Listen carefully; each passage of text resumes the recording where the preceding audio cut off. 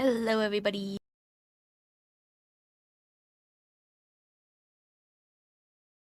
Give me a second.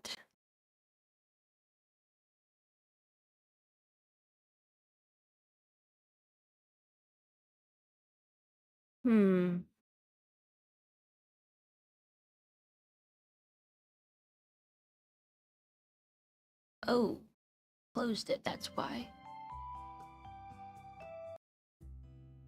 There we go. Hello, Zero.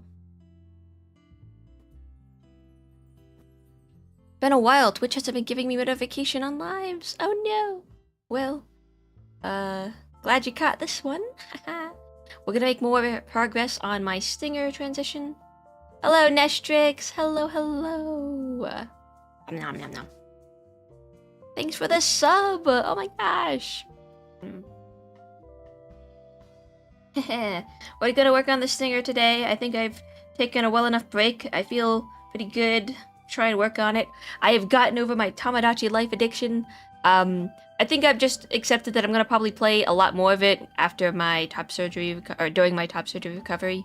So, kind of made peace with that. So we don't have to check in on the little guys all the time. Nom nom nom nom. I've got a little bowl of marshmallows here that I'm slowly eating through. Nom nom nom nom nom. Hello, Dragonmere. Hello, hello. Where did it go? Stinger, there it is. I'll open this on my Clip Studio. Nom nom nom nom. Our congrats in order? No. Hello, Vin. Hello, hello, everybody. Yeah, grab those tickets, check in. They don't mean anything, honestly, but they mean stuff to me. So we can look at the numbers later, and then we can be like, ah, yeah, cool. Actually, I can look at the numbers. Let's see. Do-do-do-do. Just have to go to my global variables. Persisted, Twitch. I think we just like look at all of them, right? Check-ins 1, 5. The Nestrix has 26. Aha! Oh no! Damn it!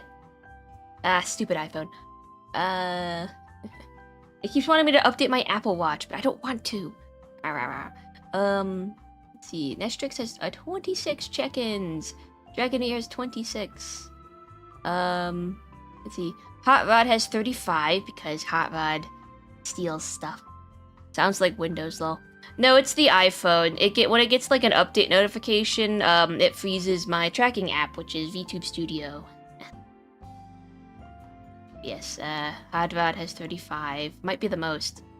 Zero has 16 check-ins. Rowan has 15. No Knight has 2. Wait, hold on, let's see. Check-ins. Sam has 8. Let's see. Look at these numbers. Delete. Yes. Which one was it? Sam. There's 2 of these. I actually made. Xenos has 25. Slime has 3. Jack has 13. Rin has 21. Actually, let me see who has. Let's see. AMK has 4. Trinket has 2. Rin is winning. 35. Hot Rod Wilden. Hot Rod sneaks extra ones when the Twitch resets or buffers or whatever. Like when I'm having Twitch trouble with my streaming program, he takes more. Raging has 9. Netsters has 1. Rain has 2. Let's see. I think that's everyone we know. Balloon Moths has 2. Yeah. I have a feeble 7. We can see. Shadow has 4, it says. I have to like manually scroll. Esper has 11. And yeah, that's the gang. That's the gang. No. Actually, wait, how many did Xenos have? Out of my curiosity. Gonna sneak in a few more of these marshmallows. Oh, I don't know what Xenos is. Oh, it's not in alphabetical order.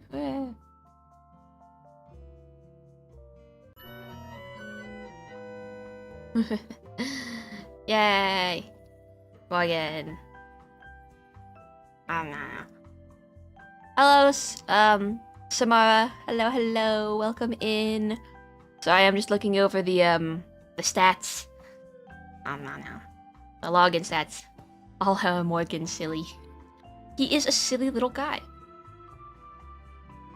There's so many redeems. I say this every time. There's so many redeems that I want to make. One of them has to be like a little Morgan or something. Just like a little da.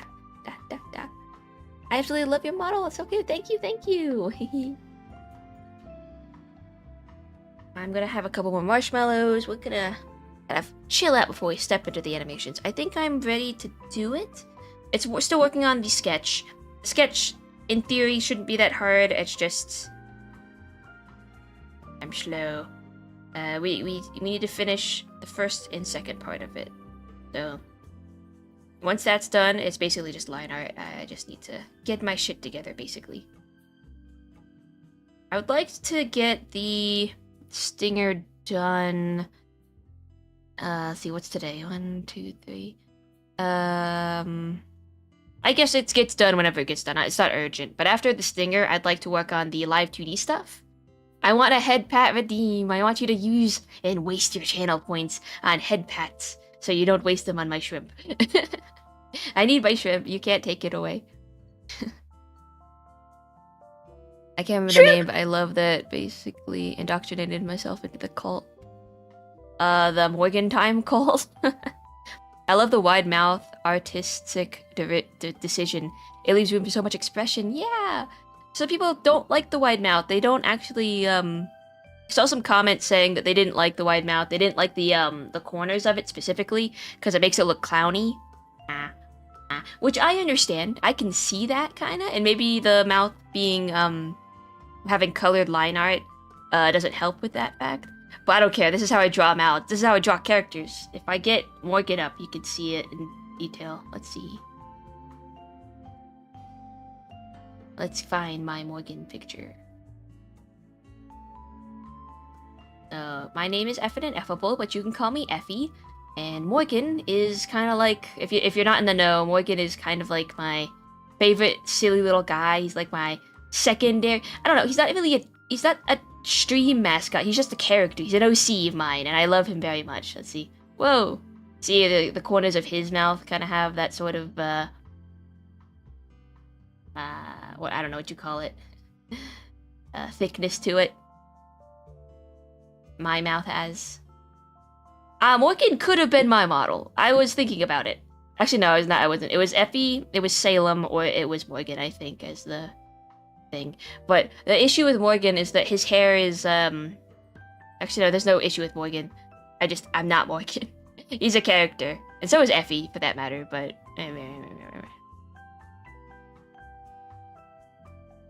Yes. Hello, Oh, not Starlight. It's, hello, Akira. Wait. Shoot, dang it, I forgot how to say your name. Not Aki, it's, shoot, you haven't been here for a bit. It starts with an A. Not Akira. Darn, I can't remember. Akari. Akari. Okay, yeah, right, Akari. Hello. Like, I could see how the spelling in my head, the pronunciation escaped me. Akari. Yeah, Akari. Yes. Sorry, I'm bad at keeping up with chat. Let's see. Working time. They don't like it, they're wrong. I adore the white mouth. What the fuck those comments on? Let me guess, those are the TikTok comments, weren't they? a little TikTok, a little the YouTube's shorts comment section, but it doesn't matter. I don't know, I'm biased because I'm glad, or I'm sorry. I'm biased because I'm a gotcha kid, but I didn't notice the corners of your mouth when first looking at your model. Yeah, people didn't like the clown look for some reason. They're like, it looks too clowny. I'm like, sure, okay, whatever. But it's wide and it's expressive and I can do cool stuff like... I can frown. I can smile. I can do this. Wow, wow, wow, wow. Oh my gosh, thank you for the Sub-Zero! Hello! Or V-Sub, but still, thank you for the sub. Hold on, we have a... Shit. We got the confetti button. Ah, I keep forgetting about it. I need to probably, like, hook it up to when I get subs. Yeah.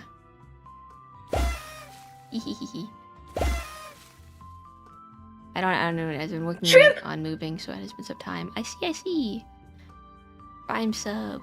Woo! I thought I had more months. I don't think I've only been streaming since, like, I think a little bit scattered in January, but I only really started in February. Like as a consistent schedule, so I wouldn't feel too bad about it. It's just the smile bow. Yay! Celebrate.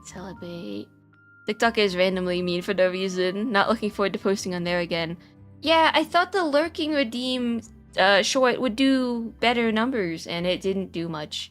And I know number isn't always the idea, except like number go up is supposed to be good, I guess. But I really thought people would like the little... I thought that people would like Selmers a little bit more. I guess they didn't. They didn't find him whimsical enough. That's okay, more Selmers for us. Freaking out. There he is. Yes. I'm lurking too. You can lurk 3 times in a stream before you're locked out of it. It resets each stream, but you get three lurks before it times out. And if it gets abused too much, like let's say everyone kept doing it all the time, then I might have to lower the amount. But for now, you get 3.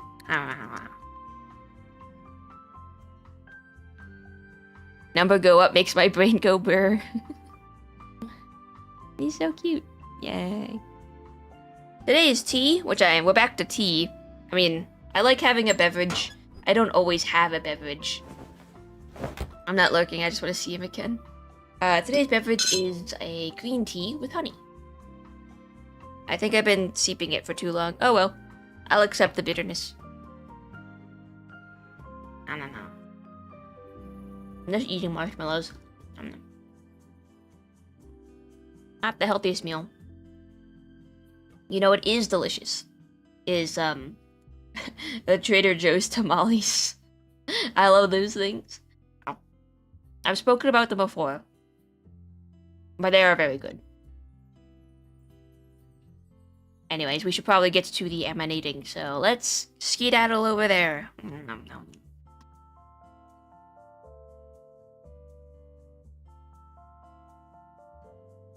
Okay, so we were experimenting with other music, but I did get a not a copyright strike, but I did get like a copyright claim on a couple of the last VODs. So I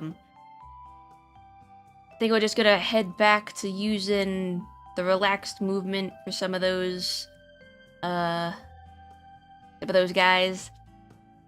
One of them was my fault. I forgot to loop the video, so we ended up like auto-playing another playlist that had, I guess, copyright music on it, which, copyright lo-fi beats or something. My fault. But another one was like a Celeste song. I don't know why that one got claimed, but it did, and I was like, wah. It's not a strike, so my channel wasn't in trouble. It just means that, like, if it were to be monetized or something, then whoever claimed it would get the cut or something. I don't know. So we're just gonna go back to the relaxed movement. They're consistent, we trust them, and their music is, it's very good. It's very calming, but it also doesn't distract me. Like, otherwise I would play something like Good Kid, because I know they're not copywriting their music on the YouTubes.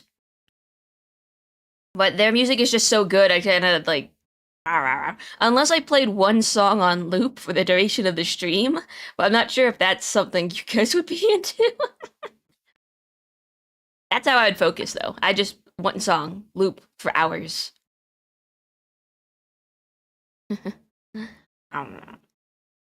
I have to continue moving. Effie, I'm currently at my new house, so I just finished with the couch. Gonna eat, see if I can see you again.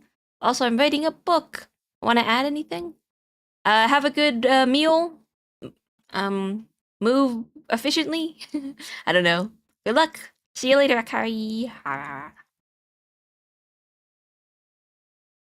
Want to add anything to your book? I gotta change, get ready to draw. OPOB. Honestly, it depends on the song, because I do that too. It is good vibes. Okay, I'm gonna finish this piece of bread that I'm eating. I had a piece of bread. As well as, marshmallow. I think it's funny you can watch the model eat with me. Oh.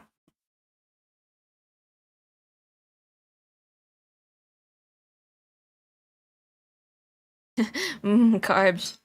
Add to the book, lol, that's what I meant. I don't know, what kind of book is it?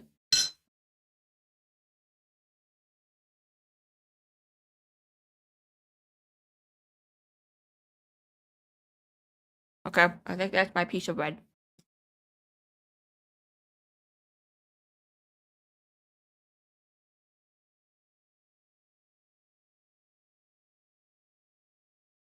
Shrimp! I forgot to put a visual in, or no, I didn't forget. I wanted to put a visual in for the shrimp redeem, so like, maybe a shrimp blowing up into a littler shrimp, but I've just been sleeping the last couple days. Sleep is what I do. That's my hobby. It's my... Instead of drawing or doing anything productive, I just go back to bed. I put on a podcast, and then I go to sleep. It's quiet. Too quiet. Oh, I forgot to put on the music. Hold on.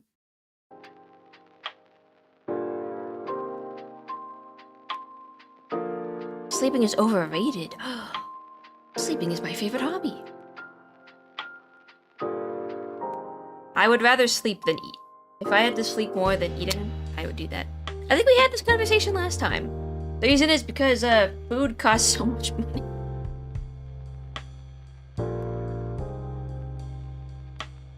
Sleep is free though. I could sleep for whatever.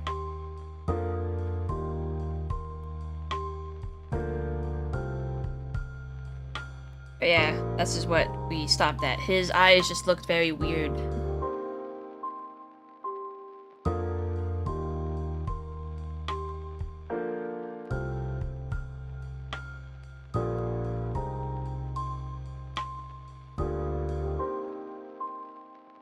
I love sleeping then again, probably because I'm old. Oh, well, see you next stream. Alright, bye Akari. See you next time. Bye-bye.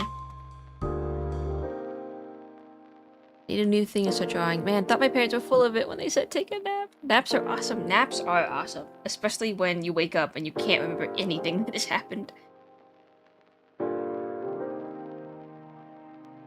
I think this goes a little more there.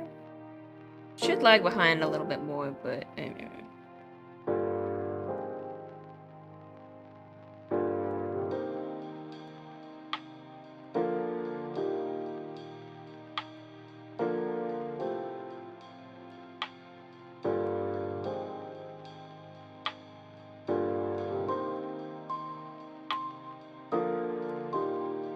I'm locking in, so I'm not going to be reading chat as much, but I will try my best. I suppose if it's urgent, you can send in a shrimp.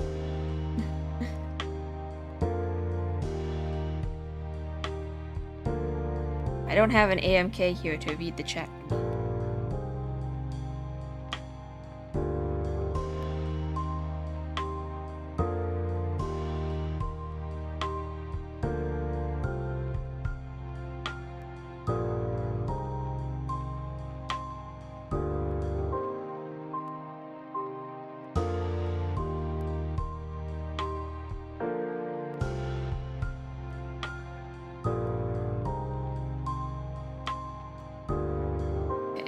pull out our light table again.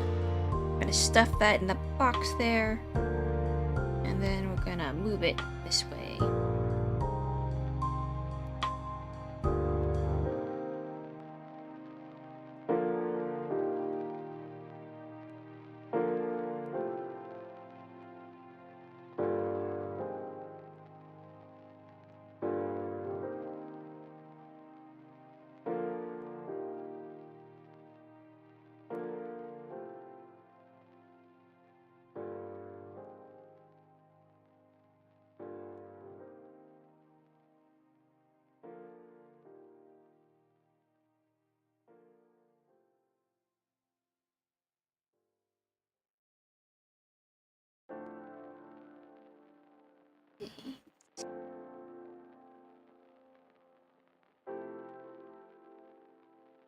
I need to get better at Effie shorthand.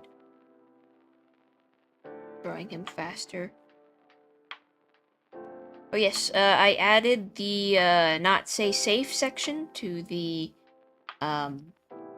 Twitch about section. That's super important. For those who are not in the Discord server, I have a list of like the boundaries, let's say, for my characters and stuff. It's mostly personal boundaries. They're not.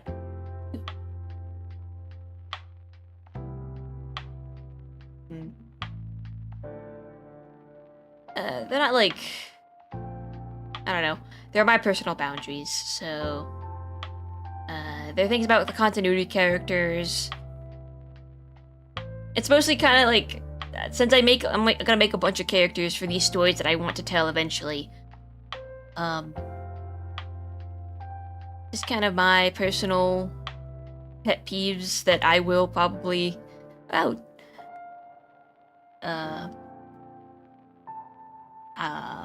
guess I'd. Sorry, I'm trying to bring them up right now. Okay, so they're my unofficial rules that, like, if I see it in the wild on, like, Tumblr or Twitter or Instagram or something, on whatever account that I'm using, if I see these types of behaviors, I'll just block that account so I don't have to see it. I'm also blocking a tag called hashtag, not say safe. Also hashtag not say S for, I guess, a slightly shorter version. Yes, the say in this tag it does stand for Salem. That's who I am when I'm not being Effie. Most of these rules are about shipping my characters. I like things that I'm comfortable or uncomfortable with in that regard. Sorry, I was just bringing them up. If you want to do these types of behaviors anyway, I would implore you to use this tag. I will block the tag and iterations of it so I don't have to see it on my dashboard or timeline or whatever my social media is. It's just for my own peace of mind, so I don't have to see it. But if I do see it because you forgot to tag it or you didn't tag it deliberately, I'm just gonna block that account, and so I never have to see it again. These are my boundaries. I don't want to see these types of content. That content being OCX canon with the continuity characters. The continuity, if you don't know, is what I'm calling my corner of the multiverse. It houses all of my stories and all of my characters. OCX canon, self-shipping, and Yumi shipping is not something I really like either with my characters. And, I guess kinning, anything not safe for work, self-cessed with the continuity, like between the continuity characters, I don't know. Any of that weird stuff, I just, like, some of this stuff isn't bad per se, but it's stuff that I'm not super comfortable with, so I don't want to see it. Don't worry about it, so I have to bring it up every so often so people don't forget. I understand. So this is the thing that I understand about the internet, is that the internet is the internet. You cannot stop the internet from doing anything. You can't ban anything, really. You can't do anything except protect your own peace, and even that's hard sometimes. So I know saying that don't do these things isn't going to be super effective because people are going to do them anyway, eventually. Like, I'm very confident that my stories and my characters will find, it'll find its audience one day. It may not be this year, it may not be next year, but I know that I'll find an audience for my stories when I start making them eventually. And I know that some of the people in those communities and those, I guess, in fandom in general, will just do whatever they want, and there's nothing you can do to stop them. So I'm not going to try and stop them, because that's a futile effort. I'm just going to require them to use this tag so that they can do their thing, I can do my thing, and neither nary our paths shall cross. So that's what this is about. That's what that is. I've added it to my Twitch About section. This might seem like very complicated, convoluted, paranoid rules that I'm putting in place for seemingly no reason. And I understand this. I understand this looked paranoid and maybe egotistical to assume that my stories will blow up to the point where I'll need these things in place. But I would rather this exist preemptively than get caught off guard, for I know the internet can also make things blow up in popularity way before anyone is ready for it to escalate as such. I've seen it happen to other franchises and fandoms and indie projects. I'm not saying it's going to happen to me, but if it does, I just want to be prepared. I say this a lot, but I want to just be preemptive. I'd rather be safe than super sorry. Because, like, literally anything can go viral at any time. Good or bad. Just anything at all. So if some of the things that you see in my rules and my about sections and things seem kinda... what's the word I'm looking for? I'm not entitled, but like I'm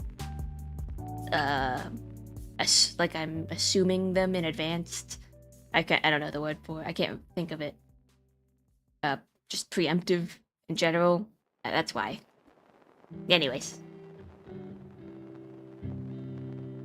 If that's what people would call paranoid, then I'm clearly behind on the world's behavior. And look, I don't know. I think that, I don't think the continuity is gonna advance in a while. It's gonna take me at least probably a year to debut, and then once I debut, then I'll start working on things.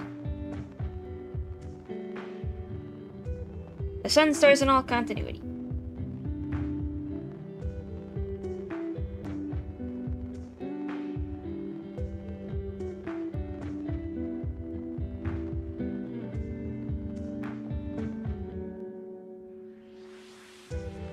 My stability is at 0, that's why it's being weird.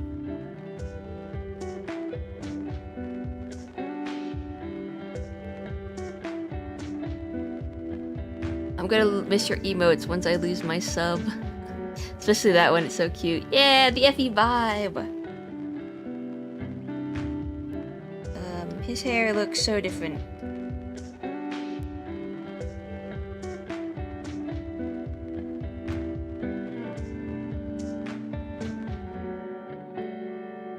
The internet is a strange place, and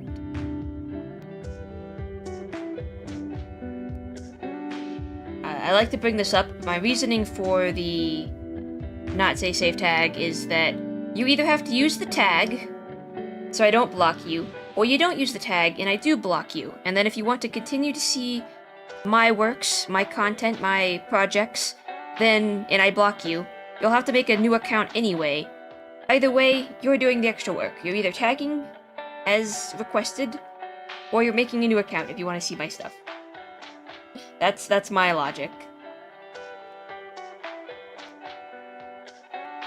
Because for me, blocking is pretty easy. Making a new account, it could take at least maybe 2 or 5 minutes. I guess depending on how fast you are. Tagging takes even less, so you can do the time math on your own. using the general you, not referring to anyone here, of course.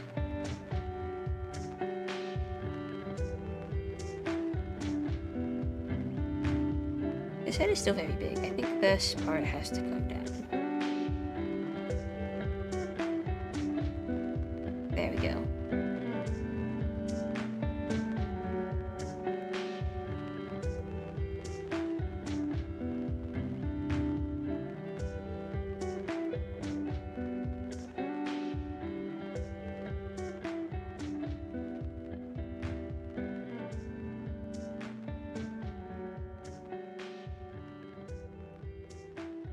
Love this one. Yeah, vibe, Effie.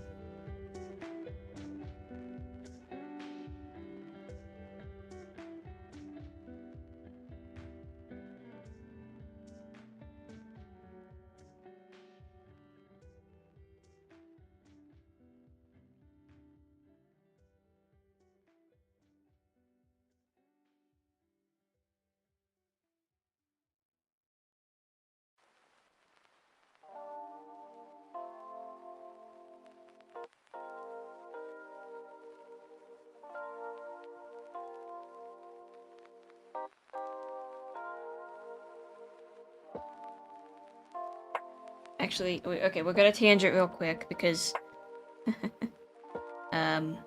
so I have this emote and I have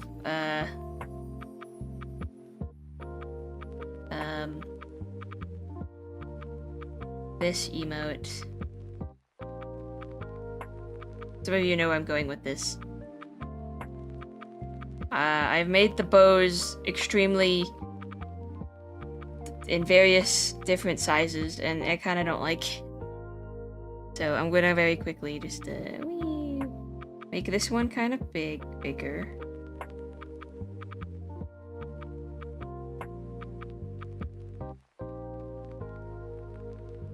I was talking about this in the Discord the other day. I just how I messed up the sizes of these. One is outrageously large, and the other one is very small. Let me just gonna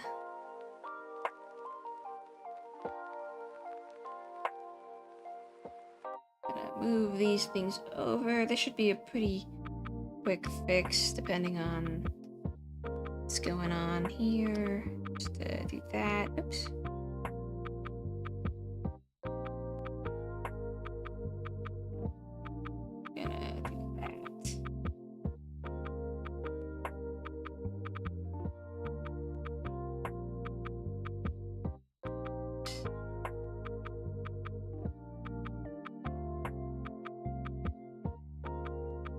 Man. Oh, that's why. Okay. Just gonna do that. Why is that on a different layer? Of course it is.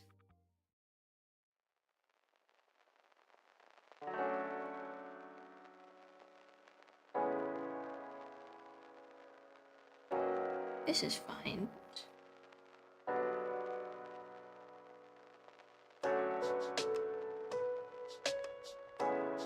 Just start drawing my own as he's not to think about it.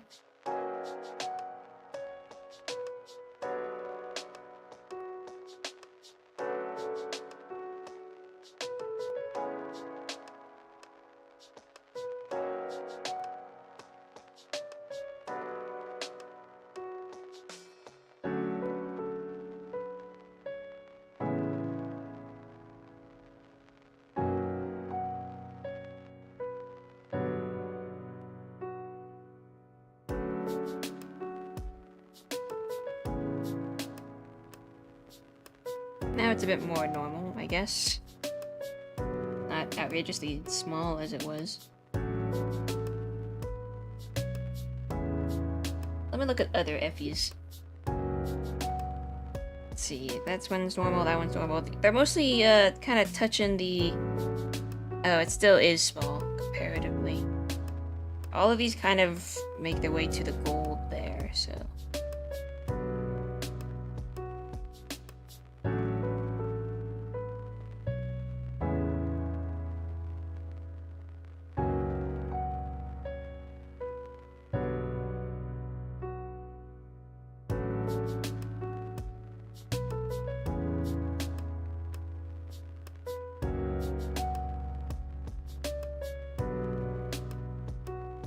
looks like the gold is just too far away.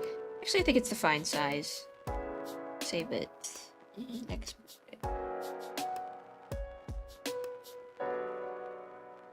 It does look more normal compared with the other ones. It still kind of is small. Actually, I will change it. I'll make it a little big.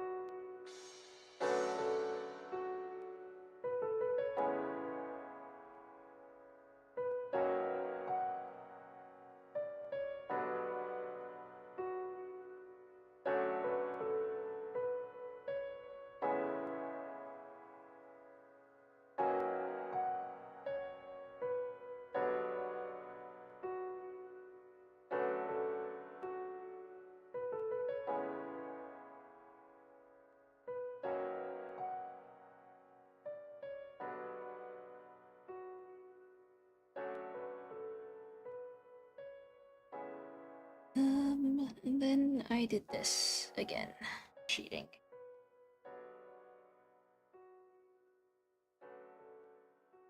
Getting a reminder of how I don't know shit about it. I never want to try to go though.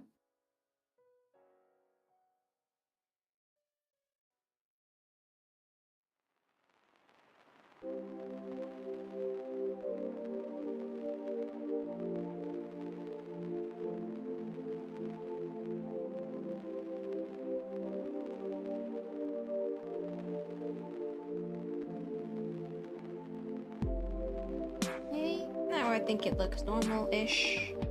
Looks more normal. I'll switch these arts. Eventually.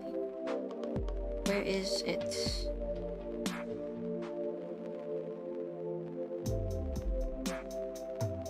Go. Now this one, the bow is outrageously large. It is way too big. That is a little bit amusing. I don't want it to be that large, actually. Not in comparison to the other one, so... Try to make it smaller.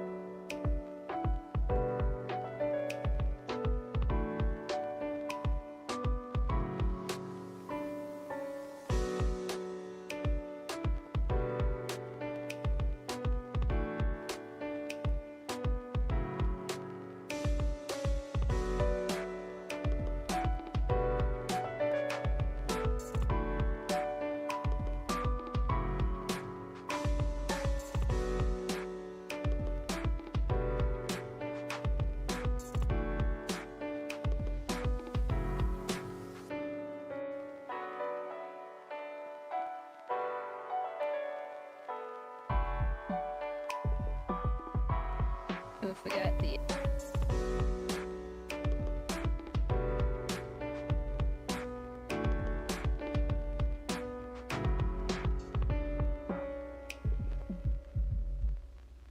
What if we need the colored line art here? I don't even know if we need that piece. I think I just take that away.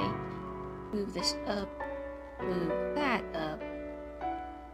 Move that down. Then just kind of give it this sort of shade here. Move this down.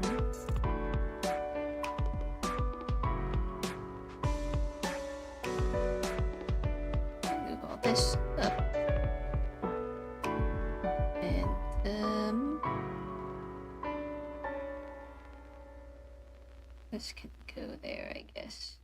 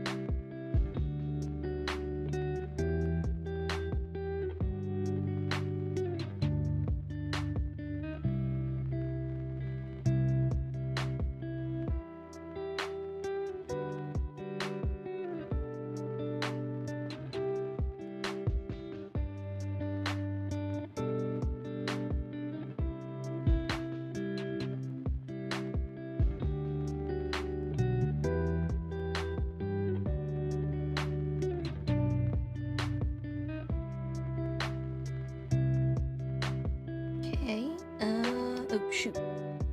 Yeah.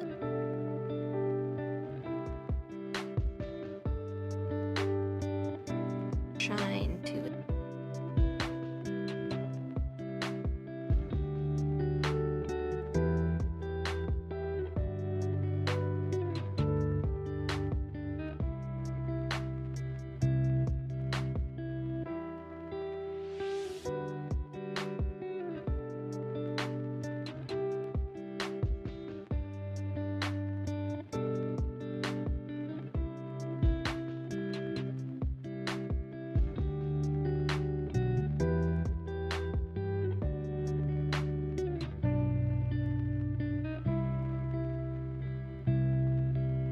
Go.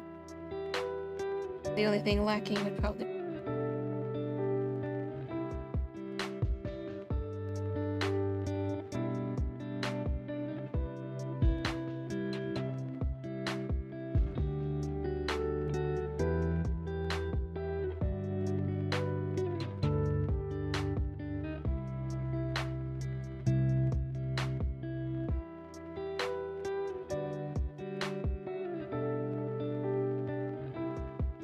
there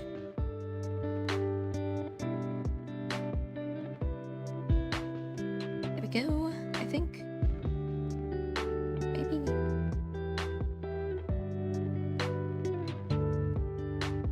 Oh, it still is kind of large.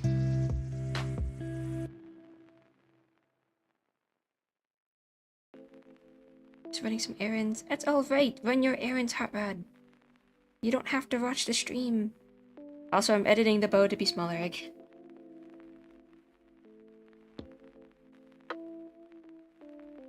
You can be free.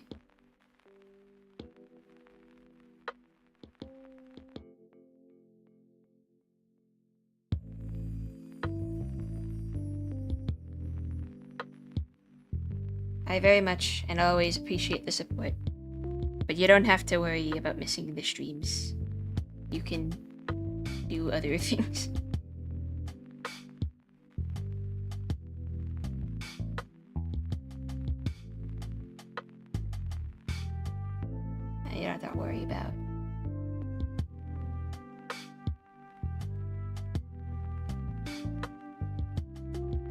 When I start working on the continuity, then that's when the FOMO will kick in.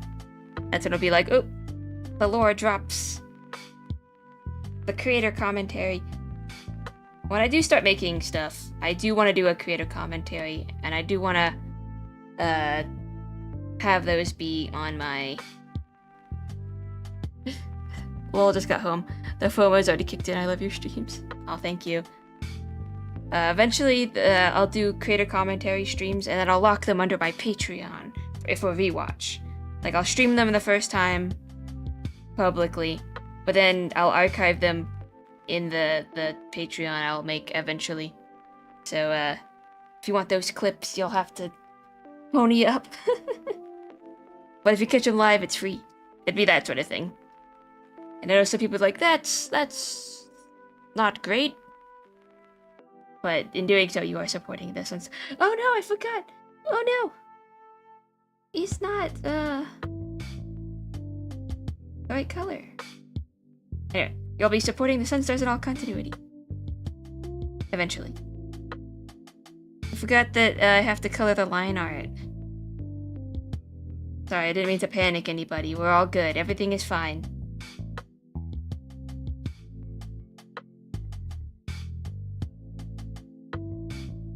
There we go. There we go.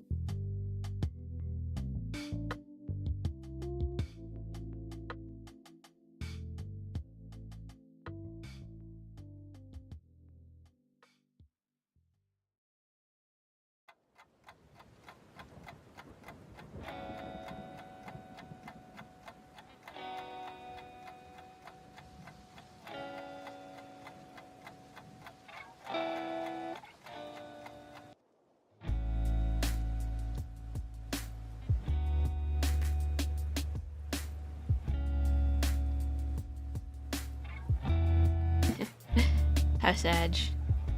I don't want to miss a single one, Effie. Sweet, salty, or savory? Salt. Oh no, yeah, savory, savory. If something's too salty, it's not good. Okay, this one, the line art is fine. Yeah. Okay, disgust is good. We are going to re-upload it into the Twitch, so it might disappear for a bit. Then you'll get it again.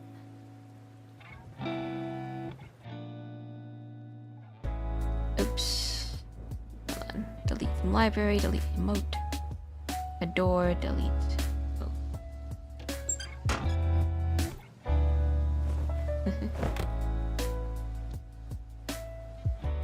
Verb, once again. Load.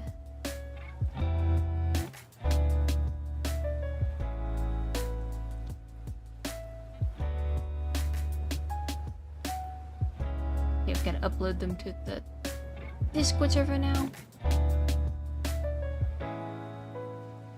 Like, eventually, some of the streams might become... I don't know.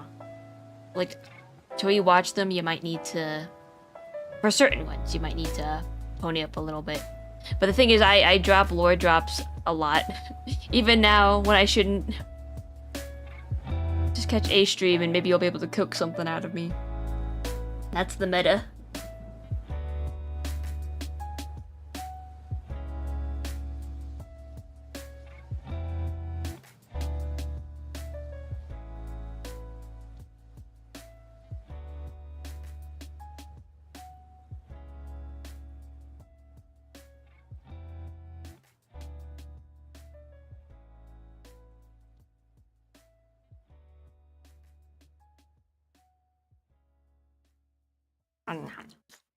I think that deserves a marshmallow. Yeah, I just want to make sure I'm remembering this right.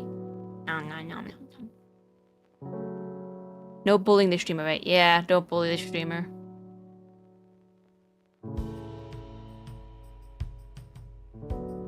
Not even playfully? I would prefer not. Because, like, how do you draw the line between playful and crossing that line? Like, I don't want to have to play with that. Like I said, I just want to make sure. I know other people are fine with it, and that's cool on their streams. On mine, I prefer... Nah. Have a sip of my tea. It is cooled down so fast. I think my water heater, or my water boiler, my kettle, my electric kettle, is not operating in the best. I pretend to pick people up sometimes in my head. I think the only running joke, the only like teasing joke we have is that my biblical greed. I'm greedy when it comes to my characters. I don't want to share them, which is true. I cannot deny those facts, but I think that's the only thing. I guess I'm not in the space where I'm super comfortable with that right now. I don't know if that will change later on or what, or I don't know. But for now, I don't know.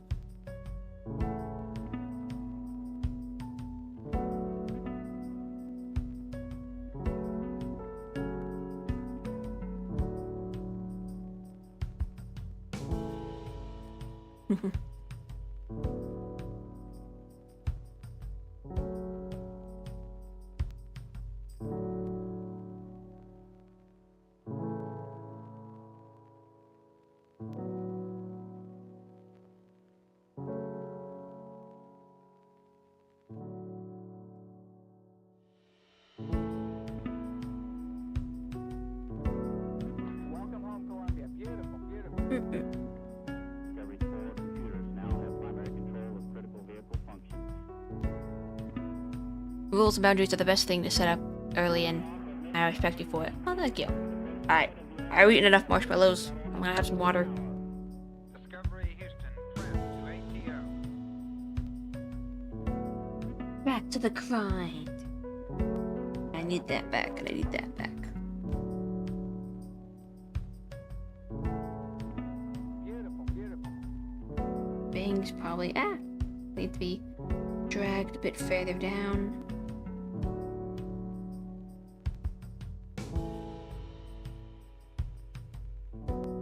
Yeah, I don't want to sound like Mr. No Fun over here, but sometimes I just want to vibe. Want to vibe. Want to chill out.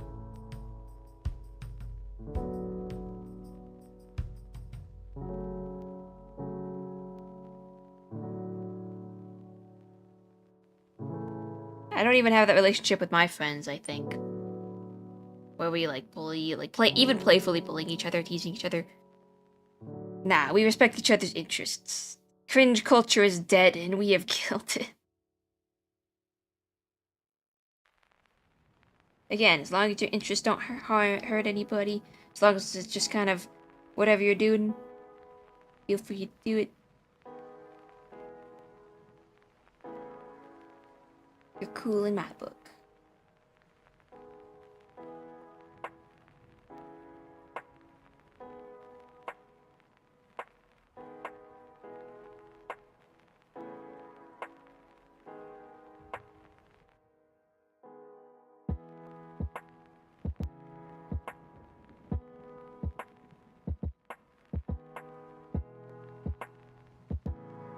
Come on. Alright, you got it. I say let's heal a bunch. It's mostly myself. Helps me lock in my focus chance.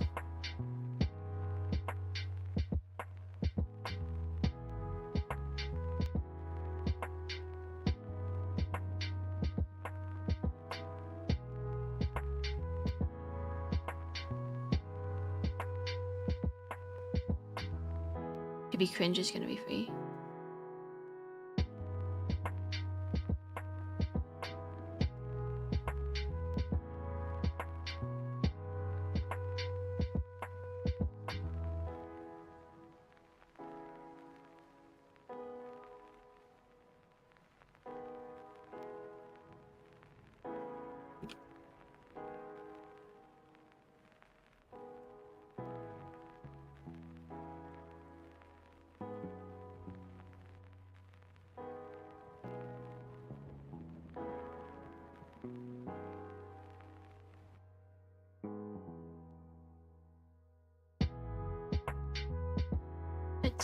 I gotta check something. Okay, disgust and adore emotes are back, I believe.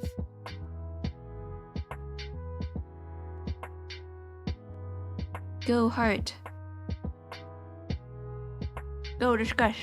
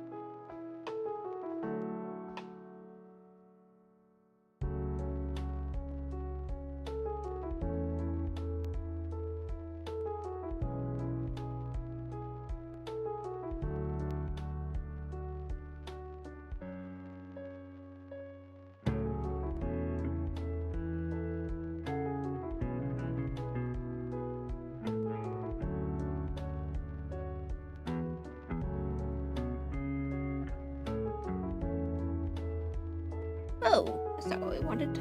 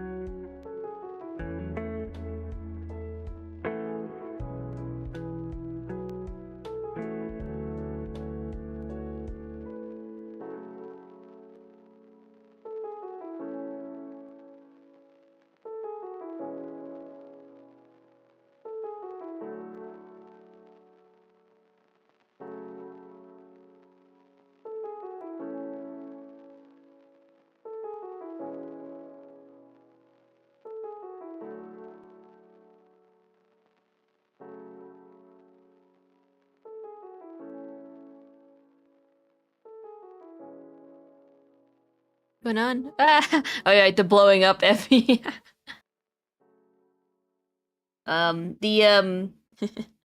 So shocked Effie, this one is not gonna be its own emote. You only see it for a moment before it blows up in that GIF, but this is shocked Effie. This is I might make this a Discord exclusive actually. We can do that right now.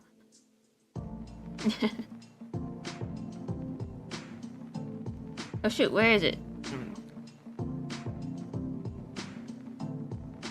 Oh right, it's mixed in with the disgust one. Here, we can make this its own.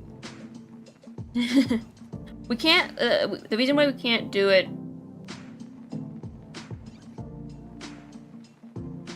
on the Twitch is because I don't want to waste the 9 emote slots that we're given. But we have plenty of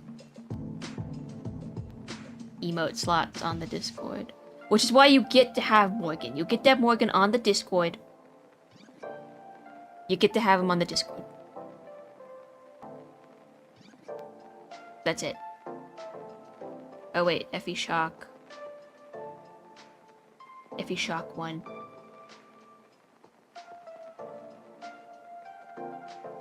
There, it's 2. The 2 cannot have the same. Effie Explode. There we go. There we go. Now they're separated. Explode. So was it? You mentioned this biblical creed for your characters. What made you want to share them with the world in the first place if you're so protective? If that's the right word of them. Sounds like a news reporter asking this, don't I? Get it now before it's guys, guys, and gals. What? Get it now before it's gone, guys and gals, I see.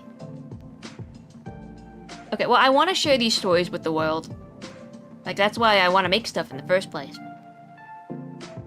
The idea wasn't that I was, like, greedy with the characters. It was more that I was greedy with the emotes, the Morgan emojis.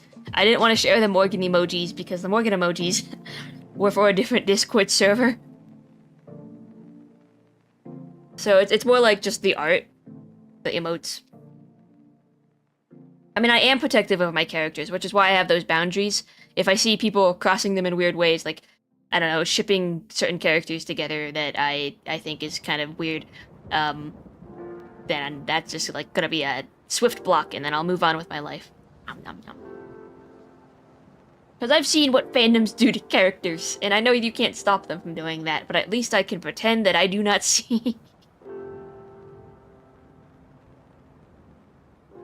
Like, I have a character named Paris. Let's bring up Paris, actually. Oh, wait, we unlocked a tangent. You've hit my unskippable dialogue. Stares at My Hero Academia like it killed my children.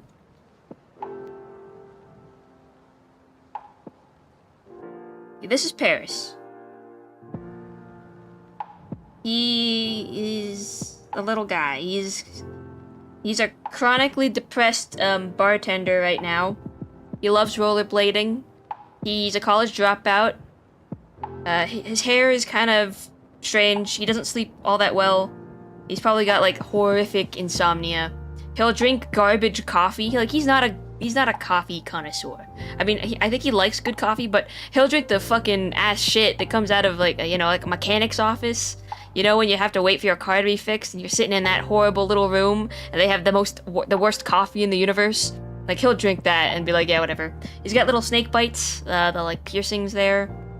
I thought they were called labret. Actually, let me see if that's true. I don't know piercings because I don't have them. Yeah, it's like a two-side labret. Labrets. That is what they call them, I guess. Let's see. He has. Oh, are they called dolphin bites? No, I don't know. He has whatever I draw them to be. He has little constellations in his hair. He has ripped jeans here, but I don't think he'd actually have ripped jeans. I think he'd put on some other thing. He wears a leather jacket, makes him feel safe. This is on paper. I think his hair is more like this. I think it's shorter than I drew it here. I just kind of went a little wild. It's a little bit shorter, just a little bit. I guess he does keep the ripped pants. I don't know. I think it's a fashion statement. Whatever, Paris. Paris is currently with Cameron. Cameron is this person. This is yes, Cameron and Morgan look very similar. I forgot that their hair looked alike. One of them will change. I think it might be Cameron's hair. Don't worry. Yes. Paris and Cameron are together. They are a hetero-romantic asexual couple. They're my token hets.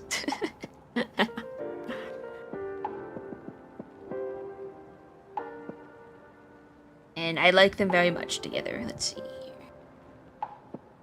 here. This is Cameron. I've shown this picture before, I think. Cameron LaRue. I might change her hair because it's so Morgan-y. Yes. Ace boyfriend and girlfriend. They're together. They're very happy together. Anyways.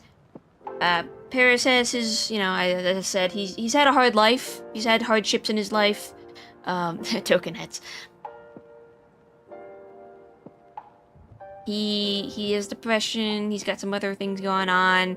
He's a very stressed out guy. He's a little all over the place, but generally he's working on it. He's working on his mental health. That kind of character. He's not a main character in the story. He's more of a side character. Cameron is the main character, and he's more of her support. But yes. He's working on his mental health. He has a cat named Greg. Emotional support cat. Doing his best, right? I have another character named Lucian. It's this guy. Remember Lucian? Lucian LaRue. This is Cameron's older brother. That's right. He is a massive asshole. To Paris specifically. And part of it is like being that overprotective, overbearing older brother type of thing. But part of it is that he just, he doesn't... So Lucian specifically... okay, I'm gonna say this very clearly. Lucian specifically as a character does not believe in mental health. This specific character. His ideals do not reflect my own, obviously. This should be very clear and obvious, but it's the internet, so we have to specify. I do not identify with Lucian's opinions and morality and whatever and his stuff, but I've written him this way very specifically to explore this type of character. He's a boomer. Something like that. Lucian, specifically as a character, doesn't believe in mental health. He's the type of guy who, like, hears about ADHD and the depressions and stuff, and it's like, oh, well, just try harder. As if that works. He thinks that. This character specifically. It is something that is important and will be addressed, and it's very, like, him, okay? Very character thing. Yeah, just don't be sad, Lamau. He doesn't believe that Paris is depressed, or he believes that, like, if Paris is depressed, he can get over it. He thinks that... Okay, he believes that Paris was depressed, but Paris right now in the story has, like, a job. He has a wonderful girlfriend. He's got, like, a house. He's got, like, cats. He's got hobbies. So he sees Paris operating functionally every day, and it's like, oh, you're not depressed anymore. Get over it. Stop being sad. Stop being wimpy. Oh my god. Like, it was like that comment. Oh my god, you people can't do anything. He's that guy. If people were to start shipping Paris and Lucian together, even though Cameron is Paris's canonical girlfriend, just because Lucian is a guy and Paris is a guy and people like shipping gay ships a lot. Listen, we gotta be honest with ourselves. That's what the internet does a lot. I'll be upset. So this is like one of the things I'm eventually gonna add to the not say safe list. Like Lucian Paris ship, because it pisses me off specifically. They have a very hostile, it's not like a funny, coy, teasing relationship. Like, Lucian in general in the story makes Paris viscerally upset when he's around. Because Paris has been through so fucking much. And for this fucking guy to just show up and just disregard everything he's been through? Like, Paris is not having that. He's been through too much. He has seen, like, nearly the end of the world, because that's kind of important to the plot. To be disrespected. He will not let that stand. To Lucian, it's just a Tuesday. It's just, oh, this was like a fun banter. He's having a dialogue exchange. Oh, your mental health doesn't matter. Oh. To Paris, it fucking sucks, dude. So yeah, it like, I don't know, I take it, not personally, but I see it very like, I'm squinting at you, I'm looking at you very near. Because Paris has a supportive girlfriend, and it's her. It's Cameron, the other LaRue. And he left Cameron. Let's see if I can pull up a little picture I have of them. He left Cameron. Cameron left him. And they're gonna get married one day. There they are. Chilling out on their couch. In their shared apartment that I didn't color in.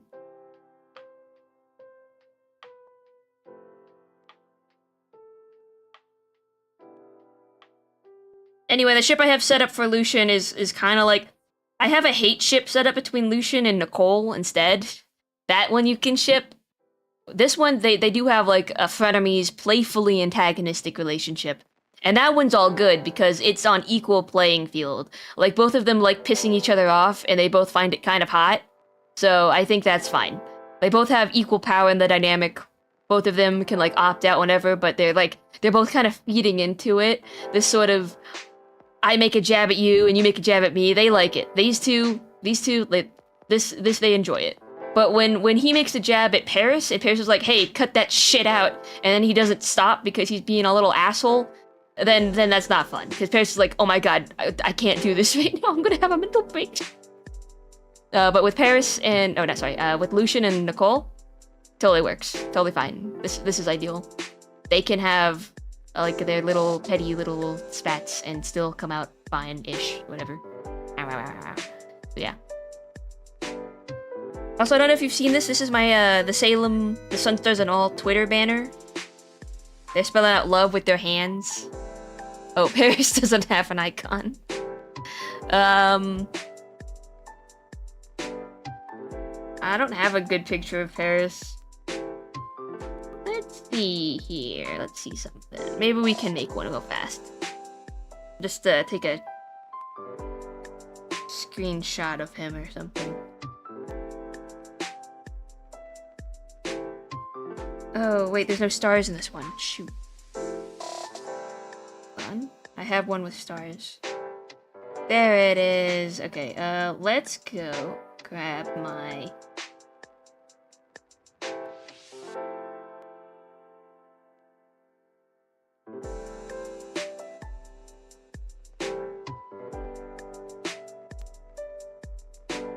No, there's no top for it. Okay, we can salvage it.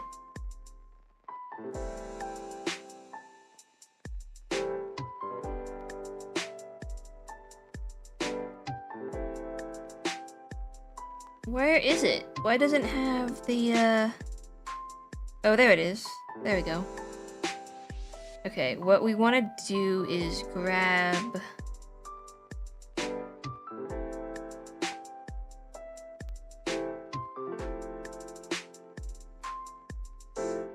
this part.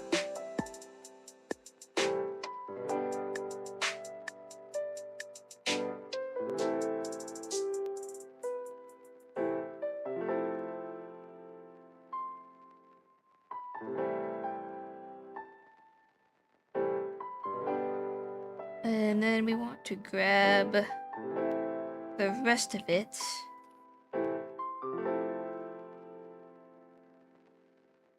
Except I do want to focus in on this yellow part. Or no, pink part. Maybe a little bit of purple. Slide in. Now we're gonna save as the Paris option. Where is it? There it is. There we go. And then we can shut this off. Anyways. There's a little comic I did.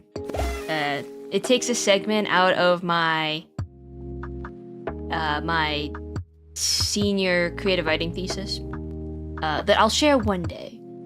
Worst comes to worst, I come up with my brother for a while. Could you imagine all of us living down the lamb together? That'd drive me insane. I'd rather be stuck with Keith. At least Keith is funny sometimes. Oh, my brother isn't that bad. He's just unpleasant. Paranoid.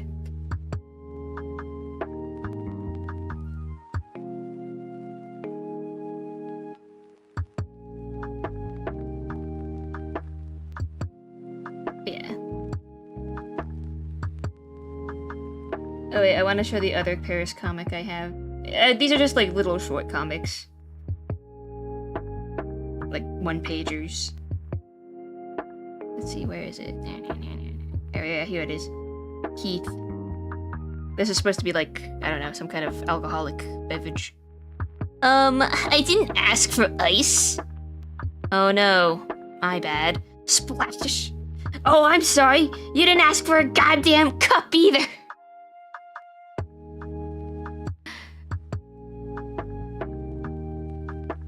Paris takes no shit from anybody. He will have a breakdown in the bathroom afterwards, but he'll defend himself. For the most part. He'll kick your ass. Sort of. He'll try to kick your ass. He'll try. He'll give it a go. Yes. Yeah, if people start shipping the other one, like, they're allowed, I suppose. I just will judge your taste in ships severely. It's like, he's already with a loving girlfriend.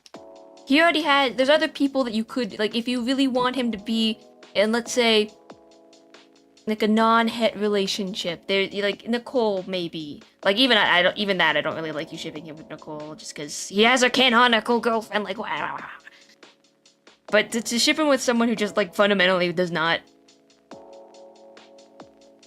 believe or care about his anything, just disregarding his livelihood and stuff. I just like I'm judging you, and I know some people ship that kind of stuff because they're like, well, what if he can fix him? And I'm like, it shouldn't be on Paris to fix this man. I don't think he could or would. Anyways, the reason, okay, I'm gonna bring this up one more time. I think I mentioned it in another stream, but I'm gonna mention it again because I like talking about it. I think it's important to note, so the specific character of Lucian LaRue, this one character specifically, because I know the internet is listening, is a cane user. So the reason he's kind of like biased against mental health and mental disabilities is because he's physically disabled. And this specific character that I have created, the specific character that we're like exploring through this media, is a cane user who thinks that like this specific kind of person thinks that his physical disability matters more than the mental unseen disability, because that's what this character thinks. Because these types of people exist, and we need to kind of explore them sometimes.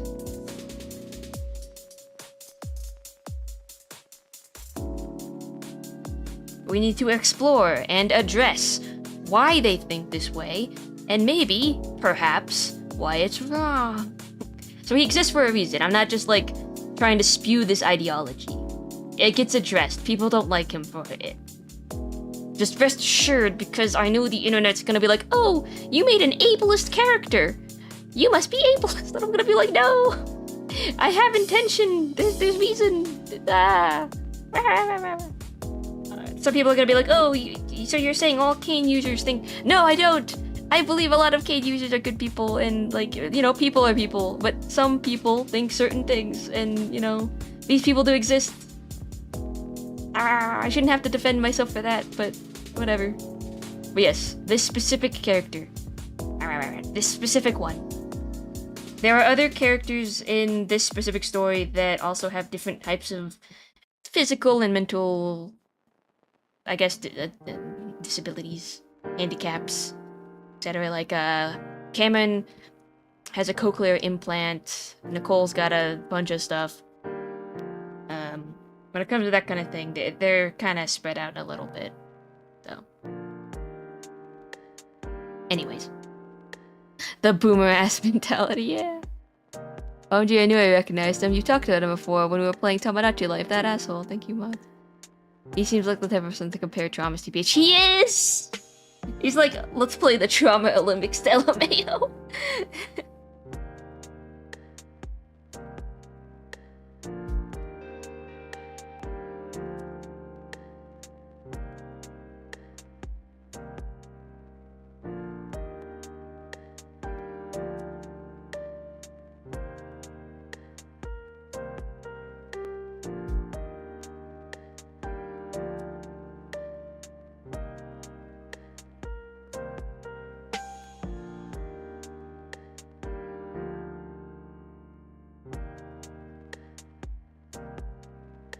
This head is very big for some reason.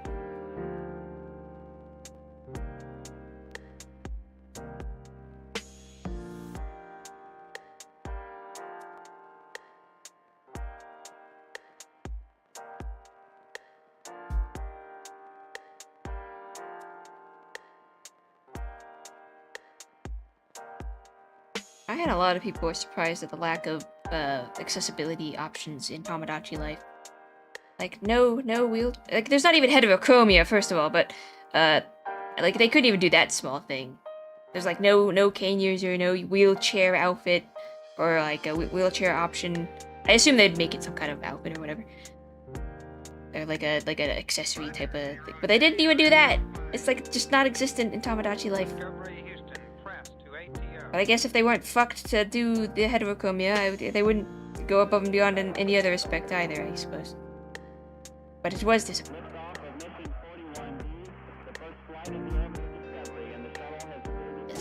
Yes. For real. Do I hate him even more, but I still love his character. My guess is they're gonna add it either as an update or paid DLC. I feel like they're not going to. But I don't know. Discovery, go and throttle up. Discovery's 4 computers now have primary control of critical vehicle functions. He looks very strange still.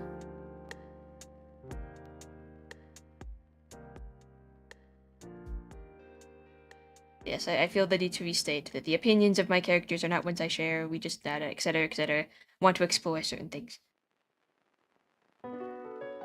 It's not always right what you know, it's right what you want to explore sometimes.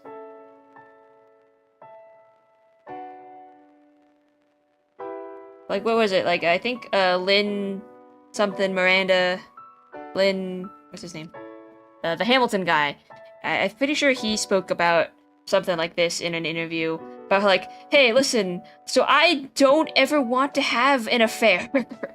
I would never want to have an affair. I love my wife very much. But I like through the medium of writing and art and stuff, I was able to, like, Lynn, whatever, I can't remember his name right now, the Hamilton guy, was like, through this musical, I was able to, like, explore what it would be like to have an affair, like, the emotional aspect or whatever.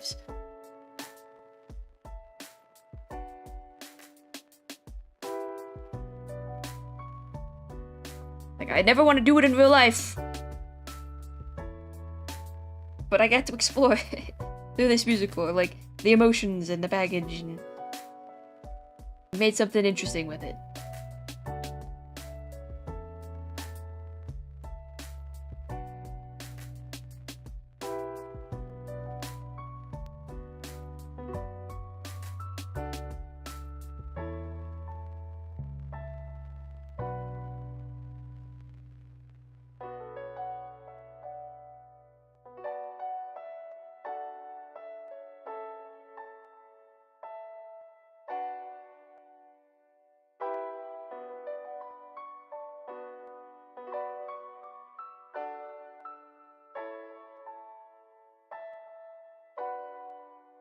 I feel like I always have to preemptively get defensive when I talk about Lucian.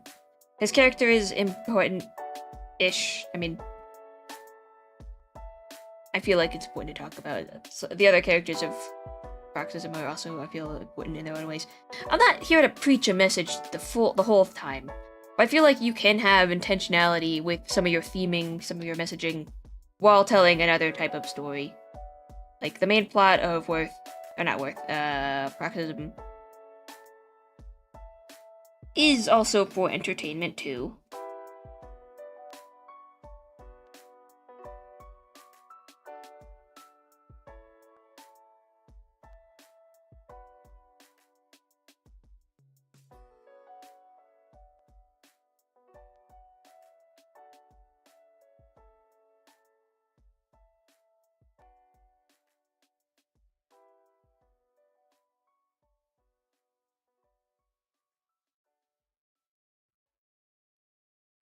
Yeah, sometimes it seems like some people just can't understand the concept of not our characters reflect the writer.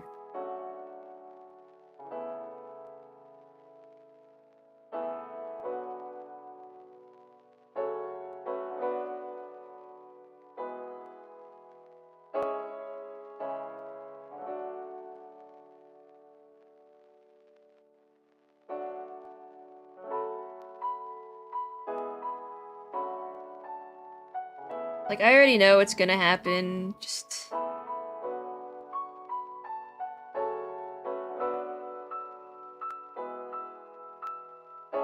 god, I don't know what to do with the other leg.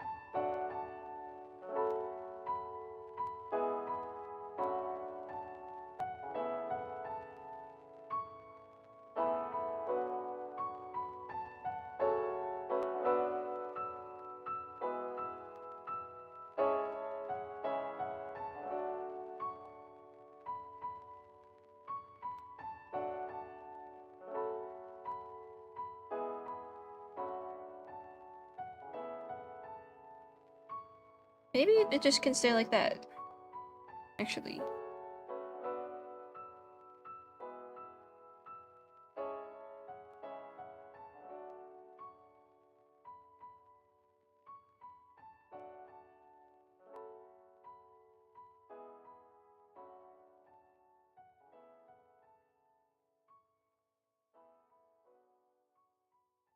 Oh shit, are you animating? Hello, Immortal. Yeah, trying to.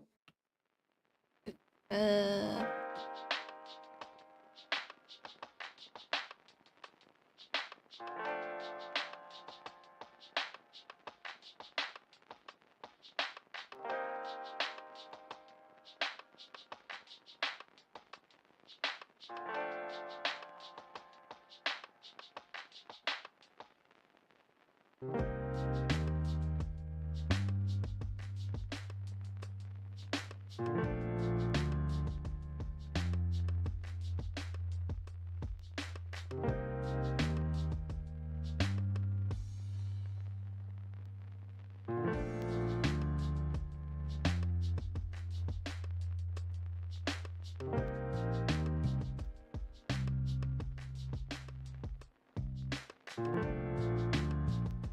Suspicion. It could be suspicion or disgust, I suppose.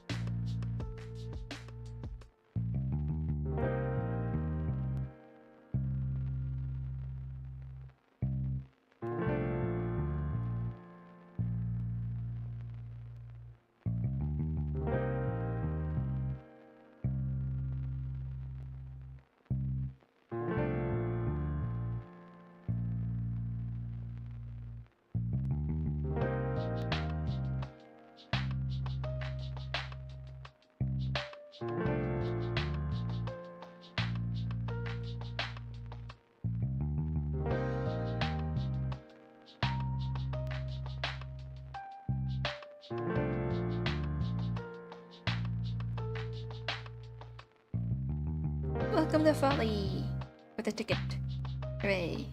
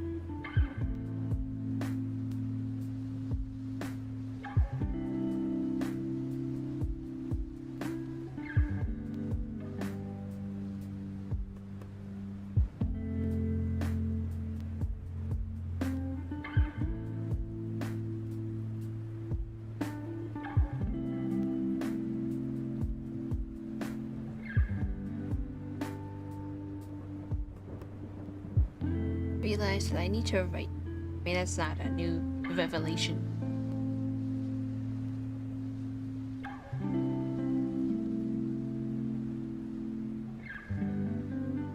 Realizing that I need to do something. I just feel like I'm not taking so long with this type of stuff. I'm not actively. I just need to feel like I'm working on the continuity again. I know I always said that I need to get the streaming stuff done, and I do. It's very important as well. Once all the streaming stuff is created, I'll be hitting the ground running. So I need to make sure all my plots for at least the cat story have been planned out already preemptively. I keep saying words. Repeat words.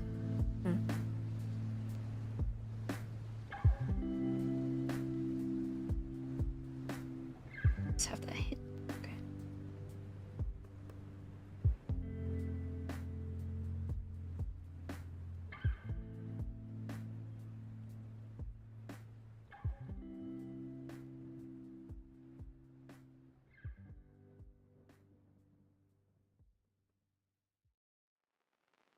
His head looks very large here, so we might need to make it smaller.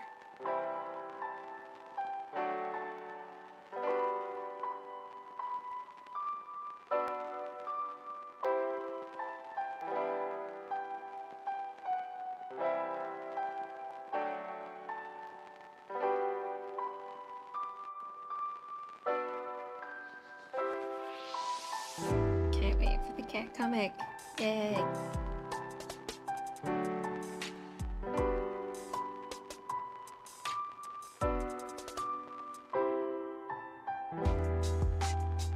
Just need to make sure I got all the 10 chapters basically planned out. I know what happens. I just need to actually put pen to paper and get those words.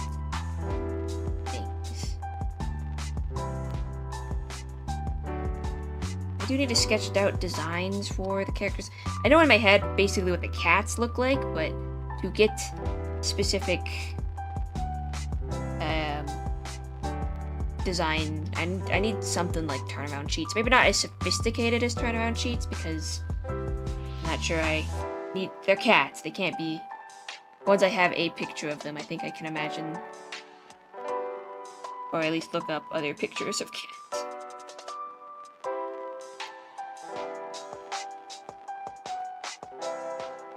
I'll be an old man when it comes out, but I'll be there.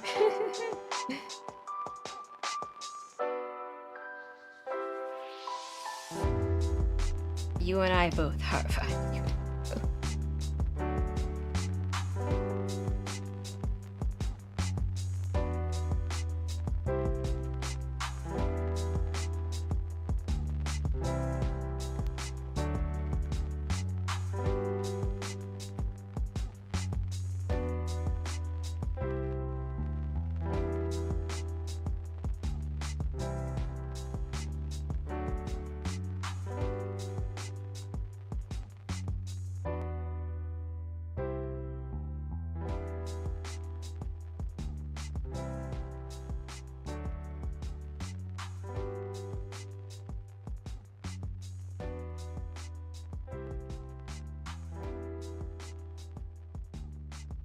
Gonna come out in chapter by chapter. I don't want to do pages because I feel like that'd be too long. I'll have to figure out how the manga artists do it, doing a chapter every so often, a month maybe.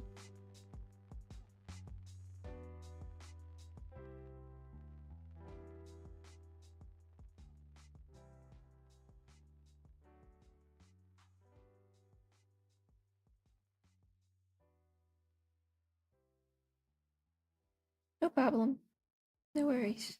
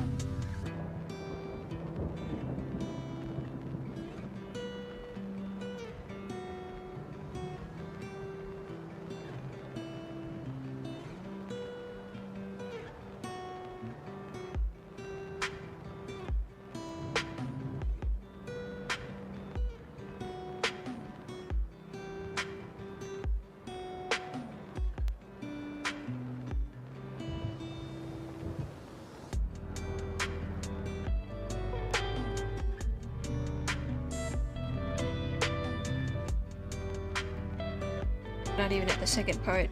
That's right.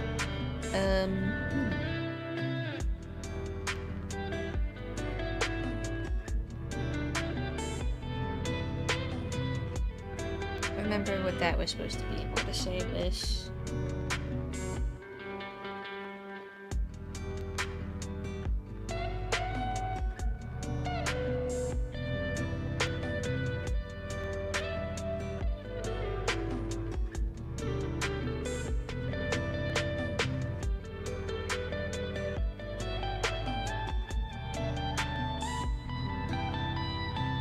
I see. Okay.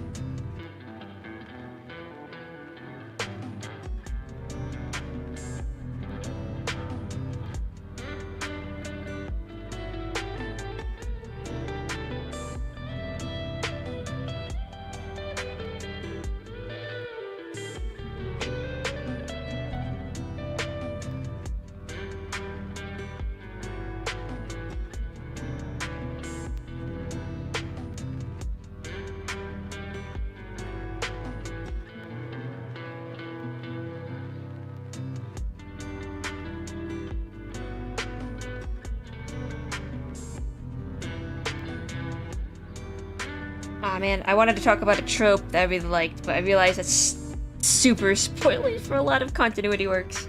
Listen, I am nothing if not predictable. If you can predict the plot of a Worth story, you've done it. Maybe it wasn't that hard, I don't know.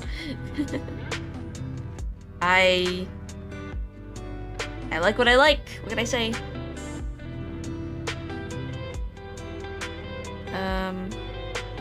Hold on, I don't like his placement anymore. Gonna flatten that, and gonna merge this. Oh, what was that? Whenever you do the prepare thing. I don't like these off-center. I just need to make him center. I've been looking up at him. Like that.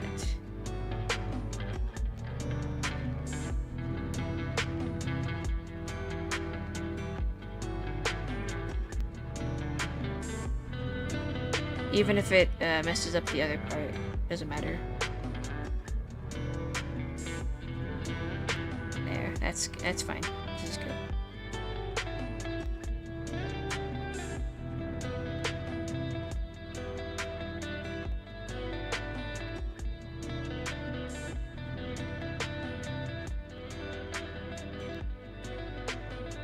The other circle is off, but it's fine.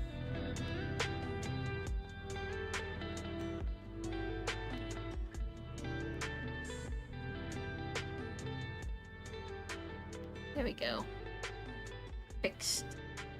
Is there another character that I need to fix? Let's see. Nah, I think Ide is okay the way he is. Lucian's fine. Lovu. Huxley can change.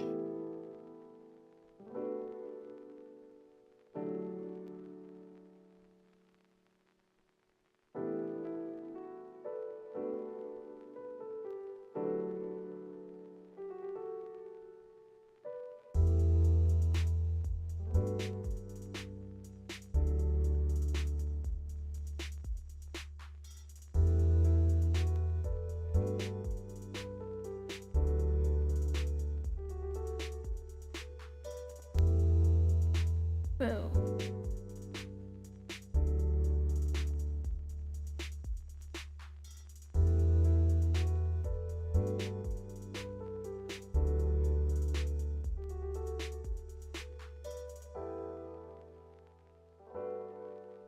Anyone else that needs fixing? No. I think the rest are okay. Ian and Quincy don't have an icon, but I don't think I've colored in Quincy anywhere. Actually, that's not true. Lucy's here.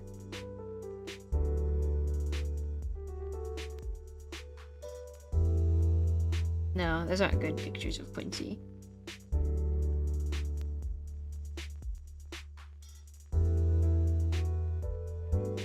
It's not colored in, no!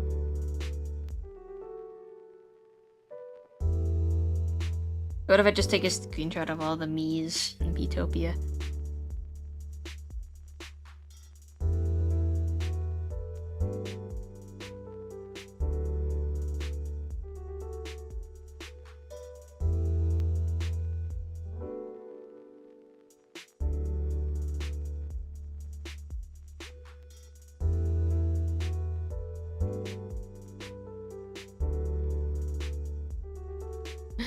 Come on, all that could be a way to fit in.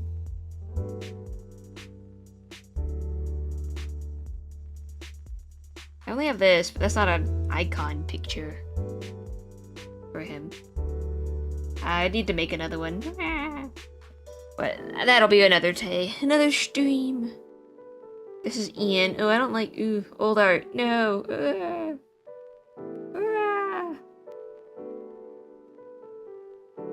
Look at that line quality. I was using too thin of lines back then. For some of the stuff I want to do. That's an ear. Like, look how small that line is. Not that using small lines is bad, but you gotta know what you gotta use. I think. Maybe. It depends. Consistency. I learned that I don't really like line pressure all that much. I kind of like things to be consistent. It makes the animating easier. I kind of like Ide's Stream King icon. I could change it to this, but I don't think it's as neat.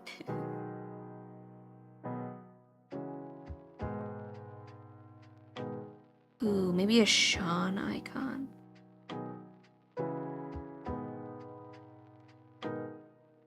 Yeah, let's do a Sean icon real fast. Okay, just have to get this out of the way.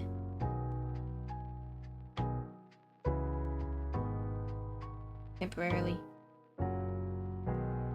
Try to use the better. That's kind of cute. Okay.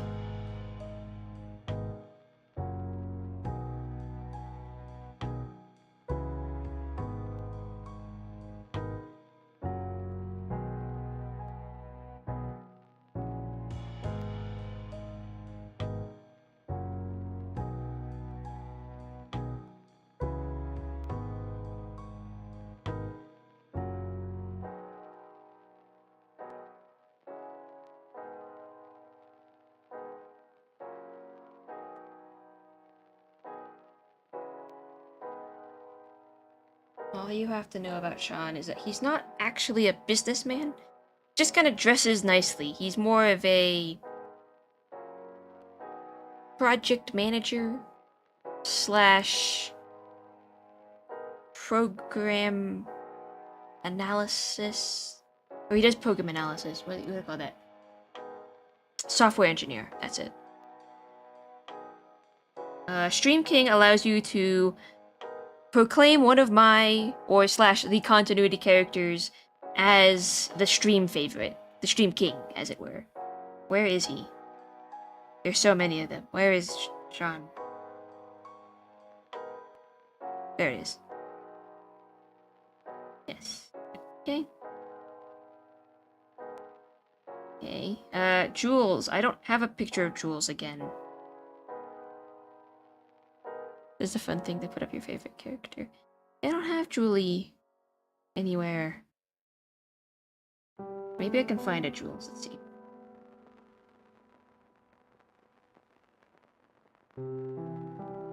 Well, this is a lot of old art. Jules.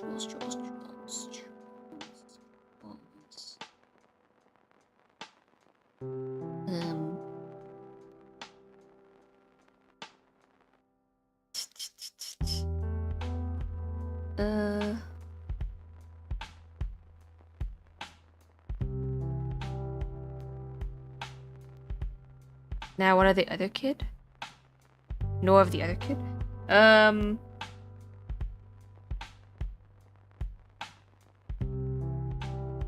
This is Jules. That's a side profile. Her head's getting cut off. Her arm looks broken here, don't worry about it.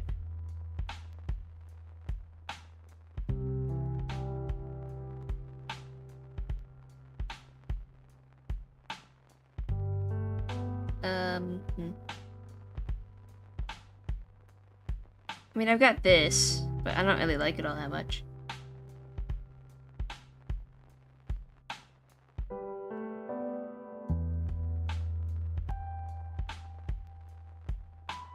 Innes or Jude? We have Jude. See if I... This.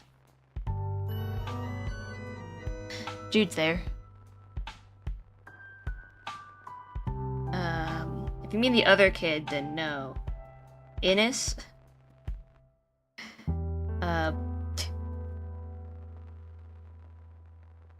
Actually, no. I do have Innes. Would you like to see Innes? This is Innes.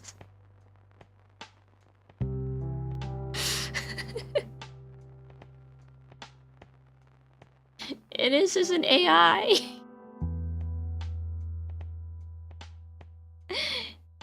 This is Sean's robot son. He lives in all of Sean's devices.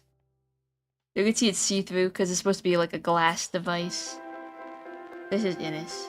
Give him a little pat on his funny little head.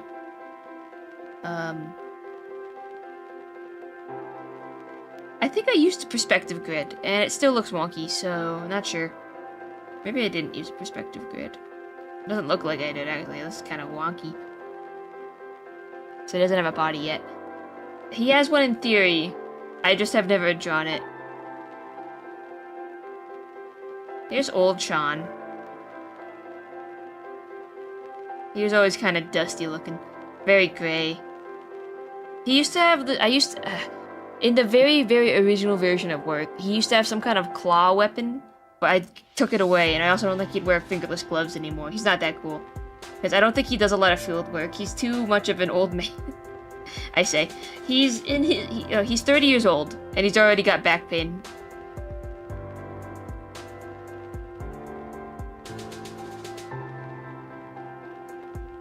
Old version.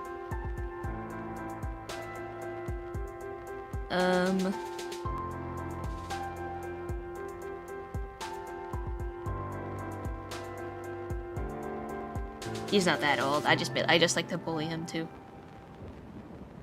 Let's see.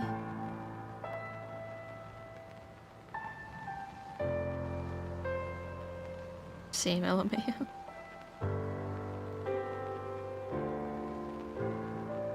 Yeah, I don't have any other Innes pictures.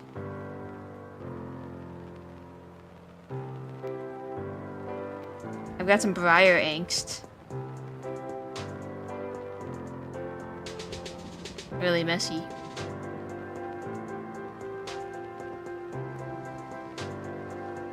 Happy birthday, Briar and Blair, because they're twins and her brother abandoned her. Wah. She's all upset. I would be too.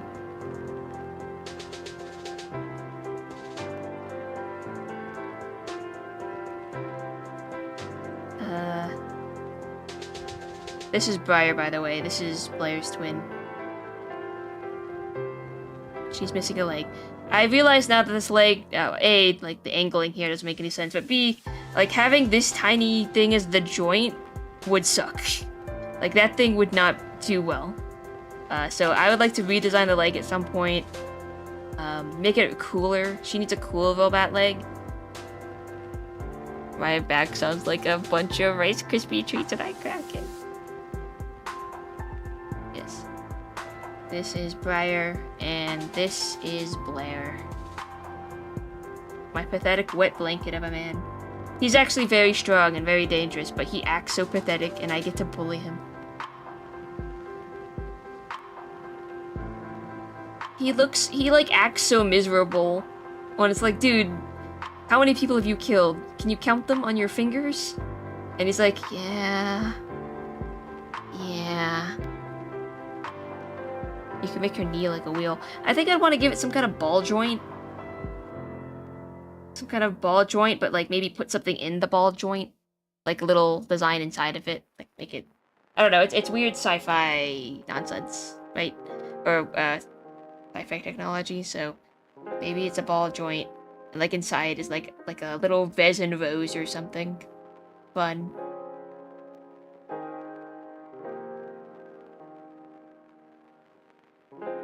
So when it's open all the way, you can kind of see it. Here, I was like trying to mimic the bones, but I think a solid leg would look cooler. Maybe something else. I'd have to think about it. A Popo leg with a gun. I've seen those shorts, like of that lady with the porcelain leg, like the movie thing. I don't know. I think all it needs to do is be a leg.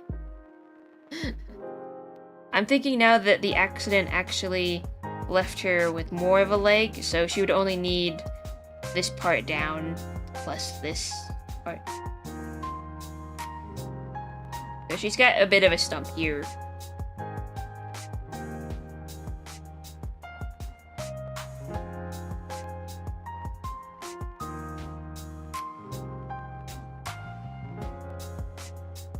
Blair is kind of trench coaty. Got these little buckles on there. No tactical purpose for those, just aesthetic. Ain't that right, Blair? And his weird little facial tattoo. There used to be like a little dash at the bottom. I don't know where that went. He looks so cute though. He looks so cute. With his little eyes. I think it's the way his eyes are angled. It's just very cat-like.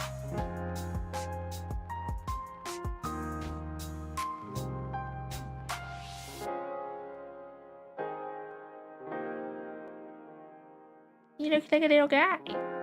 Looks like a little guy. I'll bully him for as much as I want. Yeah, she's upset at him. She deserves to be. And then he tries and waltzes back in, or he tries to waltz back in her life. It's like, oh boy, I hope my sister wants to see me. And she's like, dude, no.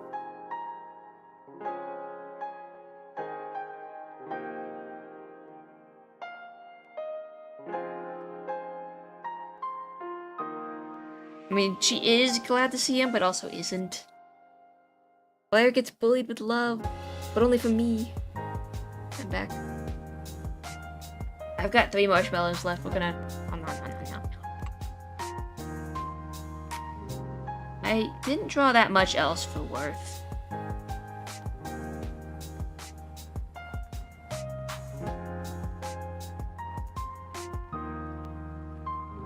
Alright, I'm gonna show you some characters, and I'm not very locked in. I'm gonna show you some characters. I'm not gonna tell you anything about them, but you get to look at them, okay?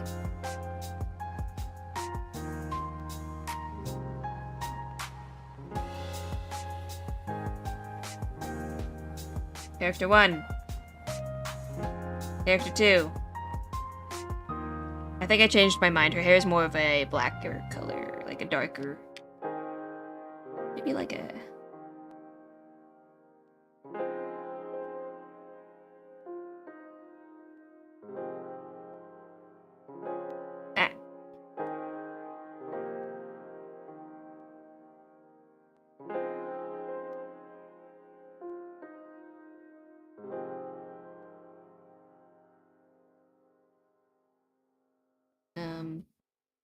maybe something like that. I realized that's not an effective way of doing it, but actually I think more black would be better. That's not black. I didn't draw her very well. Do I have her actual profile? I don't. I just have her sheet here. Okay, well. There. just imagine that's how it looks. Okay, she was supposed to be, she's supposed to be Indian. Like a South Asian Indian. But I was not good with the colors, so I just... She is more... This is more what she'd be like, I suppose. Yes.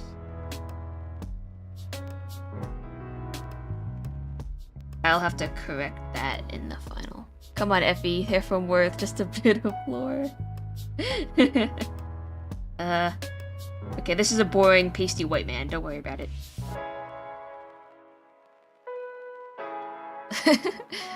Maybe he's a scientist or something. Everything else? I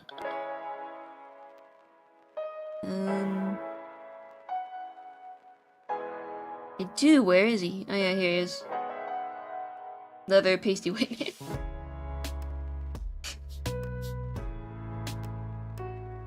This is old art. This is old art. Boring pasty white man's my favorite so far. What do you mean ignore? This guy? Lab coat man? Like, I think this one's... I didn't put that much effort into it, but... yes, sir. Lab coat, dude.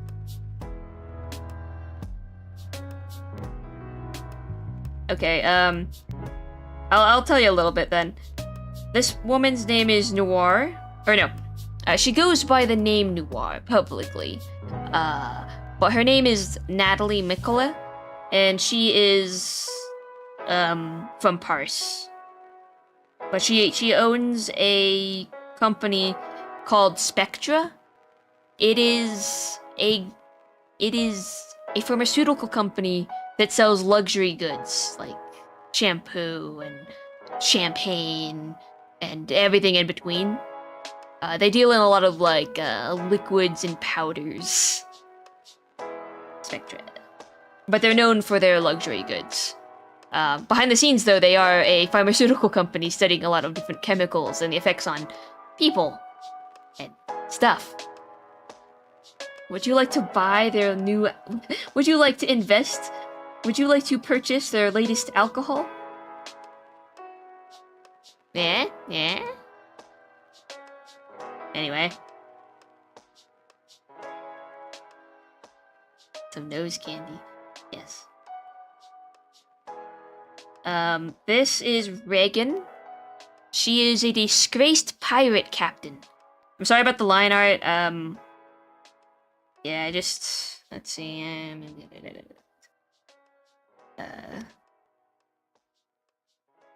I wish I had... Hold on,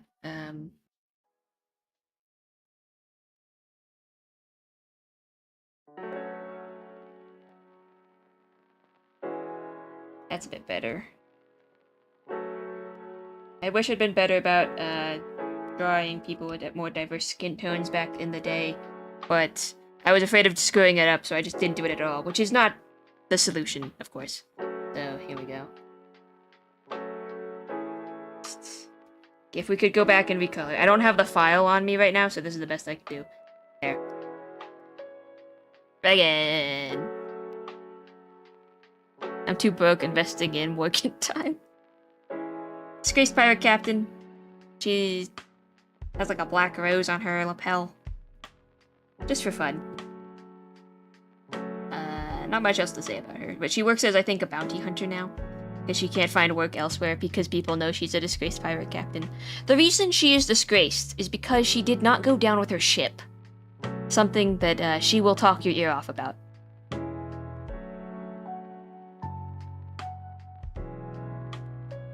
She has complaints about that. She wants revenge for the person who sabotaged her, but for now...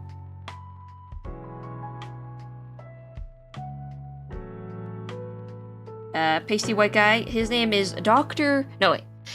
Another disgraced. He is disgraced Dr. Carter Xavier. He's not that... He is such a...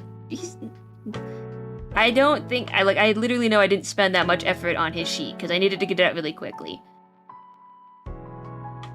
Pretty boy, no. Oof, not great for a pirate captain. Yeah, not going down with your ship's pretty bad in Ashel. So she like has this reputation she can't live down, but she thinks it's unfair because she's like, I would have the idea is that she is the only remaining living member of her crew. And that's more important than his ship. It's not really like she went down with the vehicle that people care about. It's like she's the captain is the last remaining living person of her crew. So people are like, what the hell? Are you a coward? Like, what? You didn't defend your crew? Why are you still alive? None of them are. What the hell? And she's like, I would have defended them, but I was drugged. But anyway. She doesn't really know what happened that night, just that she woke up on the shore alive, and her crew and ship were gone. So, yeah. She's upset, Spaghetti, and she wants vengeance! Which, you know, I do too. I want her to have that as well. Even her eyes are brown. What was I doing back then?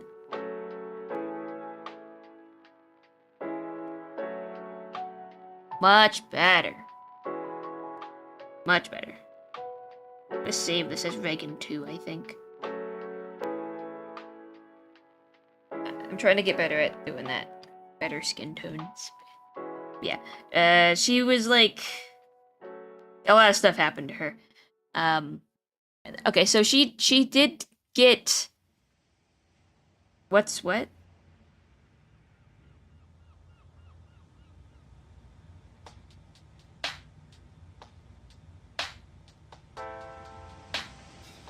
What? What's worth? Oh, Worth is the name of the story. It is a fictional website. This is a fictional website for this story. This used to be a DeviantArt roleplay group that I ran for like a little bit. It only had one member, but don't worry about it.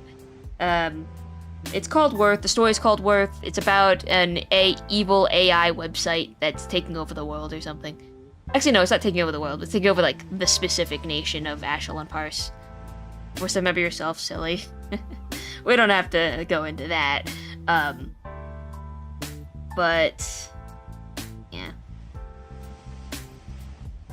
That's her.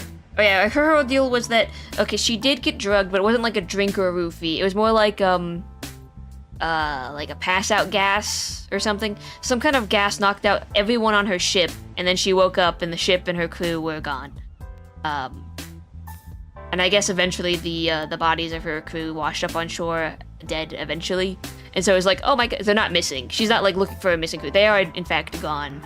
And she's upset about it, of course. And wants to find out who did this to her, why they did it, and revenge her crew. Bum bum bum. Bum bum bum. So Worth is a story I don't know if I can tell properly right now because the actual genuine plot of it involves a lot of stuff that I don't know if I have the time or bandwidth to do. Like of the stories I want to tell, this one is up there somewhat. Like, I know the general idea of the plot, but a lot of things I don't know how to lock down. It's got a big ensemble cast. It's not as not as focused as Poxy is. Like, Poxy is a group of it's basically like a group of detectives in a superhero land or a superpowered city trying to solve mysteries. That's a bit more of a focused story with like other stuff going on. Worth is like a lot of things. There's political conflicts, there's like assassins, there's pirates and cowboys, there's like Ide and stuff going on. So, like, I don't know how to balance this story as much as I know how to balance Poxy's story. Poxy centers around like a handful of guys and their stories. This one centers on a handful of guys and also the geopolitical conflicts between a steampunk and sci-fi nation. I don't know. But yeah. This is disgraced Dr. Carter Xavier. He is disgraced,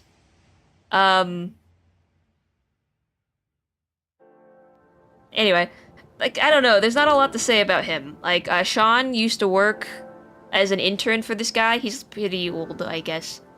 None of my characters have facial hair because I forget it exists a lot of the time. Because, they don't have a lot of tattoos either, because I forget that exists a lot of the time. He is a doctor, sort of. I mean, he's a disgraced doctor. He became disgraced because he was stealing lab... actually, I don't know if that qualifies. What makes you a disgraced doctor?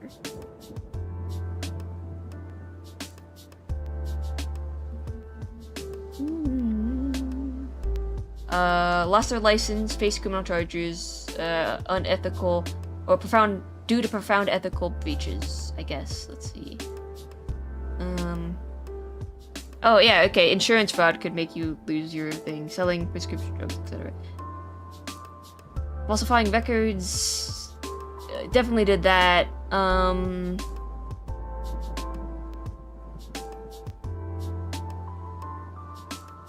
Well, what he did is that he falsified the records and stole lab equipment. Medical malpractice. Well, he didn't technically do medical malpractice, but he did kind of, like, betray the hospital he was working for by stealing a bunch of their shit and stealing their patients, too. So, okay, Carter's whole thing is that he was upset about the healthcare rigmarole going on in Paris. So what he decided to do was like start his own underground hospital that kind of spiraled into perhaps some unethical drug trials in order to speed up the process of approving these drug use things. So basically, Carter had a bunch of experimental medical... what would we call that? Like, medical solutions, cures. He had a bunch of, like, ideas on how to cure certain stuff.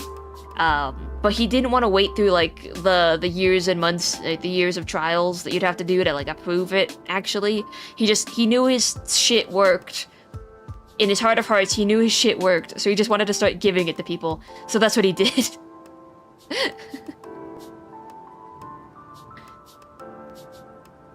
He's a medical vigilante. Yeah, kinda.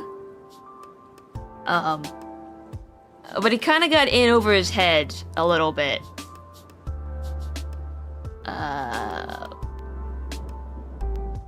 Okay, so in Worth, we've totally gone off course, but whatever, we're here for it. In Worth, the story, there is a web... Okay, shit. Fuck. Harvard's probably heard this before. Okay. Here we go. Imagine this looks good. Imagine this looks like a map. Imagine this is more nation-y looking. This is more nation-y looking. There's not a pure shape, but these are the general shapes. So you got Paris, and you have Ashel.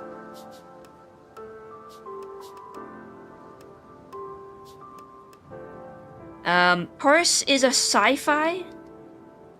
It's like a quote-unquote utopia sort of sci-fi.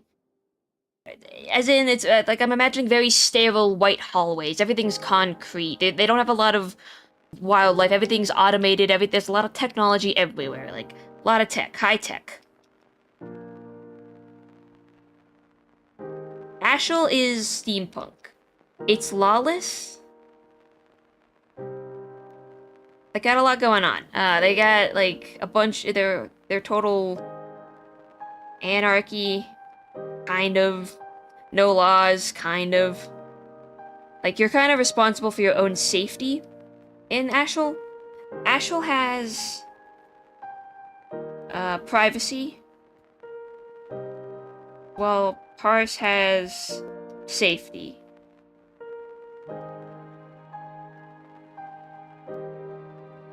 Hold on. Like, the idea of it, right? Ashel and Paris used to be one nation together.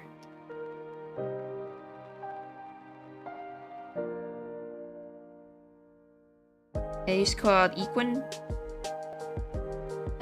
This whole thing used to be one nation, but then one day one day a bunch of citizens, I really want this to not be, so kind of like, Keep of the Lost Cities, good series, so Purge, Essex, then the Fire Nation attacked. I don't know what those things are. Yeah, so Parsian, Asheville used to be the same thing, except they used to be Equin. And then a bunch of citizens from Asheville, or like from what would be Asheville, decided, we don't want to live in a surveillance state anymore. We don't want your shit-ass technology. We don't want, like, surveillance cameras seeing our every move. We don't want the government knowing all of our details. We want freedom. And I want it to be very clear that Asheville and Parse used to be one nation, and then they split into two.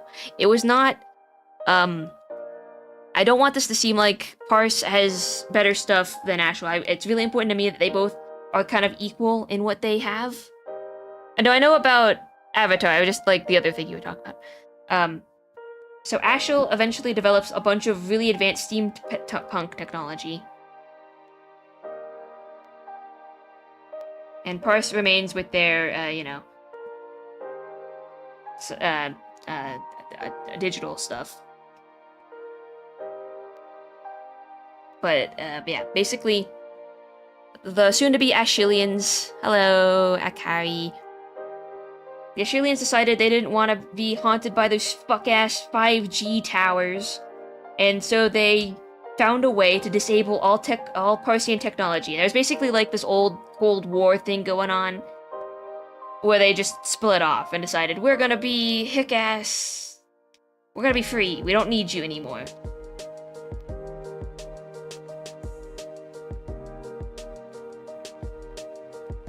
So yeah, they split apart and stuff. And they've been separate for years, developing their own technology. They both have something the other has, and they both have their own issues, basically. Yeah, kind of like that. I don't want this to seem like a colonizer type of story, because that's not what I'm going for.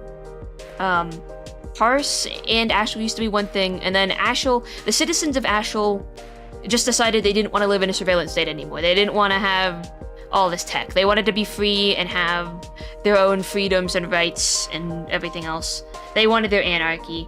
It's basically about, like, think of a bunch of hillbillies rebelling from the government, making your own little, or like, yeah, think of that like that. Like rednecks splitting off from the society, getting away from the man, because they don't want those stupid towers coming in and the data centers type of thing, except taking it to the extreme. So they all did used to be the same, but they split. And now this is what's happening.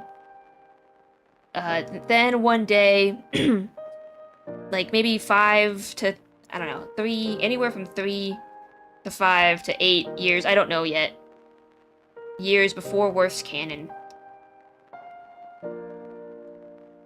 a website in Parse, because it has to be Parse, called Worth popped up, that a Parsian citizen could look up anyone at all, via their name. So let's say Sean.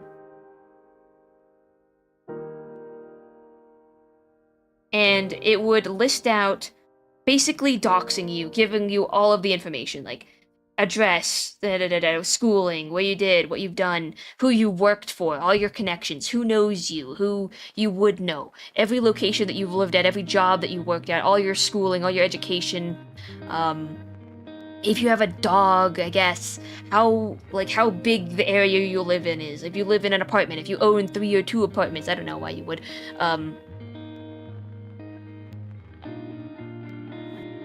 all of it's just free to see. And then, evaluating all of your achievements, everyone you're associated with, all of your physical and mental capabilities, your known IQ that it either knows or it has evaluated from you, it gives you a value. I think Sean's value was like 1/6 something. I don't know. It was like something like that. Sean's higher up, I guess. It will do that. And then every time you break the law or do something it doesn't want, or let's say if you lose a limb or something, like, it evaluates your usefulness to society based on algorithms. It's an AI, right? If you got like a mental illness, if you have ADHD or something, your value is lower because it values you less. Because it's like, well, you could be a liability to society, so if you're medicated on ADHD, you could maybe like earn a couple points, but you're still gonna be whatever. And then because Parse is so technologically advanced, it kind of relies on technology everywhere for like building, surveillance, cars, like it has the self-driving cars and shit. Basically, if you drop below a certain value threshold, society will not function for you. It's like that Black Mirror episode, except everything's just being judged by one sentient AI. So if you drop, let's say your value is like 400, which is, I guess, low or something. I don't actually even remember what the number system was. I think it was arbitrary, because I was making it up as I went along. I don't have a good system for it right now. Let's say your value is 400, and it's considered low. It can ban you from entering buildings. Like, it physically will not open doors for you, because everything is so technologically advanced. It will, like, lock the doors. It will, like, lock your car, so you can't fucking go anywhere.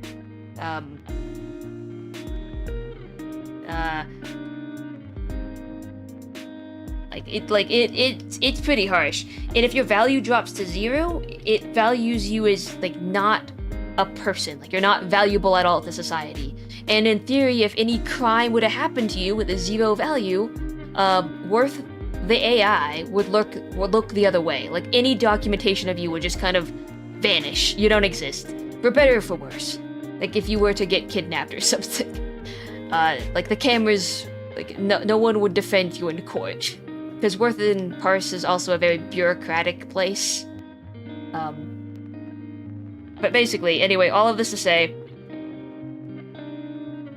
one of the reasons why Carter here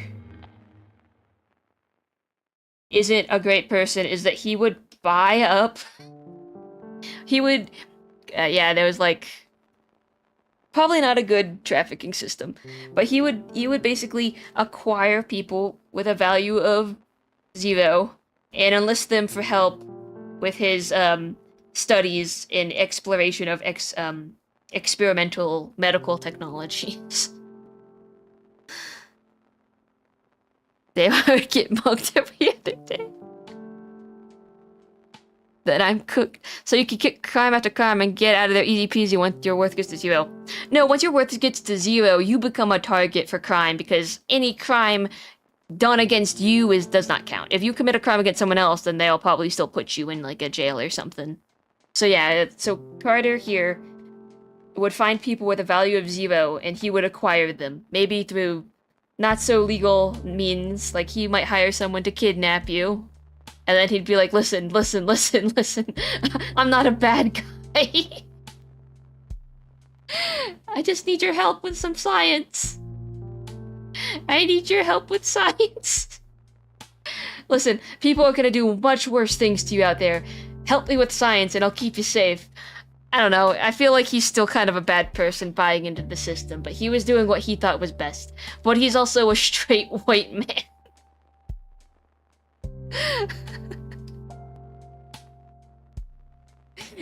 Listen. You can trust me. I'm not a bad guy. I'm gonna take these drugs that I'm testing. Yeah. Harvard gets it. I'm not one of those people that wants to, like, bash men all the time. A lot of my characters are male, but, like, there are a handful that I'm like, they do play into the fucking stupid stereotypes of, like, he thinks he's doing the right thing, but he's also a fucking dude that doesn't know what he's doing. Yeah, that's Dr. Carter Xavier. Anyway. Only below Morgan. The path to hell is often paved with good intentions. Yeah, so he's got, like, I think he's got Jude's name on his clipboard or something. I don't know. He's nervous because... So Worth hates his ass too, but since he's still offering good science to the community, his value is, like, teetering. He's like maybe at 500 or something. I don't know. Worth's like keeping an eye on him. You know, it's for progress. Also, I think I mentioned before that Sean.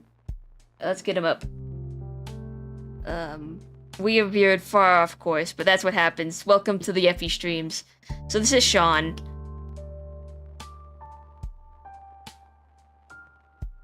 He works for 2 companies. We've explained this before. It's it's Spectra, the pharmaceutical company, and Spire.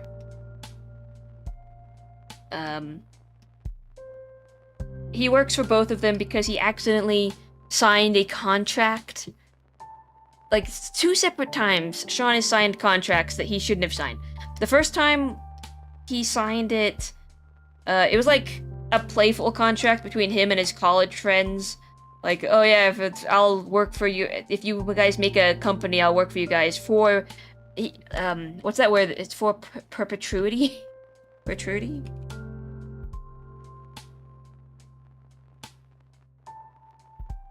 Perpetuity?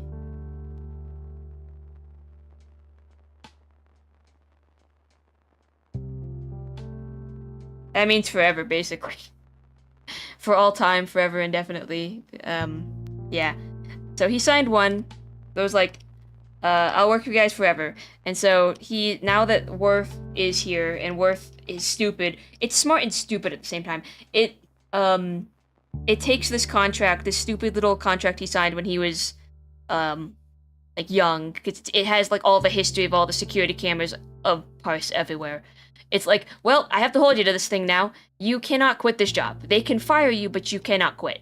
And he's like, damn, okay. So what if I try to get fired? And if he ever gets fired from either of his jobs, his value will go down. His value will go down if he's fired from either of them. Even if they try to let him go, because that's seen as a failing on him, that he's not able to keep his job. Worth takes everything at face value. Exactly. So Spire is the one that he's like with his friends. It's owned by his buddies. So they're very kind to him. They feel bad. They can't fire him. They thought about it. They're like, well, what if we do fire you? What if we can like relieve you of your duties? And Worth was like, lol, Lamau even. So these 2 guys, own the company that Sean works for. But if they ever try to, like, fire him or, like, whatever, his value's gonna tank. And that's not good. The other contract that he signed was for Spectra, and he didn't mean to sign this one. It was, like, super sneakily hidden in his contract. He basically... So Sean here, grew up with Noir. They're kind of, like, sort of childhood family friends. Sean and Noir, I guess they got married on paper. It was a financial decision, really, for finances and for health reasons. Natalie needed a lot of health stuff. But that's why she started Spire, or not Spire, she started Spectra. Sorry, the names are so confusing. She started Spire. No, fuck, Spectra.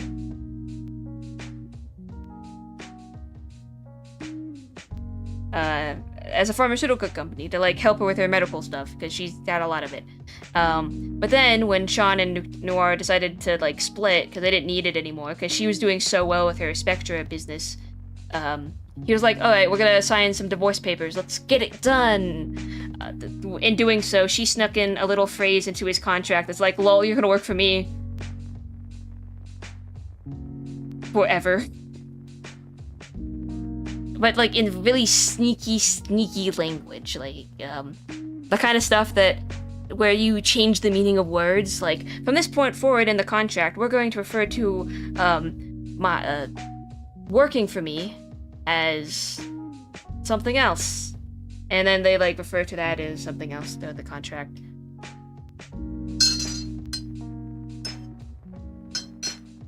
It's like future business, something, something, something. Because even though she doesn't value Sean, so Noir does not value Sean as like. She did value him as a friend, but I think he does something that really pisses her off. So she's like, well, I value you for your brains, and if you use that brain for things that I want you to use it for, if you didn't have those pesky morals, Sean, if you didn't care about people as much as you do, you would be so good in society. This is the one I talked about before. She's the one who's like super into eugenics. I'm sorry, it's important. She's a bad guy. Don't worry about it. So eugenics are bad. I shouldn't have to explain this to you. They're very immoral and unethical. Eugenics. It's really just unempathetic as well. Just doesn't care about the human condition. I don't agree with it. I think it's not good because it just disregards the humanity of a lot of people. But whatever. Like not whatever. I mean, like in the sense that that's what I mean. Oh, I'm gonna delay that. So Nat here believes in that. She's had a lot of health problems, but she's also the type of person that has a lot of health problems, gets those health problems fixed, but then like yoinks the ladder up after herself. Like she will climb the ladder to success and then make sure no one else after her can get that. She'll get all the health and benefits and cool stuff. But then when other people who also have similar health problems, she's like, lol, give us money. She's specifically very greedy and not a good person. Like, it's not even greed, I think, for her. It's just like, in her head, she's doing maybe not the right thing, but the right thing for society. The future. She's like, no one else can do it like I can do it. Everyone else with health problems, she says, bad. We should get rid of them. She takes the cure and makes it into a treatment instead. Yeah, she's a politician, yeah! Basically. So she basically tricks Sean into signing this divorce contract that forces him to work for her. And he's like, shit. So if he tries to leave either of them, or they try to fire either of them try to fire him, if he basically leaves the employment of either of these companies, he's fucked. Because if his value drops below a certain point, the government is gonna take his kid. So Sean has an adopted daughter named Jules. Jules is important because Sean adopted her. She's important for other reasons. Of course. I mean, I love her. She's 5 years old. She's very smart for her age. She's, doing her best. She is his kid, and he spends a lot of time with her. He will try to take off work whenever he can. Like, Spire is better about trying to help him out with this. Spectra could care less about it. Oh yeah, if he tries to take too much time off from Spire, Spectra will try to take that time. So he really has to balance these two fucking places. That's her dad? No, Effie, I love you, but damn, you make your see suffer. Yeah. So he adopted Jules when she was like around, I think when she was like maybe 3 or so. And she's 5 now, and he loves her, and he's always wanted a family. Jonathan he's asexual. He's never wanted, he tried marriage. He tried. He thought he could work it out with Natalie. Like, it did start in a place of like fondness, I guess, but then they realized they were too different. So, just in time for the lore, I see hello Xenos. Hello Xenos on the YouTubes. Sean is ace. He doesn't want a partner, but he did want a family.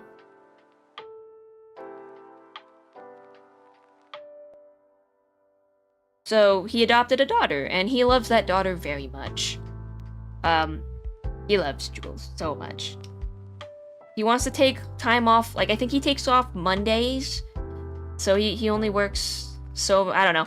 I don't have his full work schedule worked out, but he spends a lot of time with her. He wants to keep her safe, but since she was adopted, adopting in Paris takes a lot of, you have to prove that you're a good parent, to adopt. So Sean had to, like, jump through a lot of hoops in order to... Actually, I think he adopted her when she was probably way younger. Probably, like, straight... It was probably a closed adoption. Probably, like, straight when she was born, or something. Because Worth has only been in existence for, like, 3 to 5 years. And Jules is around 5, so... He had to have gotten her before Worth came into power. He loves Jules. But if his value goes below a certain threshold, Worth is gonna take her. Is gonna, like, force the government.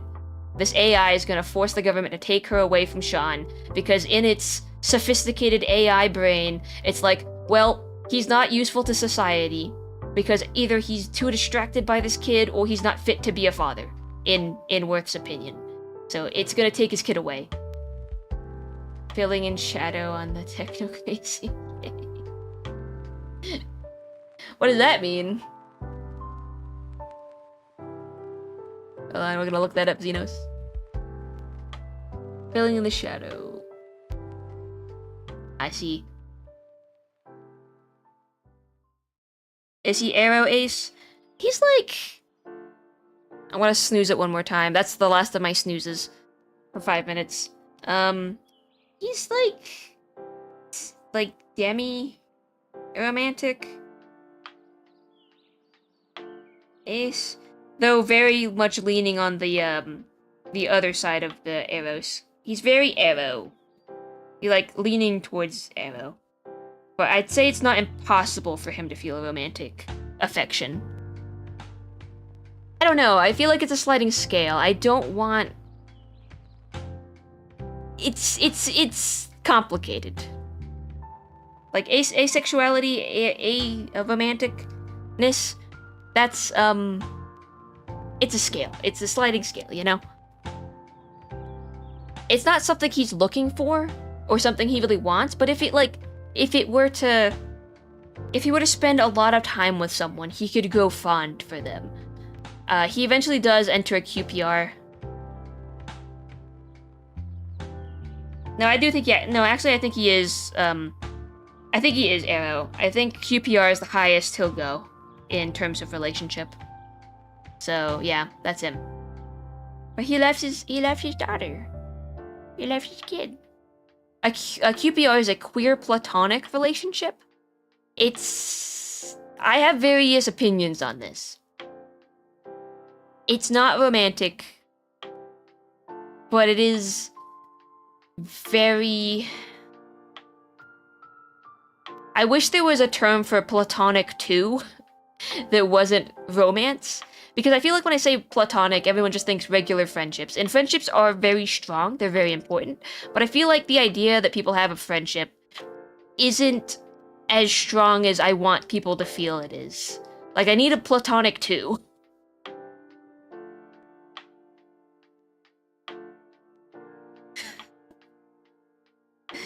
I need platonic 2.0. Somewhere between regular platonic, or I mean, I don't know, that is on par with romance.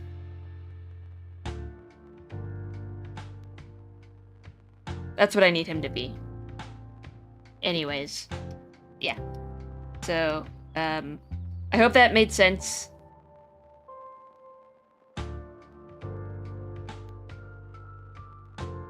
Worth hates his ass, though.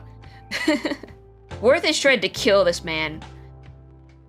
But it can't just tank his value arbitrarily, or else it would lose its... I mean, it's a stupid AI that has control of this whole nation, right? But it's using quote-unquote objective facts. It could try to make up stuff about Sean, but if people have enough evidence against it, then Worth could use... Worth, the website / AI, could lose its credibility. And then people would just be like, oh, fuck, this AI bad. And everyone knows the AI is bad, but no one, like, can say it. You know, Big Brother is watching. But Big Brother is also objective. It's waiting for him to slip up so we can, like, blow that up on his face, but he's been very careful.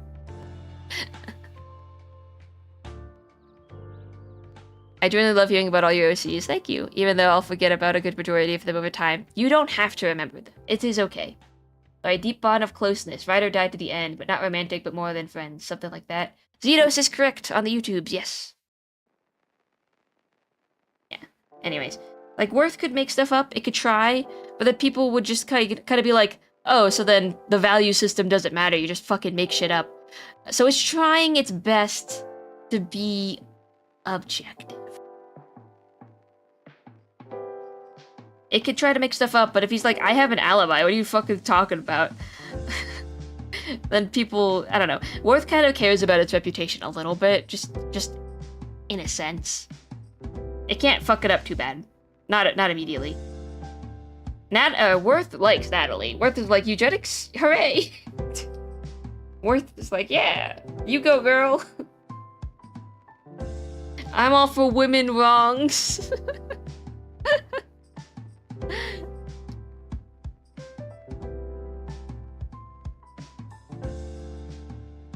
I'll let you in on this secret. Natalie eventually has her heart replaced with a battery, kind of further severing her connection to humanity in her pursuit of perfection slash fixing herself. So she kind of is abandoning her humanity for the sake of the future.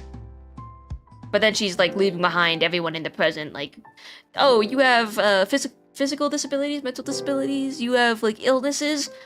Damn. Try not to have that, okay?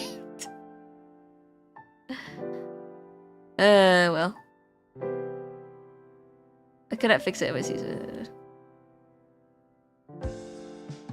Because it makes the link. I see, yeah. You can't put the dot. Put a dash. You can put a dash. Yeah, I think mods have the right... Oh, not mods. VIP. Hot Rod's a VIP, because Hot Rod has made it to, like, I think nearly every stream. Oh yeah, I forgot about him. Okay,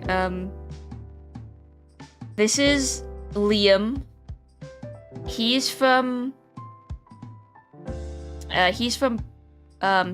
Parse. I forgot. He's basically like a terrorist working for Worth. He used to work for the Parsian, I guess, military equivalent, but then he decided to do like more freelance assassination work. The other pasty white boy. Yeah. Have you tried not being you? Fill us in on the status on Monday. Worth on disabilities. Yeah, have you tried not being broke and disabled and like ill in every way, shape, or form? Says the AI website. Have you tried not doing that? Because if you haven't, then you're going to die. Renew your subscription on life. Only $10 billion. This website is evil. It's also kind of dumb though. It wants to create perfect citizens for society. Even if it means half of society might perish. Gotta go. Alright, good night, Akari. I think Akari got hit by the ads, so... Good night, Akari. But yeah, Liam, he turned to mercenary work after a brain injury, kind of like severed... He got kind of a lobotomy by accident. He was betrayed by a close friend and they like tried to kill him, but he survived. However, like the bullet kind of missed some part of his brain. He used to be a very kind person, and then he wasn't anymore, and then took up working for Worth. I think I have pictures of him as a good person. Let's see. This is really old. Don't mind this. It's really old. So old. Well, let's see. We can maybe fix it.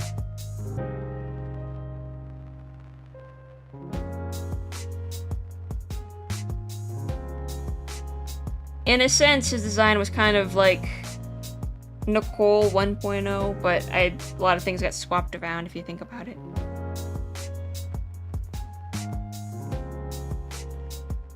Here's a little pixel art of him. He used to be a good boy. And then a thing happened and he was a good boy no more. Look, he's in a cup of cocoa. Oopsie lobotomy, says YouTube Xenos. There ain't no light behind those eyes. Yeah, he kinda... not a good guy anymore.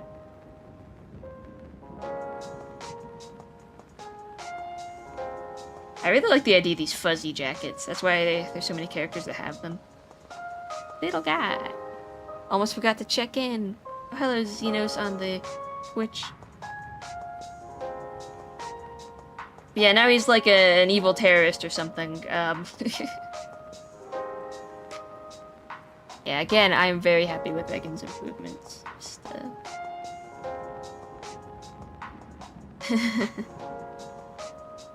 anything else to show here? This was Liam's very old design. Old art. Old art. Do you have any ibuprofen? I got a headache. A headache.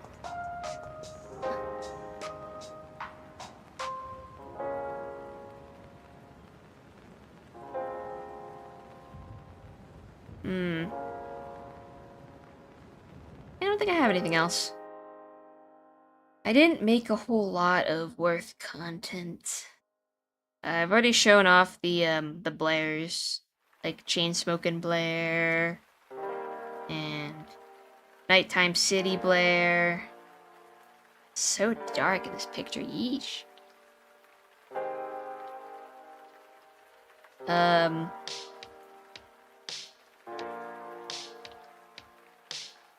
Yeah, I have this promotional art I did.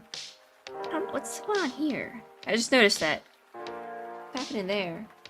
I assume that I tried some kind of blur, but since it hit the corner of the canvas, it did something weird. Anyways. This is old art. Little weird, but...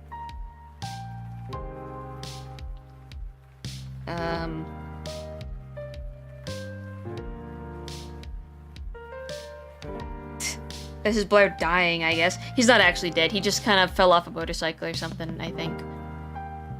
Collect all the Blairs in the upcoming blind box. He's not actually dead. He survives that. Yeah. Oh yeah, this was his motorcycle that he fell off of. This mask is too small for his face. Do I have any other things?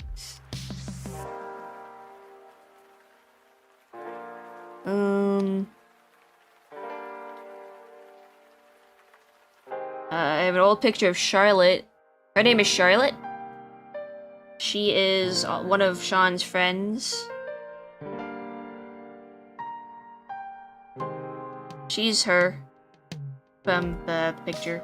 Except this one came later, so it's much better drawn. She's like a sister to Sean. They were friends in college and remained friends. Or I guess university, I don't know what they call it. Would buy one, by the way, just for fun and support.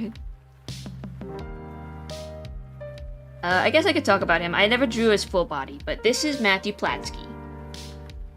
They are fiancés. My more emotional support hets, token hets.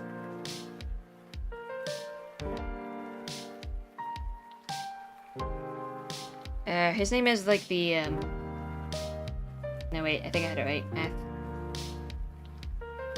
Matthew. Platsky. This is Charlotte Newman.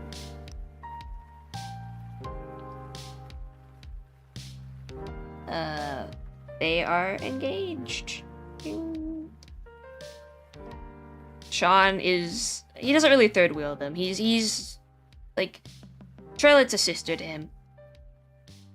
Right? They have got that bond.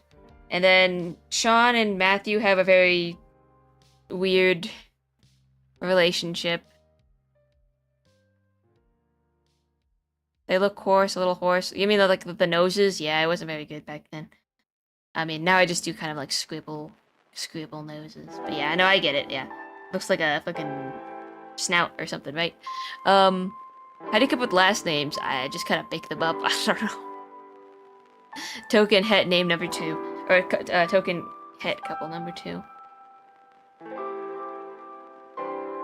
Yes. I kind of steal names from things that I like. I hear a cool name, I'm like, ah, snatch. But yeah. What was I saying? Where was I going with this? Oh yeah, Sean and Matt have a very interesting relationship. They used to be partners, not business partners, but like just kind of like partners on some projects together. With my luck, I'd have to go buy everything just to get one Blair and Ide. The Blair blind boxes, and one of them is Ide. Ooh, that would be so devious. You can get a bunch of different Blairs and like different things happening to him. Like one of them he's dead, and one of them he got hit by a truck, and then the other one he like is getting yelled at. The other one he's crying. One of them he's smoking. One he's on a motorcycle. One he's falling off the motorcycle. One that's regular. And then one that is just Ide. Ide's figure is hiding in your pantry, about to jump out when you least expect it. Yeah. I think Sean and Platsky used to be some kind of like college roommates, or Platsky used to come out over a lot. Hello, Cyrano? Hello, Cyrano? I'm explaining convoluted character lore, don't worry about it. BRB gotta stretch. Anyway, due to circumstances, Platsky's in a coma right now, don't worry about it. And, Charlotte, since they started, the company Spire together as a humanitarian organization, but they're both co-founders.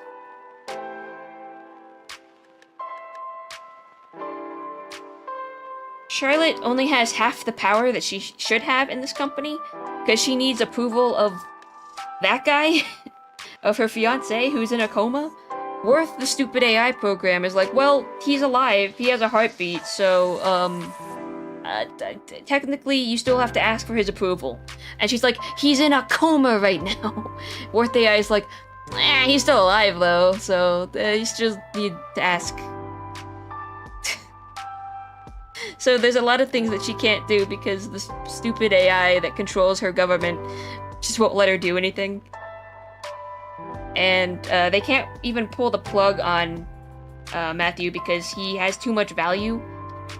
He's got like a lot of it, like maybe, I don't know, like 7, a lot of value. So the AI will not let him die. It's like he's in a coma. He'll wake up eventually. The odds of him waking up are blah blah blah blah blah. It spits out odds, and they're like, guy, I don't think he's waking up. But if either of them try to kill Matthew or pull the plug on his life support or something, they will become like murderers in the eyes of the law, and their value will tank, and everything, they'll probably get arrested and stuff. Worth loves their dad. It'd be like the Chucky movie. Look, the brainwaves. Worth, he's basically dead. He's got brainwaves, like, every so often. Like, no, he doesn't have brainwaves. His heart's beating, because you've hooked him up to a machine!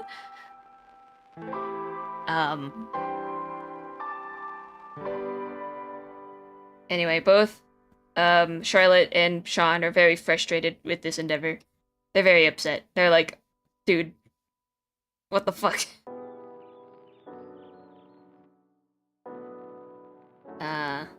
She's like, I can't even, like, we didn't even get married yet, man. I want to live my life and do other things now. It's been a while. You won't wake up. But then Worth, the AI program, is like, I don't see you cheating over there on your fiance. That's not good. That's not good at all. Worth loves their dad. Yeah.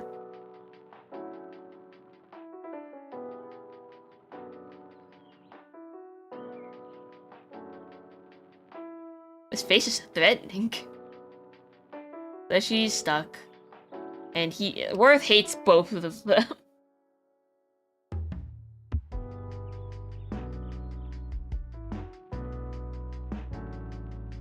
Yeah, anyway. That's her. Shrimp! Shrimp.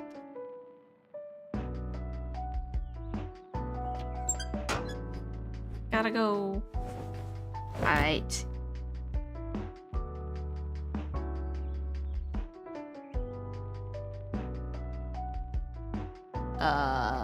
Quick while Hot Rod's away. Here's a picture of Charlotte dying. Oops. Who said that? Anyway. And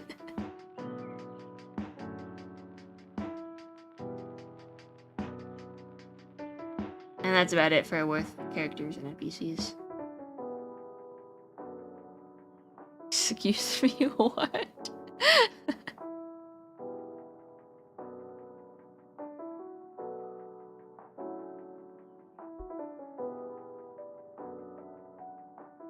Oh, I forgot about him. I forgot about him. This is Tess. Short for Tesla. He's, I think his role in the story has been rendered obsolete. But he used to be this photographer that would take pictures of, the main characters of Worth.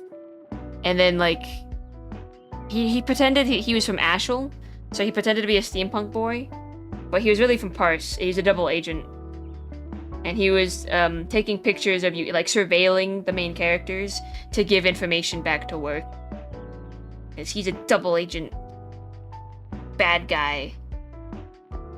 There are a lot of Worth agents. Why did you dead? You can't just grab it all on it. Double agent. And he'd be like, oh, you know, I'm just trying to do, you know, I just needed photography, you know, I was hired to keep an eye on you. And he's giving all the information to Worth. I think eventually he, I didn't draw her, but there was a woman named Cassidy Arnett. If you haven't noticed, I really love double letters. Cassidy Arnett would be this, like, news reporter that, would eventually like hire him and team up with him, but she'd be like on his ass, like, oh, you're an agent, oh, you're bad, I got shit on you, brother. You're gonna work for me. And Cassidy would have straightened him out, like, oh, you think you're a spy? Nah. She like gets him involved in a bunch of stuff, and it's like, yeah, you can't go back to your home turf now, bud. You're in it with us. You're going down with me. As all spies are British. He looks British. Oh. Yeah. I didn't never draw Cassidy. I think she had like some kind of haircut that would go around her neck or something. Like a little like ponytail. So I don't know. Something like that, I imagine. I never drew her. But yeah, she's like, I got shit on you, pal. I've been watching you. You ain't going nowhere. And he's like, oh, fuck. Fuck me. Oh, no.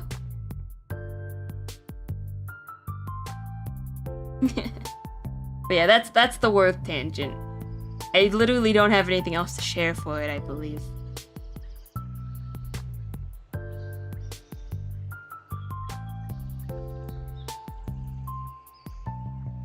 I don't even know if, Hello, Jack! Well, it's very fun to learn about everybody. Only harder, because he just... Wanna check in, Jack? Now all I have is, I have this. Wait, why is this in there?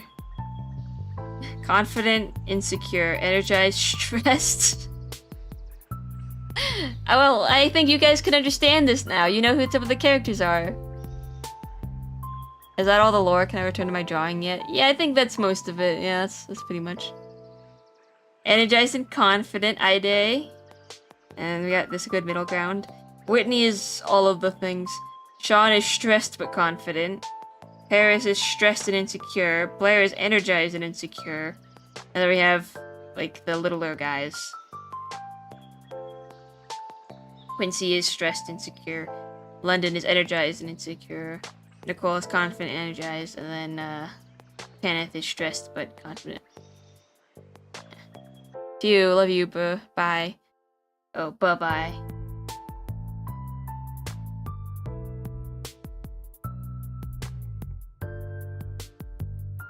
Evan in bottom left for sure. I think that's before Evan was added to the roster.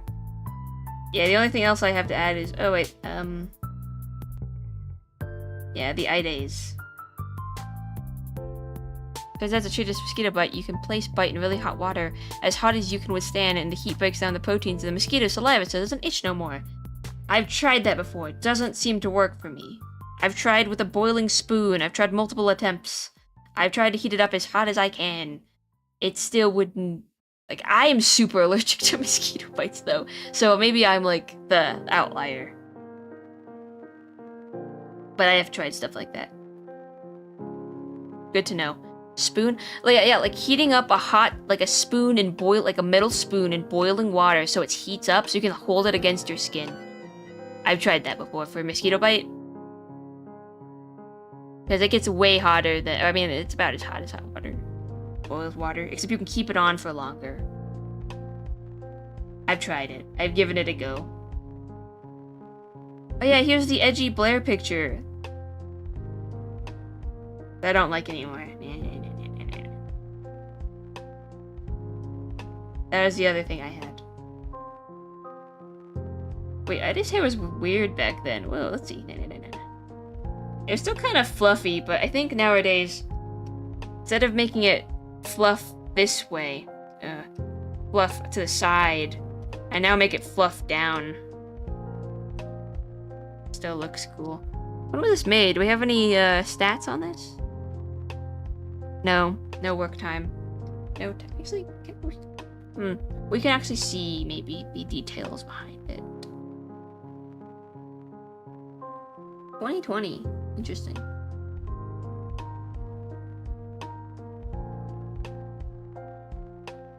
So perhaps tall allergy medicine, take allergy medicine in a really hot spoon.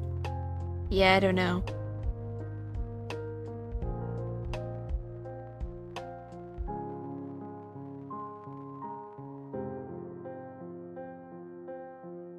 Oh, look, it's Liam. Look, it's Liam before post-lobotomy or pre-lobotomy. I think the best solution on ID's or Effie's case is to avoid being bitten. Prevention is the best medicine, right? Liam! Before he was evil. He was really cute.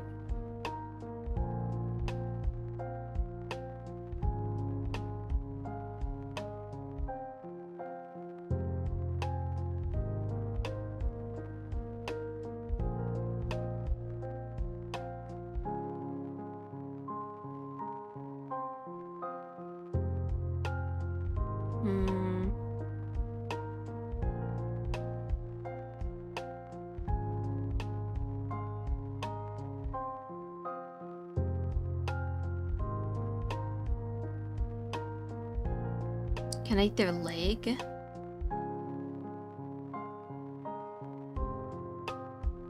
No. Anyways, we've tangented for too long. It is time to return to FB. Basically the tracing stage now, I think, so. Thank you for listening to my TED Talk. I always love to talk about my characters. You know I do.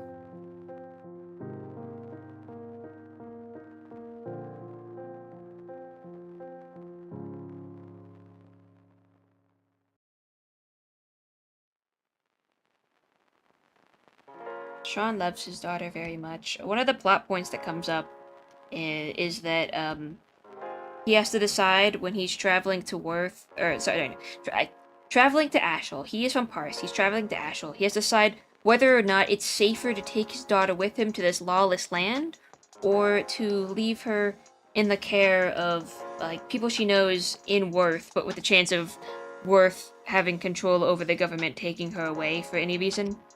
And he eventually decides, I don't know, like, I think he decides to leave her in Pars, where he knows it's safe, because he's like, well, even if the government takes her away from me, she'll be in a safe place. Like, it's not gonna abandon her anywhere. But she sneaks across the borders to Ashel. Illegally, of course, because you do need papers for that type of thing. But she wants to be with her dad. And so he then has to keep an eye and take care of her in Ashel and protect her from the crazy people that are in Ashel. I imagine Ashel is like a bunch of rednecks. Like, they've got cowboys, they've got pirates. Like, that's the type of people we're talking about. They've got bounty hunters, cowboys and pirates.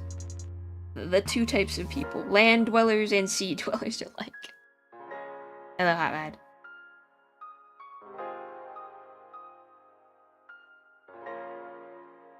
You didn't hear anything suspicious, did you?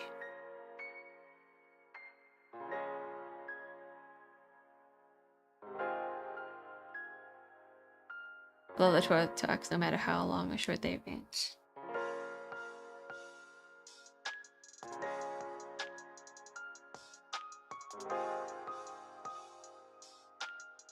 John isn't really happy that Jules is in Ashel, but he can't put her back because she broke some rules, and so that would affect her value. So he's like, well, I guess you're just here now.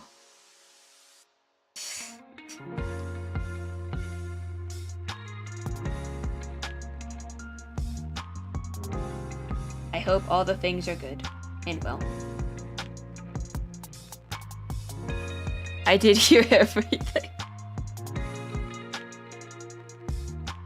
No, you didn't.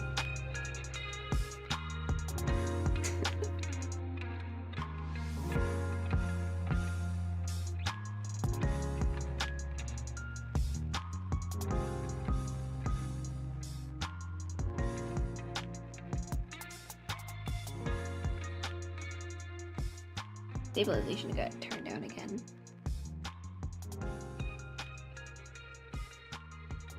There's other characters I haven't drawn. How could I bear to miss out on Worth 4? There's a character named Shabri. I think it's like an apostrophe or something over the, or there's like something over the A. There's Shabri. What's her name? Actually, I can look this up. I have the character sheet. Character list.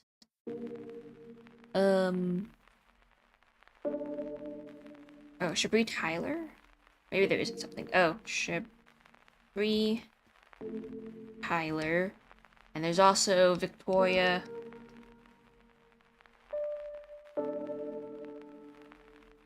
Moores. Shabri Tyler is Charlotte's like secretary, I think. So she does handle a lot of stuff. And then Victoria Moores is a Parsian doctor. Another Pars doctor. She's not disgraced though. So I guess Dr. Moores. Dr. Vika Moores. Oops. She's got opinions about Carter, but she'll keep them to herself. She works at a hospital in Asheville.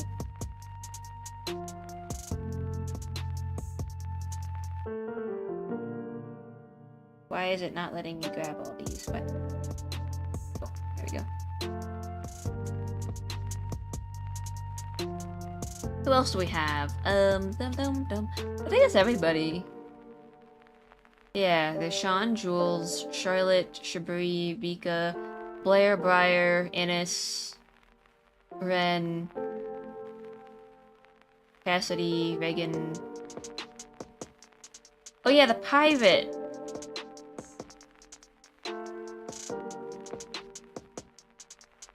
Okay. So you know the pirate that ruined Reagan's life?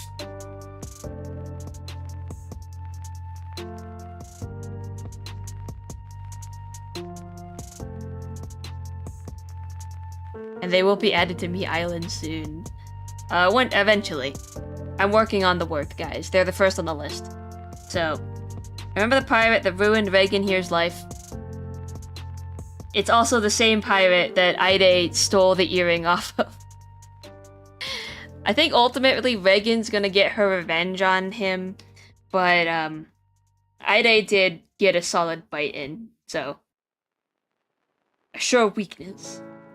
He might have gotten the first strike, but he's not gonna get the jump. I think that arc is for Reagan. Reagan needs to avenge her crew and kill this pirate. But Ide did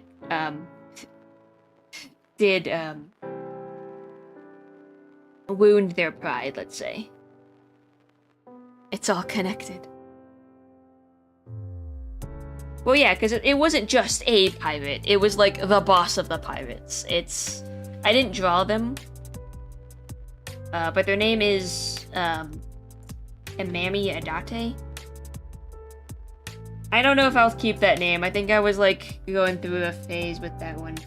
Where I was, like, thinking about Danganronpa characters, so the name was, like, vaguely, but not quite, I think, Japanese. I don't think it is, so they might have to go through a name change.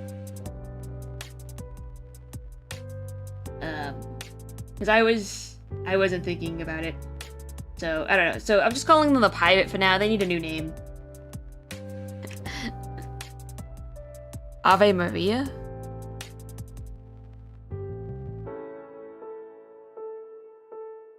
No. I don't know. I'm not gonna keep their name. It's gonna get a new one. Or they're gonna get a new one. I don't think I ever drew them, though. Yeah.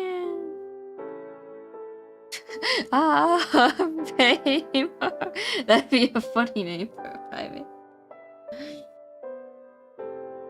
Anyway, I don't have a picture of them. Dang. The idea is that they were a pirate criminal who was so renowned that they got reached out to by the Ashilian government and eventually became an Ashilian officer, which, if you recall, means that they work for the Ashilian government as like one of the head bounty hunters. The way that the Ashilian government works is like it's a big criminal pyramid scheme, where if you become a bad enough dude, the government will reach out to you with pretty parchment and ask you, "Hey, we recognize your talents. Please stop doing the criminal things you're doing. You're doing too much. In return, you can become an Ashilian officer and join our ranks." And what that means is that when the Ashilian government sets out like a bounty or a hunt, let's say, you get invited, you get like first dibs, or not first dibs, but you like get notified that, hey, let's say, Paul is public enemy number 1. Sick his ass.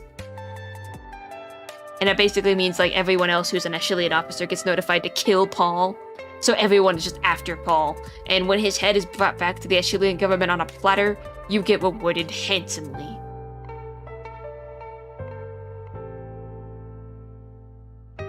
Oh, go to sleep! Go to sleep, Shadow, if you need to. So, like, Alita Battle, I never watched that movie. I was thinking more like John Wick, the Society of Assassins, where it's just like, sick as ass. That kind of thing.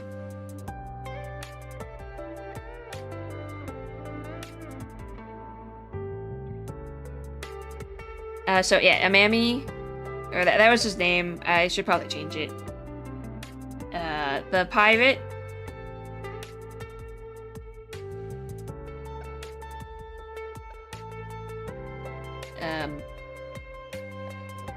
Yes, it was Amami like Rantaro. Amami, don't worry about it. I'm gonna change. I was deep in the Danganronpas, don't worry. Anyway, this pirate joined the ranks of the Ashilian government. for doing crime.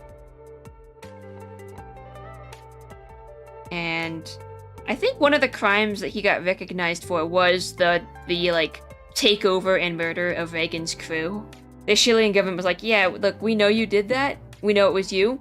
That was pretty badass, but also cut that shit out. And the guy was like, yeah, okay, sick. And so when one of the bounties came in, it was for the anarchists, which is the duo of Blair and Ide. He was like, all right, time to sick Blair and Ide's asses and get my reward. What little did he know is that the anarchists have been under bounty for quite a while. The Chilean government has wanted to either recruit them or kill them for quite a long time, except they can't do it because Ide keeps killing everyone they send after him, so they eventually just gave up. But Amami, or I guess the pirate, and his sweet intelligence decided he would win. He would be the one to bring in the bounty. So he went after Ide. Like a genius. And you know what that got him? One eye and earring short.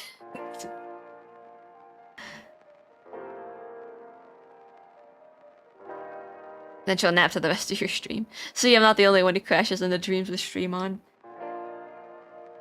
Out of curiosity, do you ever just, like, dream about the stream continuing? I've had that happen before. I'll, like, fall asleep during a video, and then I'll dream the rest of the video, but all of that's just hallucinatory fakeness.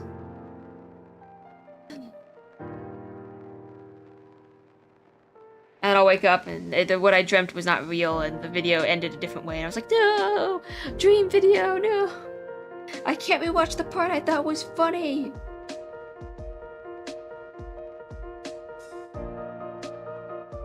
But yeah, it's all connected. It's all cause and effect. It's not connected. Like bad. It's cause and effect. Pirate.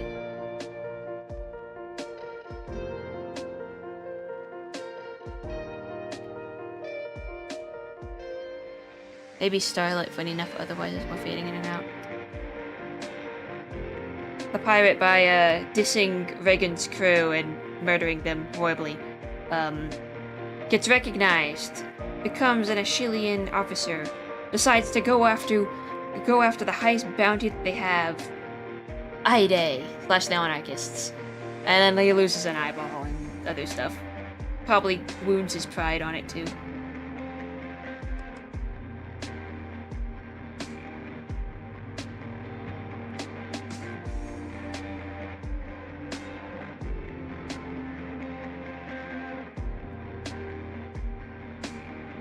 So, in a sense, Ide did us a service.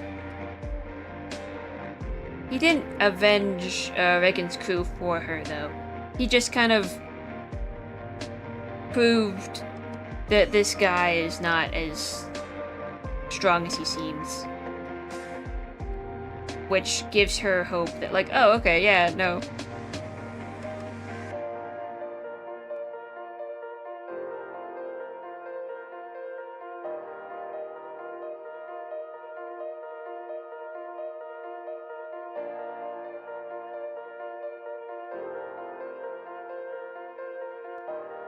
Actually, no, I don't think Ide doing anything really inspired Reagan. I think Reagan was gonna avenge her crew anyway. I think maybe marking, I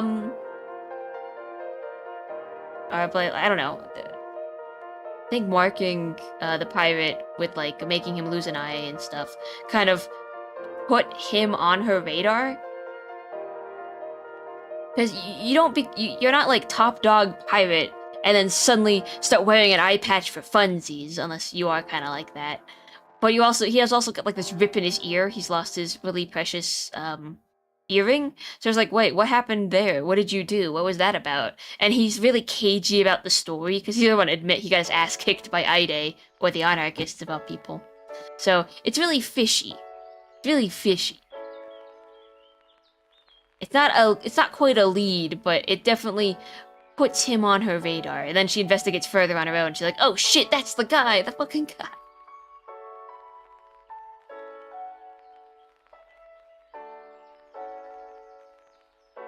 Also, in most cases, a dangerous pirate captain taking a high bounty would be the smart thing to do. The big slip up, the huge X factors. Ida is president the fuck around and find out club. I mean, a top dog has no pride. Xenos has some pretty good lines. I might have to borrow them for things. I think the one that's my favorite is just like your description of Ida. Not a threat on that man is firsthand.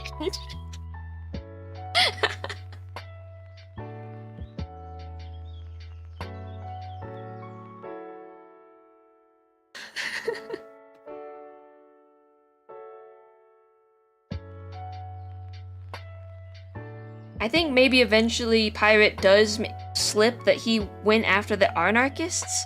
And it's like, well, only people working for the Eschelian government would be stupid enough to do that, because the Eschelian government would give them a little bit of knowledge on how and why, and their knowledge on the anarchists a bit. So Reagan's like, how'd you get that info? Why would you do that? Like, where's the logic in that one? Hello, Cosmo on the YouTubes. Hello, hello. We're talking about OC lore. Sorry if it seems like an insider joke type thing.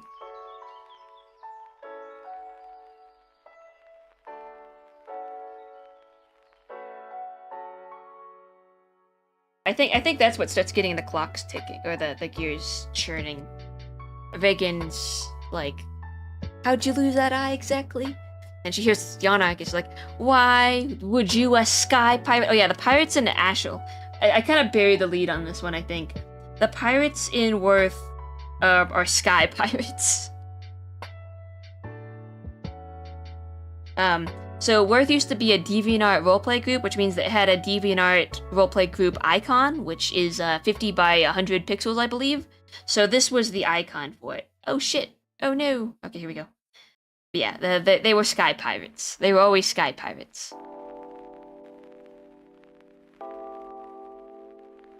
This was my icon. I was very proud of it. It was my attempt at pixel art back in the old days. And it was pretty good. I think I succeeded. I did kind of cheat using, like, not just pixels, obviously. You can see there's some blurring and gradients here because I was using a brush, so it's not all pixels, but it was good. It was fine.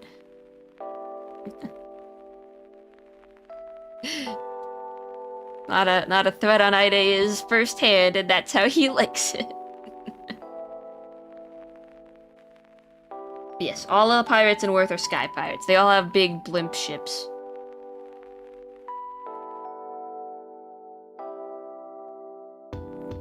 Pretty good for a first short, yeah.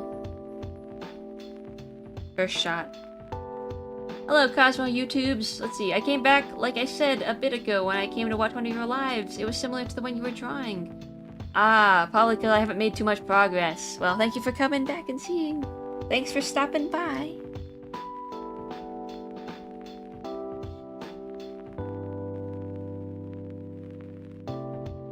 I'll probably be working on this for a while. I keep leaving my canvas to Yap.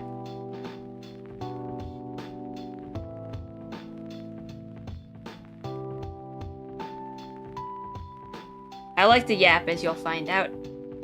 Yapping about my OC is my favorite hobby. I said this in the Discord, but I'll say it again, because I stand by it. The people who, the digital circus fans who hated when Gooseworks would share details about, the story in between episodes would hate my ass! Because I just love yapping about the characters too much. I saw people get really angry about it, like, why can't she let us headcanon? Why she gotta ruin it by telling us things, rah, rah, rah, rah. Even though it's kind of clear that Gooseworks was fucking with them. For me, though, it's like, I'm gonna tell you everything right here, right now, if you don't stop me.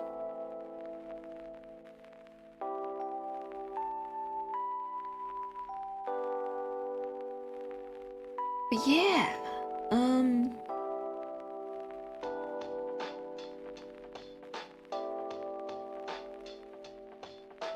like, indirectly, Ide ends up helping out Regan, I think. And I think that's the best course of action. Like, they're connected. But also Regan gets to have her destiny. or her reckoning, or give the pirate the reckoning. Dun dun dun.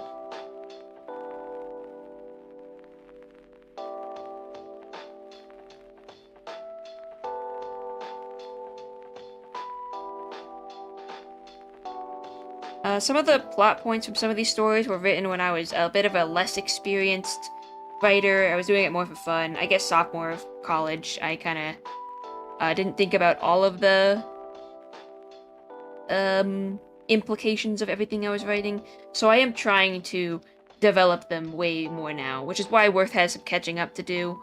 Like I said, I really don't want it to be anything similar to a colonizer type of story, which is why I do want to make sure that Ashel is just a subset of what Parse used to be, and that it is run by more people who just wanted anarchy.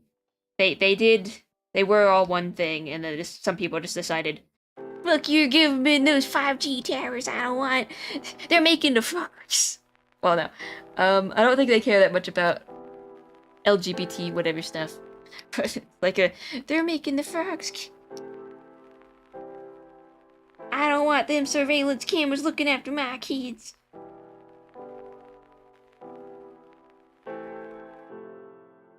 Very specifically, those types of people. Which is why we have pirates and cowboys.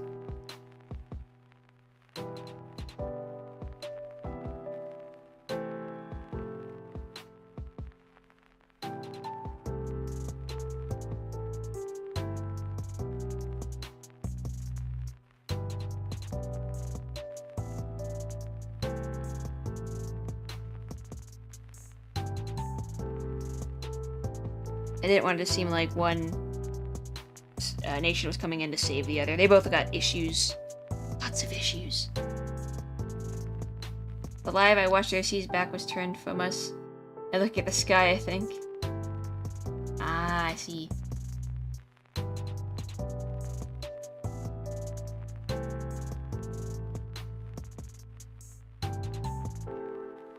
All the issues.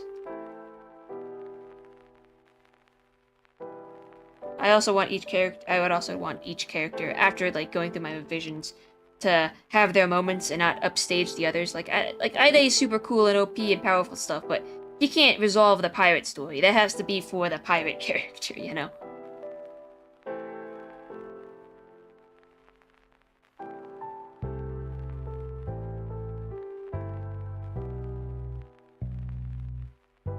Which is what I was just kind of playing catch up with. He could probably solve the pirate story, but he won't. He's got his own arc to follow, aka finding out what Blair is and kicking his ass for leaving him.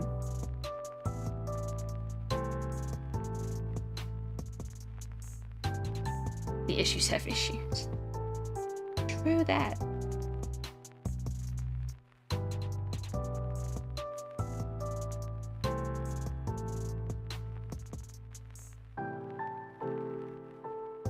The Ida and Blair plot really is kind of like the other friends type of situation. Like, you have other friends?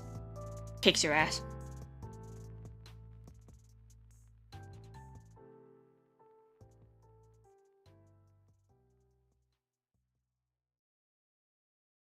You've got to be the most jealous person I've met. You know other people?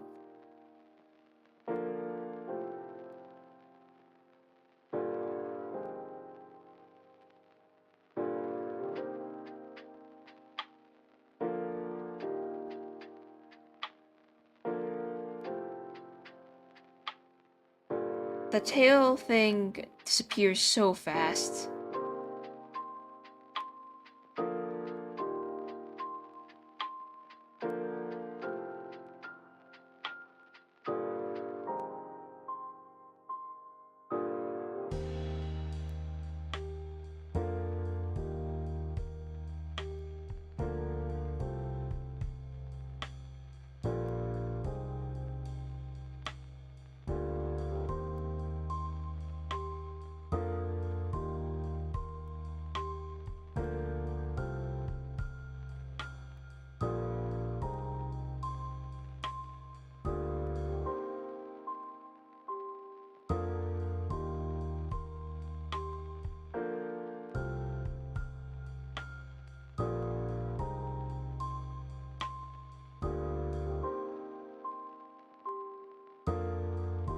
I can't stay for long, but I hope you have a great day or night. I don't know what time it is for you. It's pretty late. But thanks for stopping by, Cosmo. Appreciate you on the YouTubes. Ida is the wild card you play when people are having too much of a good time. So, it kind of hit me. I didn't play in a reverse buddy cop story. They grow by chasing after their own partner. Or maybe I'm being delusional. That's a possibility. I do when Blair says hi to video. That's their mailbox.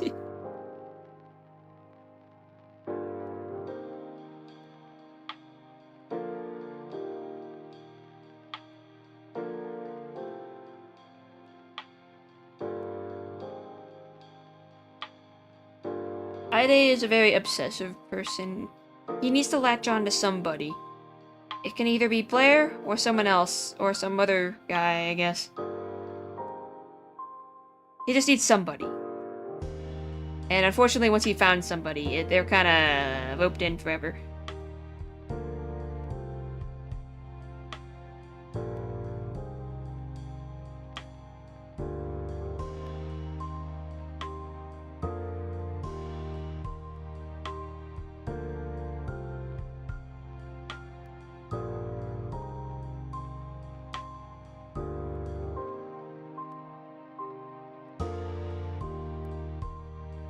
Ide being like a cursed object, you have to find a new person to transfer his obsession onto somebody else.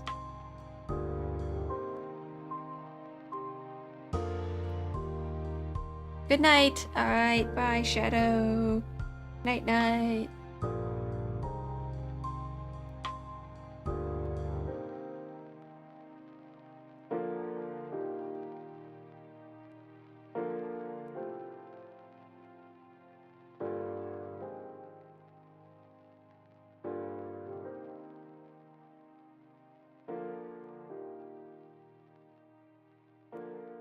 I don't know if I like that or not.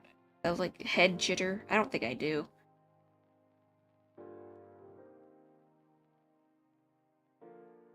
Hard to tell. I need to draw this last head.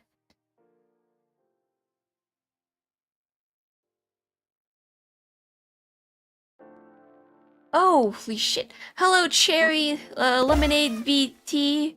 Hello, everybody. Hello, hello. That's a pretty big raid. Hi, I'm emanating. Welcome in. Hello, hello. If you've got a raid and dip, don't let me keep you. If you gotta sleep, go ahead. Or get water, drink. I don't know, get a snack. Hi. Hello, hello. We are animating. Wah! Animating very slowly. Hello, hello. Let me wave to ya. How's it going? Hello, Cherry Lemonade. Thank you for the raid. Let's see, that was, I think it did a shout out, but we can do a second one. I think, let's see if I can remember how to do it. I know how to do it. Let's see, smart. Ah, that's not what we want. Nope, that's not what we want either. I think it ate the, Is that how it works? Yeah, there we go. Yeah. Hello, everybody. Thanks for stopping by. I'm Effanineffable, but you can call me Effie.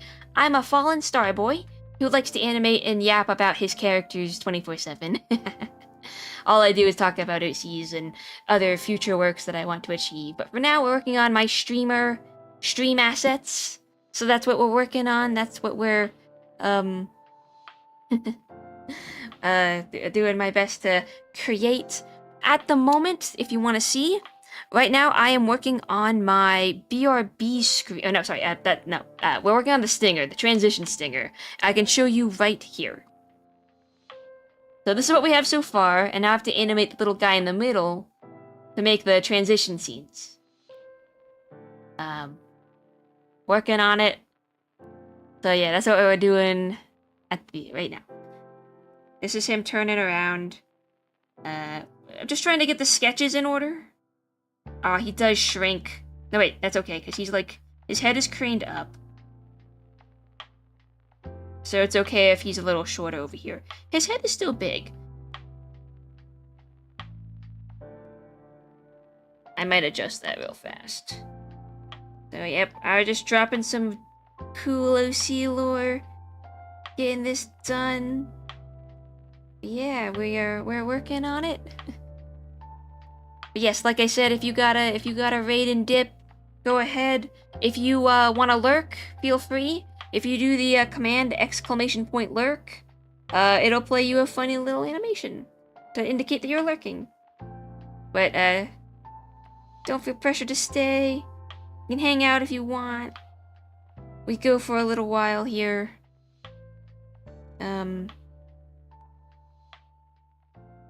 Let's see.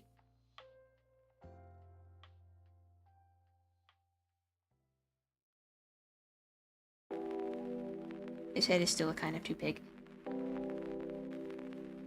Little adjustments. I'm using Clip Studio Paint EX version 4.0. If you're curious. That's how I'm able to do all these funny animations. I like animating. I like telling stories. I'm just a little bit of a slow artist, so bear with me. We'll get there eventually. Quiz said that's a cool transition. Thank you so much. Enjoy your time in Folly.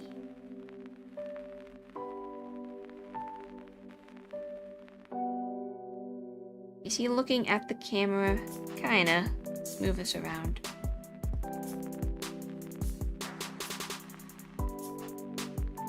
He needs to be a little bit more locked in on the camera.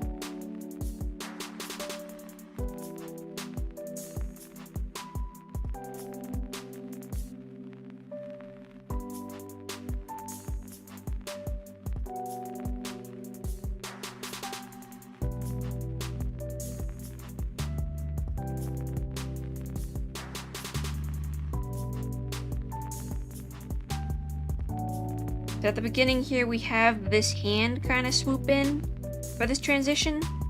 The character that is kind of like Effie's friend here is a boy named London. He's around 18 or 19 years old in the canon of the story. And if I refer to Effie, if it seems kind of weird that I'm referring to either myself in the third person or something like that, it's because to me, Effie is a character as much as he is my VTuber. So I do get them mixed up.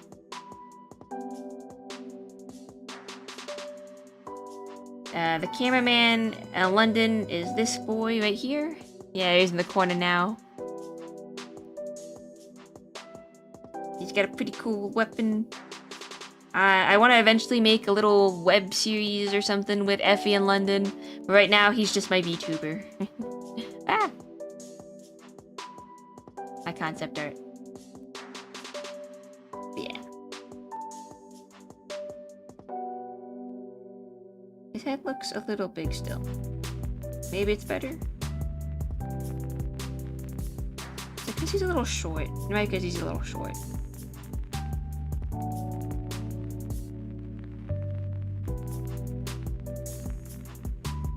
Again, I think it's kind of okay because he's leaned back a little. His head's tilted up. But I'm not sure. We can stretch these a little bit.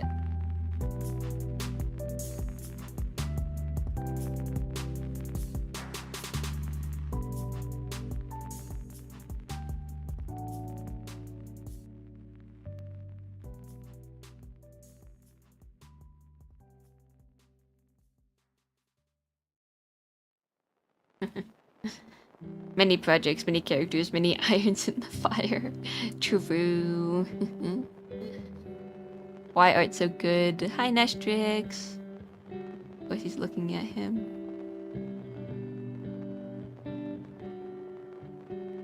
We got a couple of redeems here if you want to have fun with them. We have shrimp. Got like a celebrate button.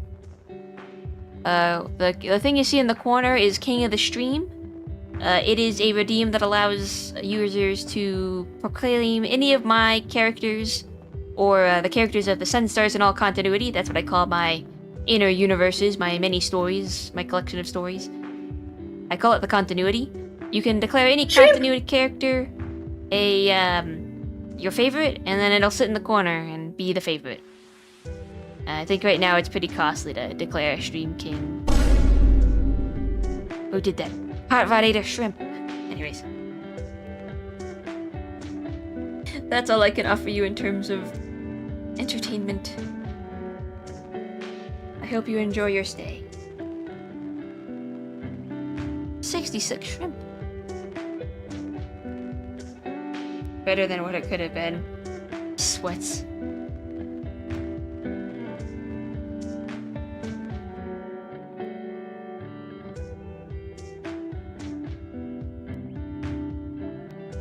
Got a little package.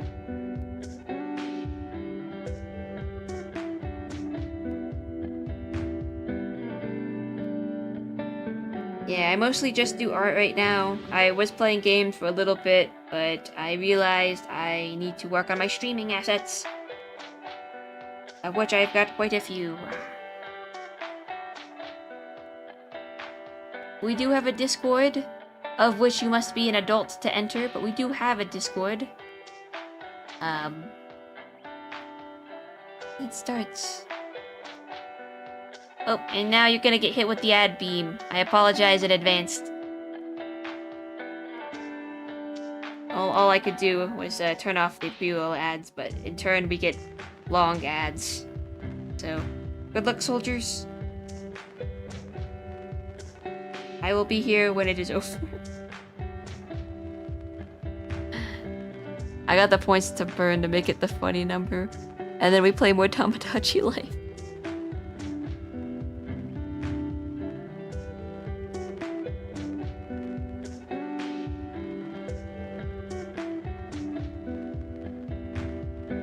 Shrimp! Shrimp!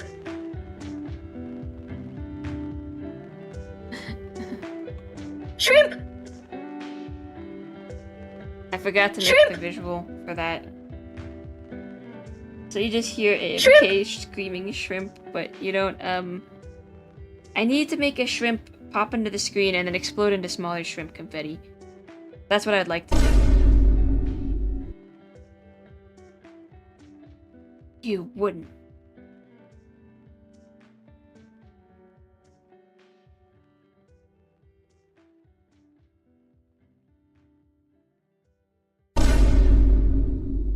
Ah, funny number achieved. You can stop now, Hot Rush. /J.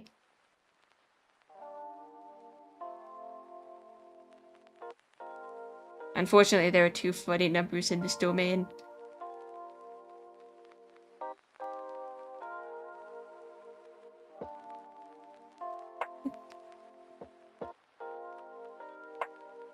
You know, like a shrimp counter to show up at some point.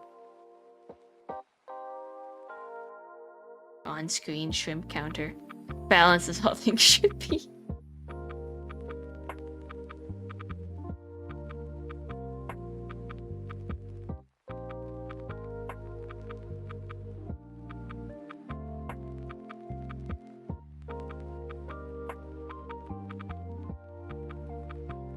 Some point.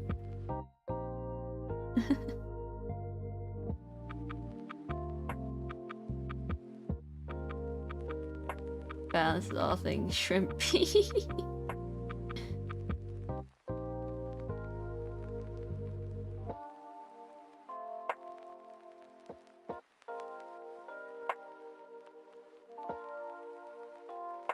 Anyone else get married since Effie in London? In Tamagotchi Life? I don't think so. I think Paris and Cameron still won't get married in my Tamagotchi Life.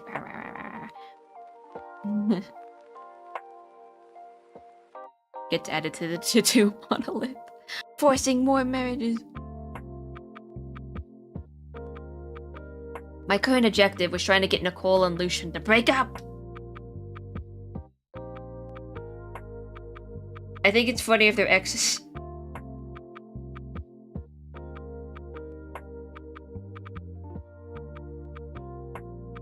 Okay. Now these eyes are kind of unfocused, so we gotta clear them up. It won't matter from the speed, but it will matter to me.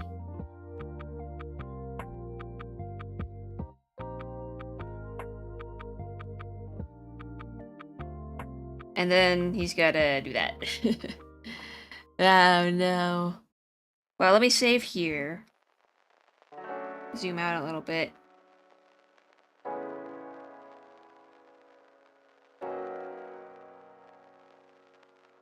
He's still a little short, I think. Or maybe he's too small now. Well, he's leaned back.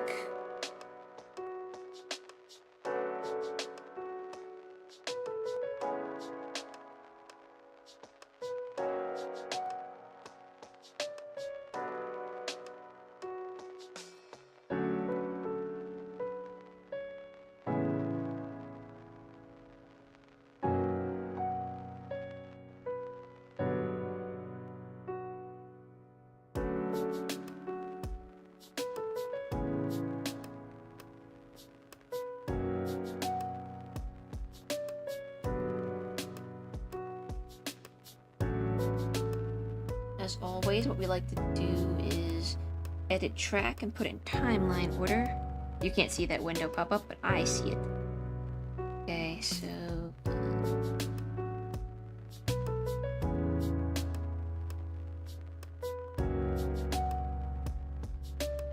basically, this is the last frame we need. These are... I don't know what these are, actually. Don't need that one. Literally, we don't. Because at this point, the hearts will pop in. So it just needs to be there, it just doesn't need to have a...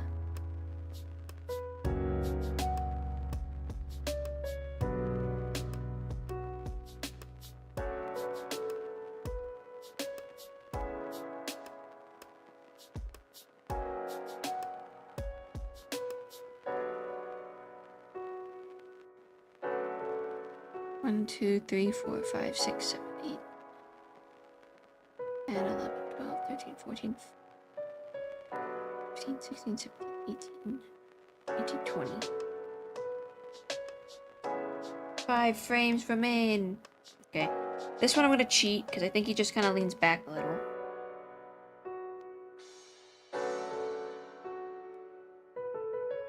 But these ones, his arms are gonna reach up with the cloak, so... takes a little bit more brain power. That. By the way, Effie, it's almost been 4 hours, so it's almost midnight. I know it is. I tend to go till like 6 hours. You can go to bed though, Shadow, if you need to. You can go rest.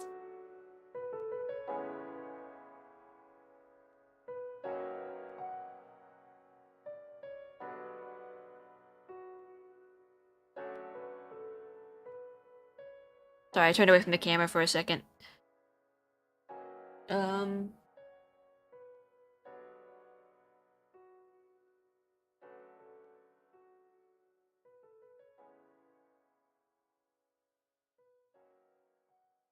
I had a scratch. Okay. I want to take a sip of my tea. I'm out of marshmallows. I'll keep napping then. Enjoy the EPs.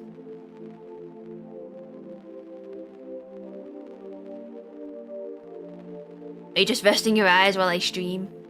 I'm gonna try to get these last 5 frames in. But before I do that, I'm gonna drink some of my tea because I've kind of let it get cold and I forgot about it. I was yapping for quite a while about, some characters. Oh no!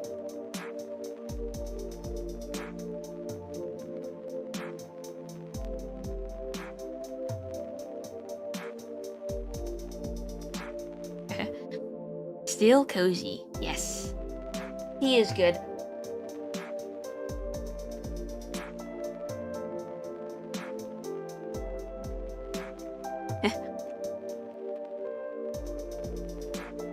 The Worth rundown.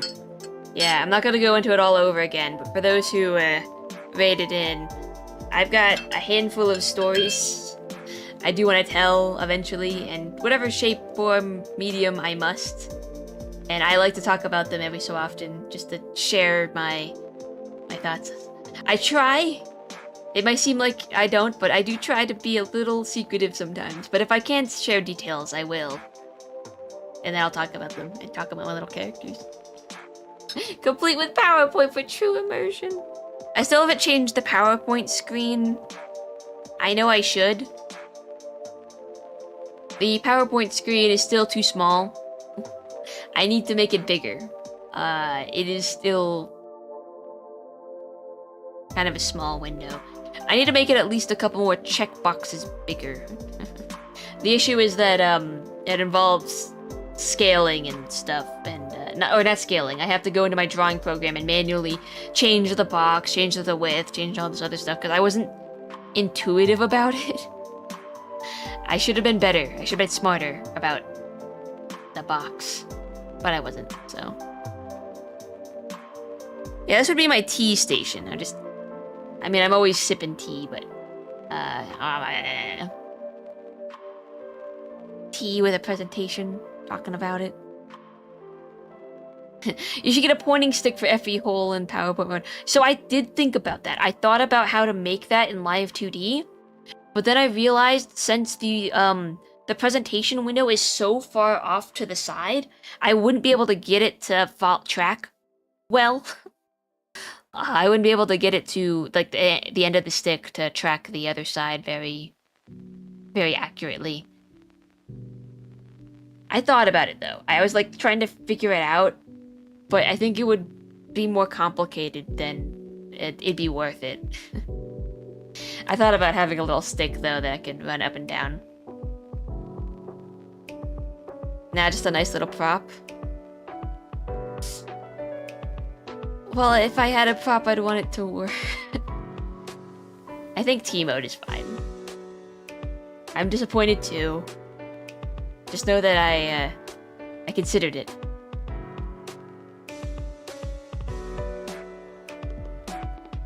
What other hands? I don't have any other hands. Got my gamer hands. I got these ones.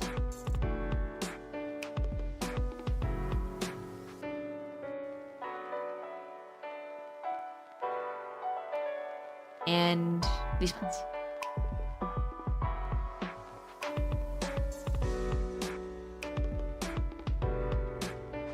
Oh, that one sinks me into the corner. Trying to remember all my knickknacks. Heart hand, yes. Heart power, go. Oh wait, you can't see it. Heart power, go. Heart beam. Wow.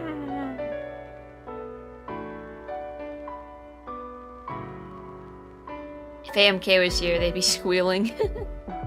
Joyously, of course. Joyously.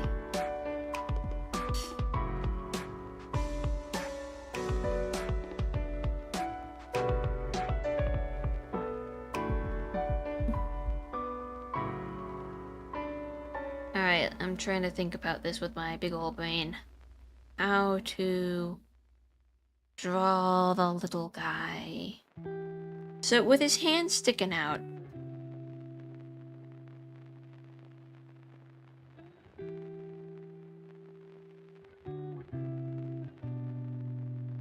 gonna div registers up. Wait, no.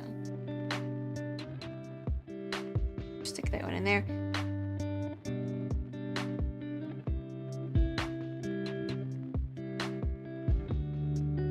MK patron of shrimp.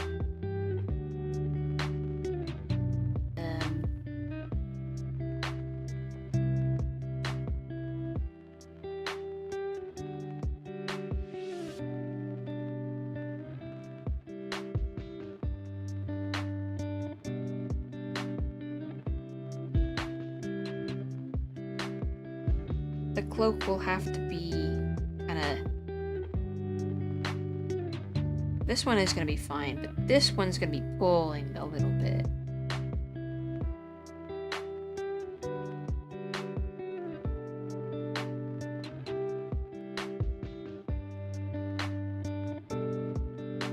Because the arm is gonna try and so that's too far out, isn't it? His shoulder is there. His hand is here. So that that's gonna be what the joint is. We can move it up though. We can move it up. We have got the powers of editing on our side.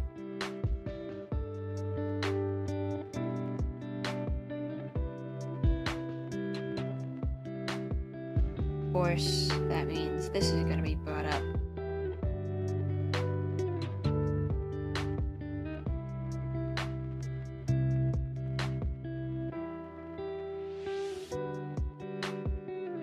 Love of the adorable little cryberry. Insert Evan emote here. We do have an Evan emote. It is barred behind sub 2.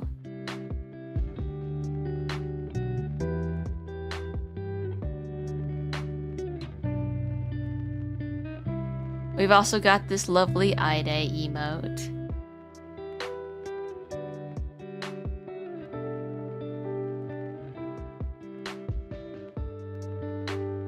We got this creepy little guy.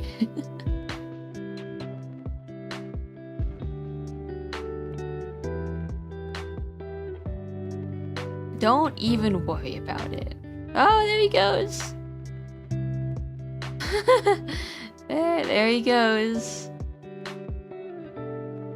Evil little favorite.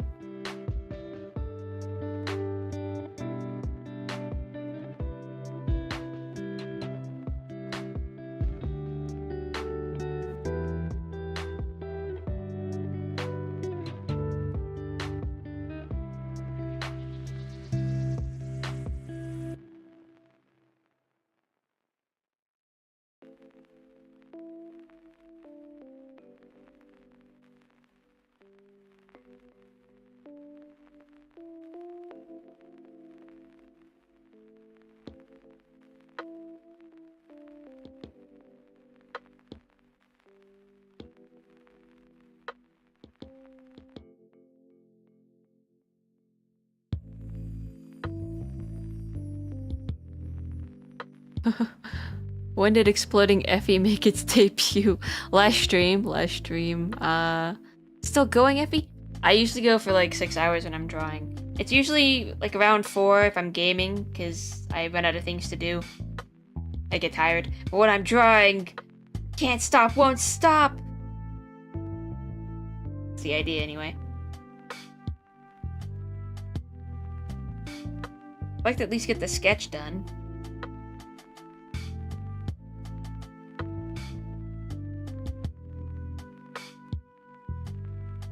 Maybe it is getting fooled that way as well.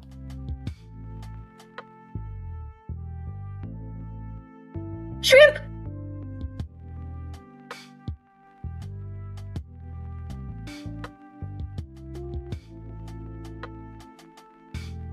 I went on a tangent as I usually do, Zero.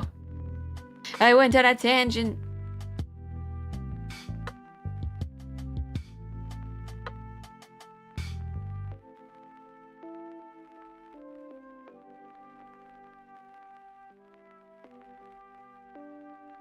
Rod and Xenos, the two devils on my shoulder, asking, or not asking, convincing me to give in to my yapper impulses.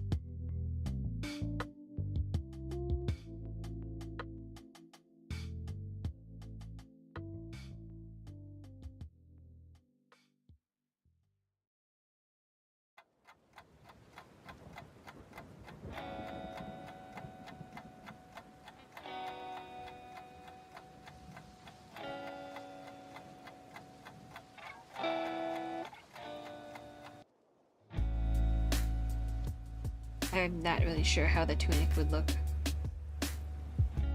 I'm sure it's there.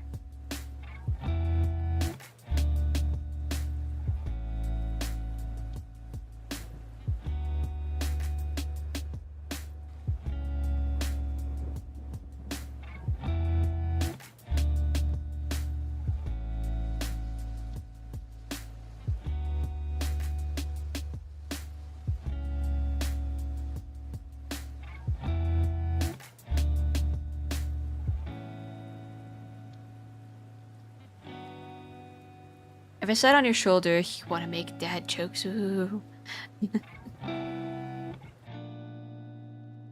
Wait, what did I miss? Best way to do it, it says dark circles and a shaky thumbs up. Why we here? Treat you forever, forever, forever, echoes of the distance. You're stuck with us now. Not dark circles, no, if you have to go to bed, you know, sleep. Rah. Yeah, be that kind of devil on your shoulder. Oh boy. Ugh. If you have to sleep, sleep. Don't let me keep you. Don't let my bad sleep schedule infect you.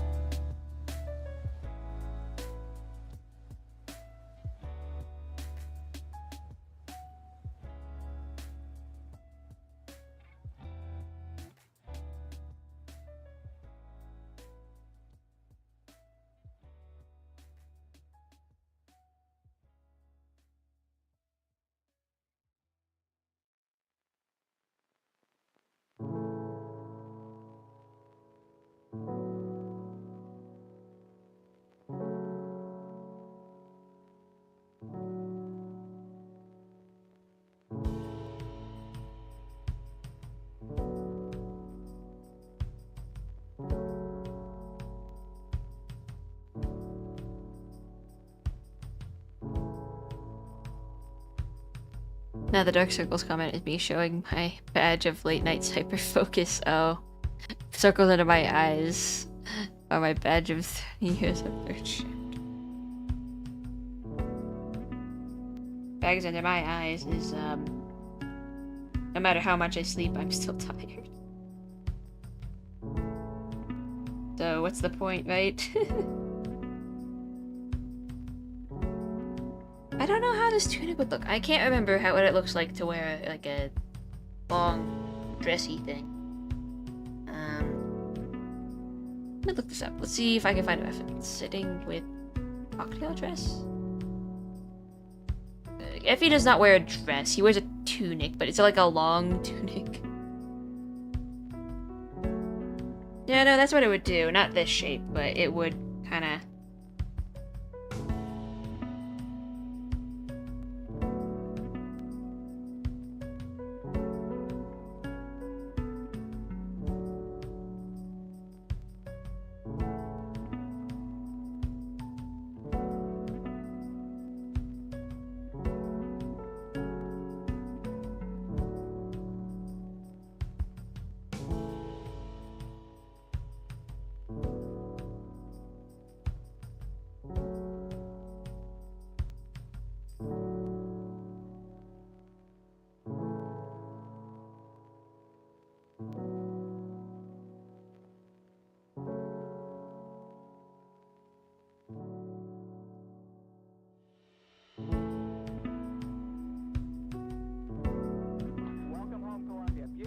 It's kind of subtly wraps around your leg. Computers now have primary control of critical vehicle functions.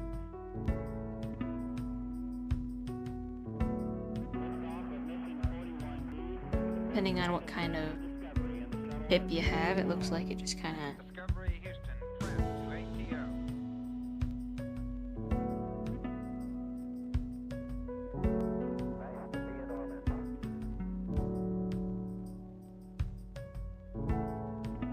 Beautiful, beautiful.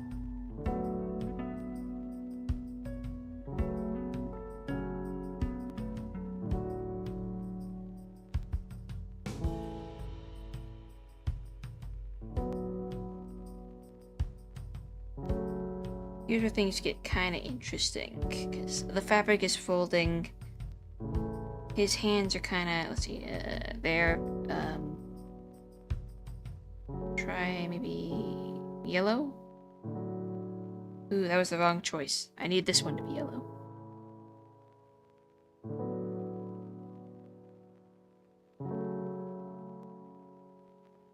Turn that down.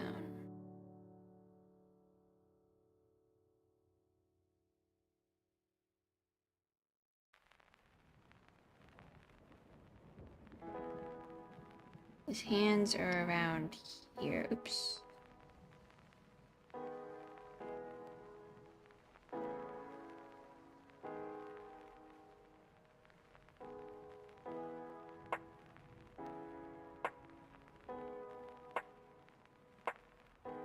Following that sort of shape of...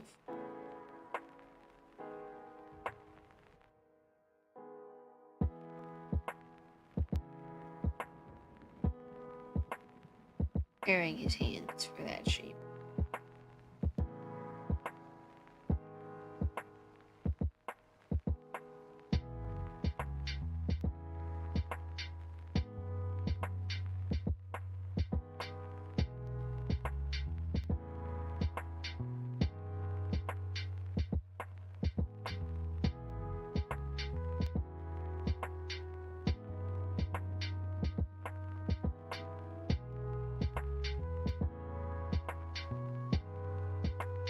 Oh, alright, I gotta go. Speaking of all the circles in my eyes making me sleepy. Good night, all. I might have missed you, but good night, Zivo. If I catch you in time, I kind of locked in for a moment.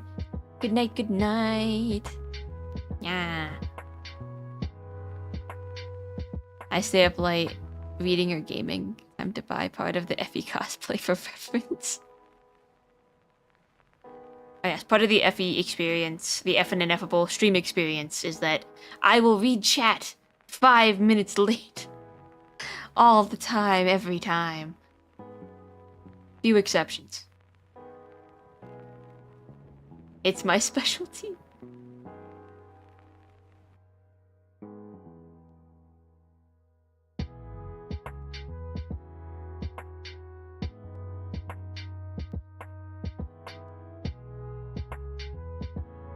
Ooh, don't know if that was audible. My neck snap. Cracked. A little bit. Just a little bit.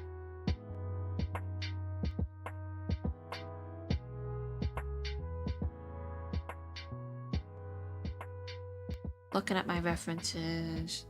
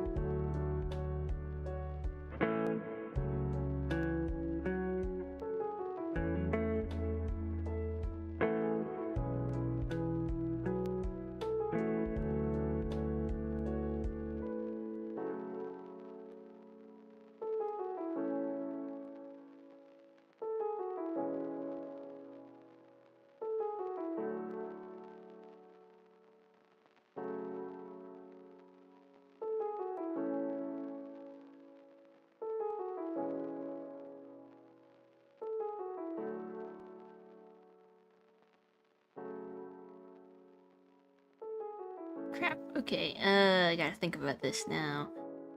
Okay.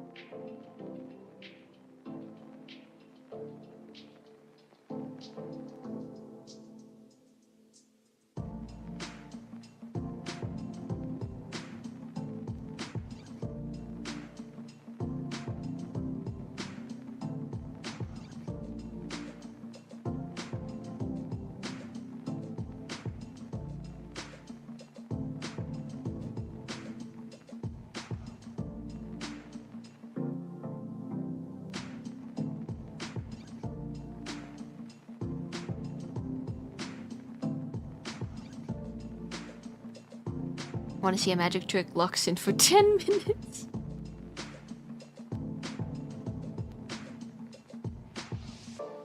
I don't really know what the inside of this poncho looks like.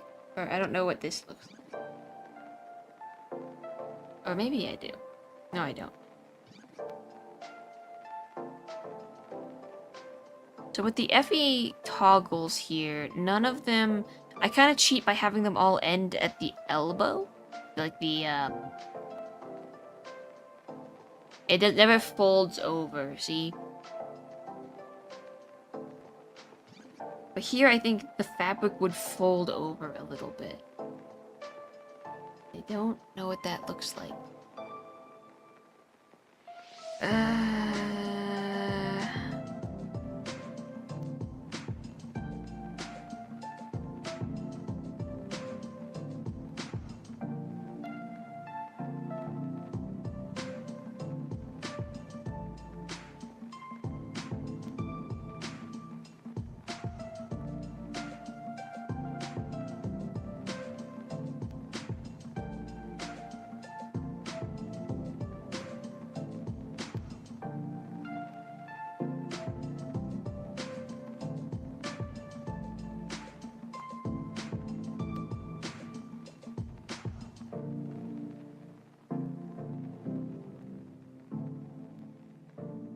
I know from this side, the fabric would just kind of like bend normal-ish.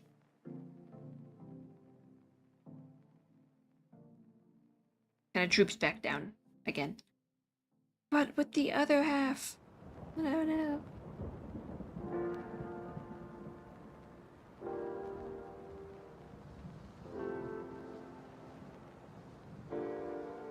I'd like to think that that's correct, but I don't really know what the,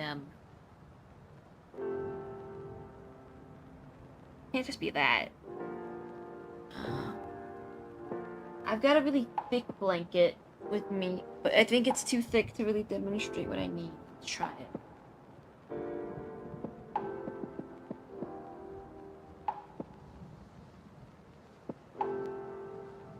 Okay, let's see. Blanket achieved. Doesn't work because it's too...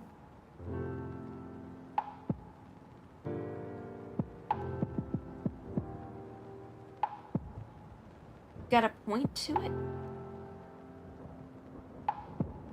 Maybe. Let's see.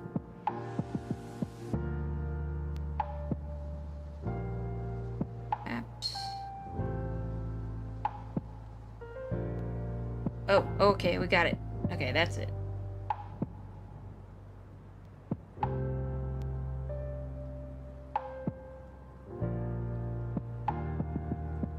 I think.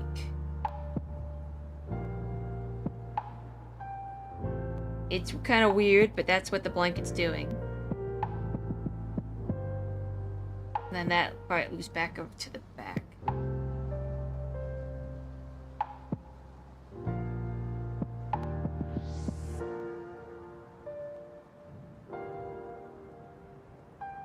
It is very thick blanket, though.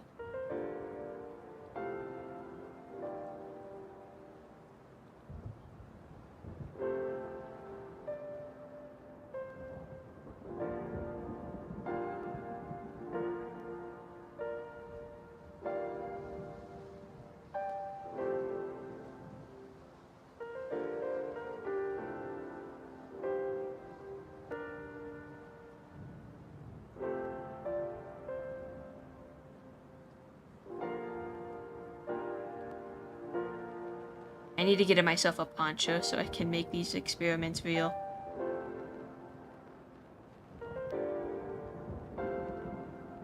Square up, Effie. Oop.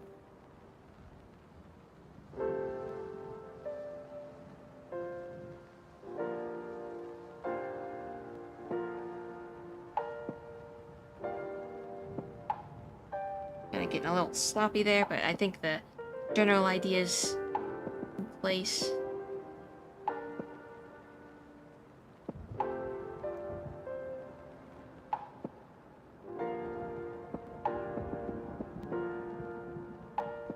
Oh, my drawing tablet's not on. Let's see. There we go.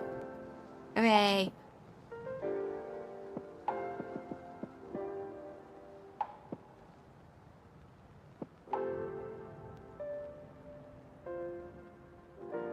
I take my mock-ups pretty seriously. That's why I keep going in like this.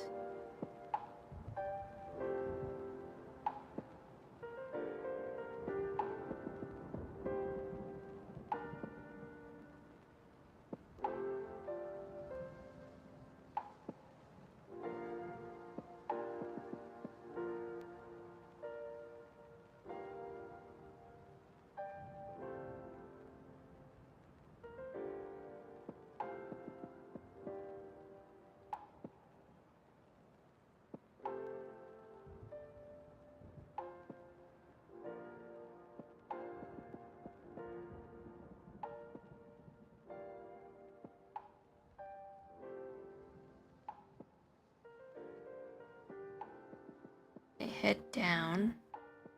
We have one of these already here.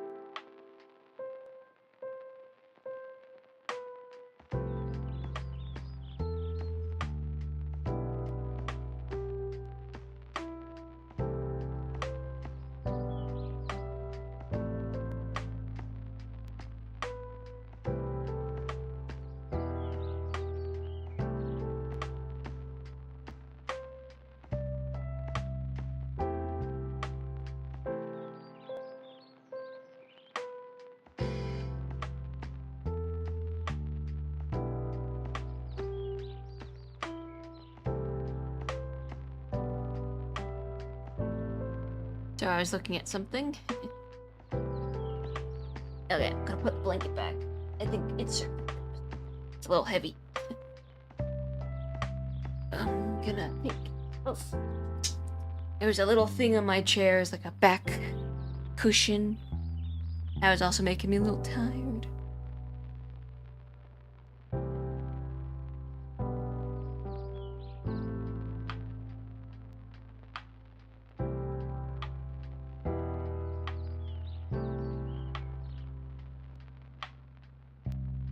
The itch on my arm is back. I think it might be eczema. Which makes me sad, because I don't want eczema.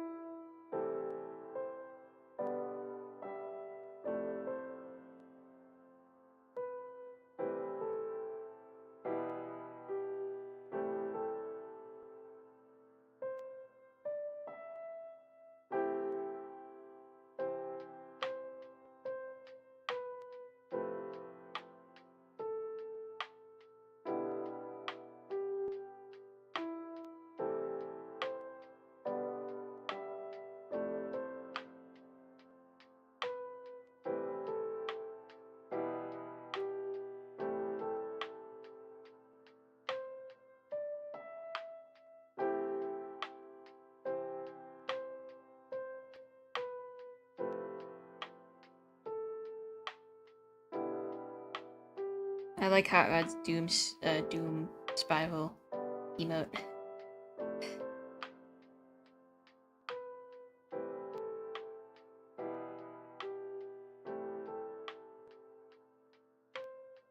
I would get my own, but I already have Exploding Effie.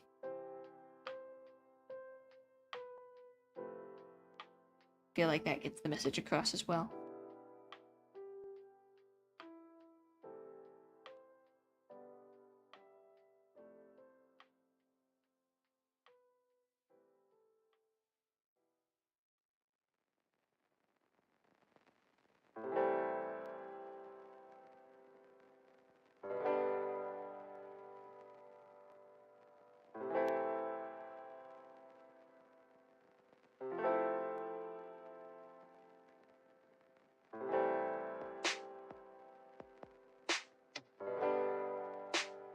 This frame is gonna look weird because I don't have the brush I use is angled, so there's like certain angles that make it really thin and hard to do stuff with it.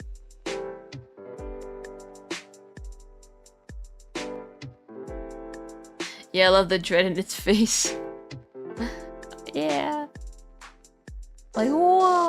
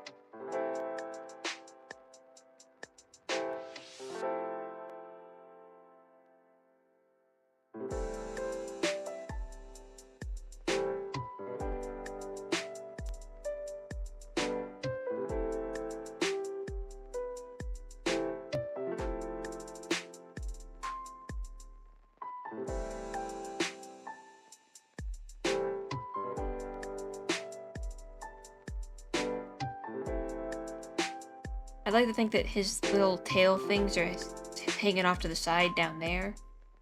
So you see they vanish behind him. I think he'd probably put them, they're like hanging off this cliff he's facing away from now.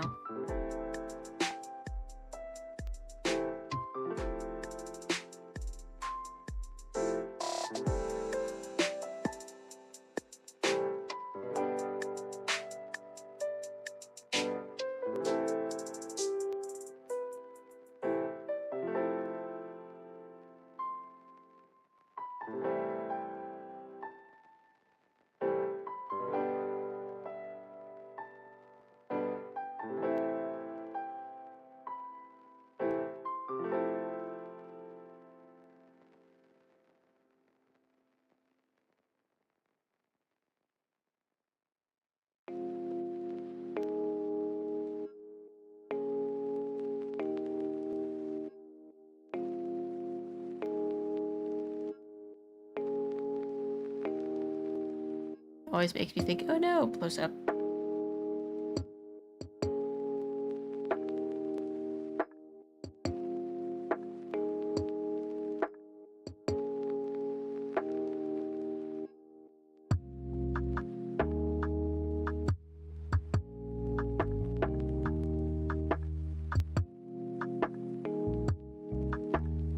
Hey, 3 more frames. We can do this.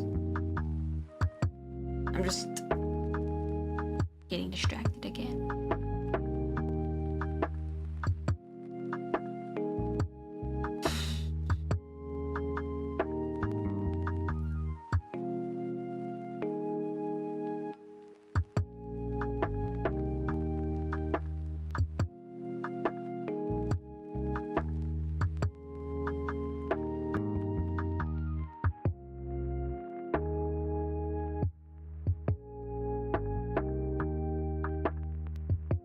My tea is very good, by the way.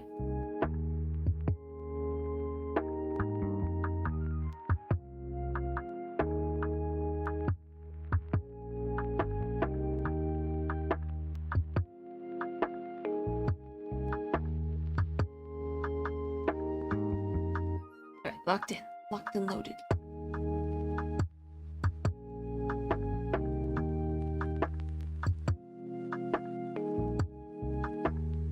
How big are his hands supposed to be? I've gotten smaller.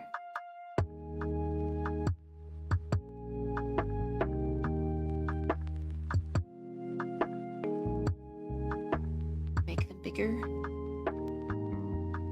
Or at least more on model.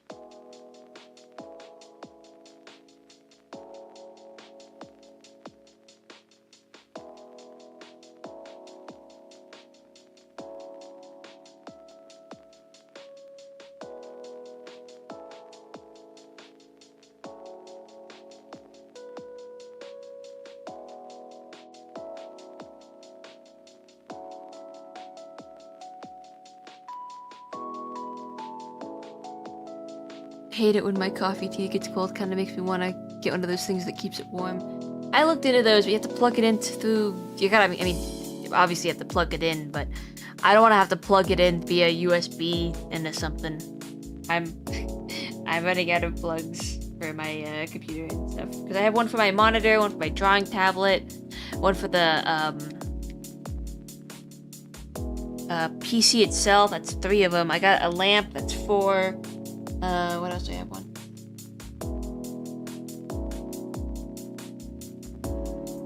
I've got an iPad charger. I have to plug in my phone. It gets kind of hot, but that's how the that's how the VTube Studio works. I've got a key light that plugs into my computer, so that's more electricity. I got my microphone plugs into the computer. I have a storage device. Too many plugs. Not enough USB.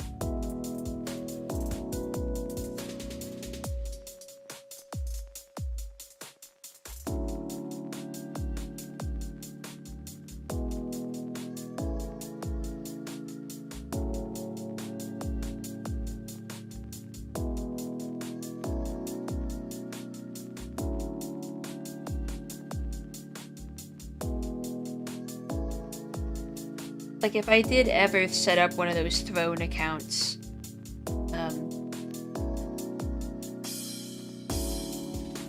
coffee, like a mug warmer, would probably be on there, but I'm not sure if I'd use it all that much, to be honest.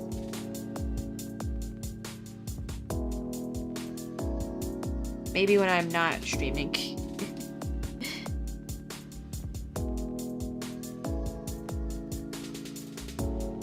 Yeah, that's a lot. Yeah, it's a lot to do streaming.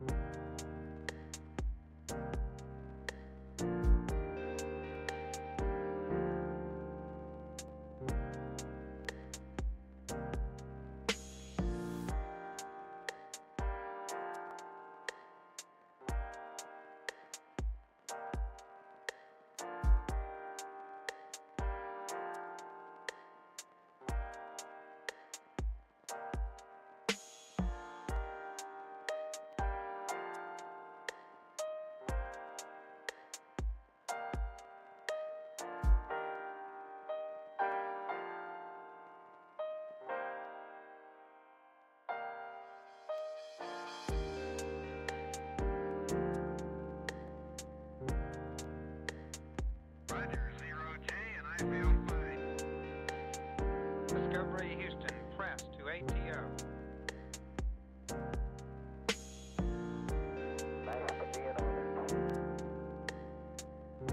Liftoff of mission 41D, the first flight in the orbit of Discovery, and the shuttle has cleared the tower.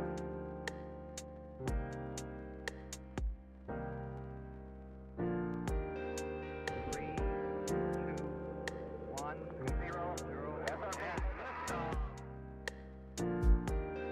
Discovery, go and throttle up.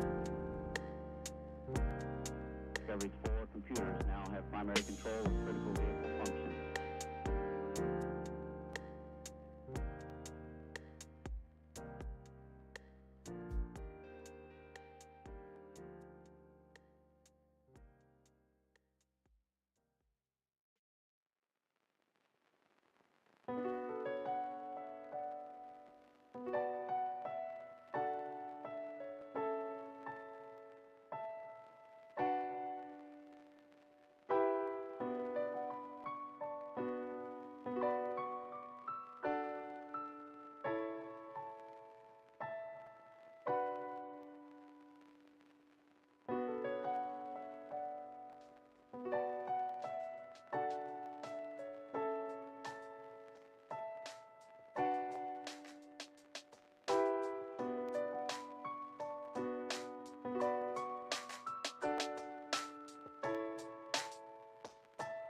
I'm trying to do the hand thing right now. I got a little mirror I'm looking at.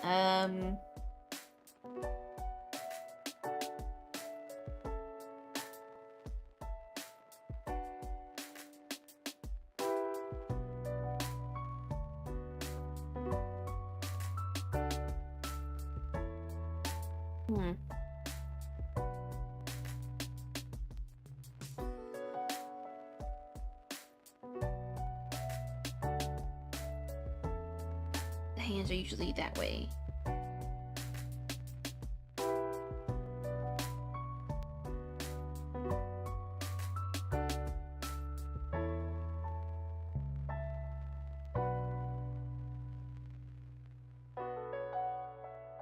I do a lot of hand exercises when I'm drawing.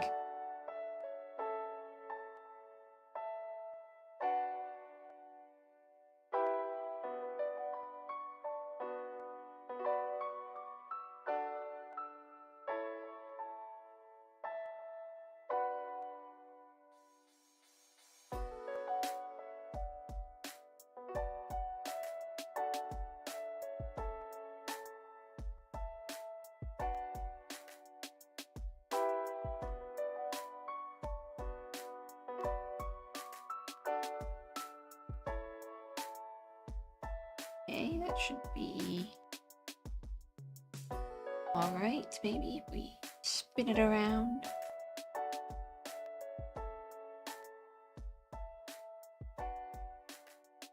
They're not bent, actually, they're kind of straight.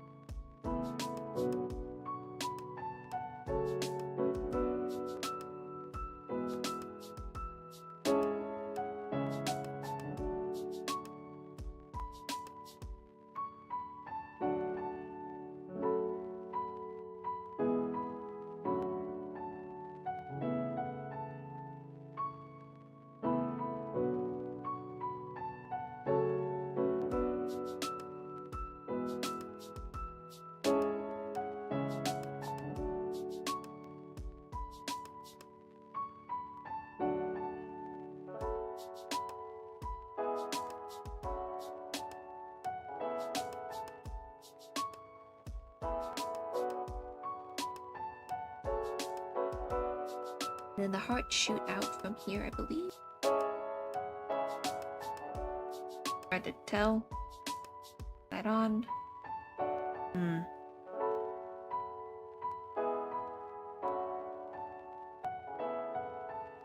Maybe we move that over a bit more. I really want to try and center it.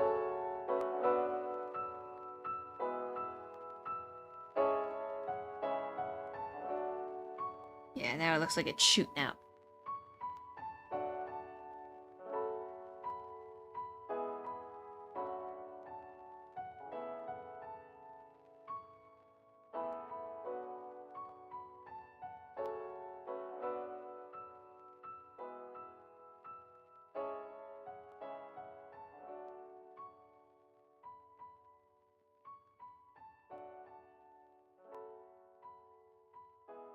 Save that, and we can turn this heart off because we already see what's going on.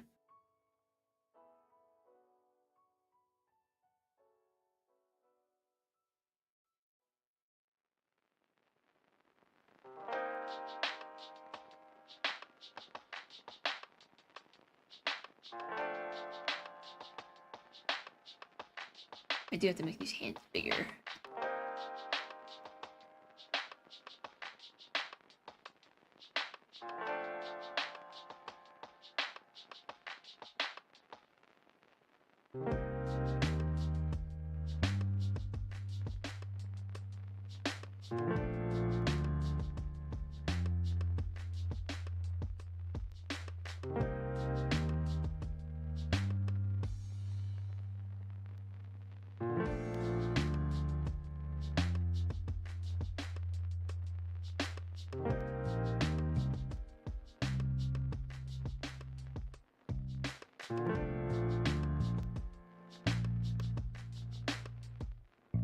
The FE beam.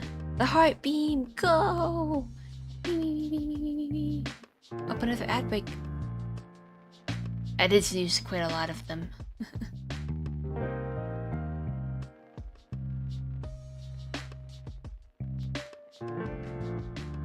I'm slowing behind because I'm getting tired, but I need to finish at least this handy sketch. It's so close.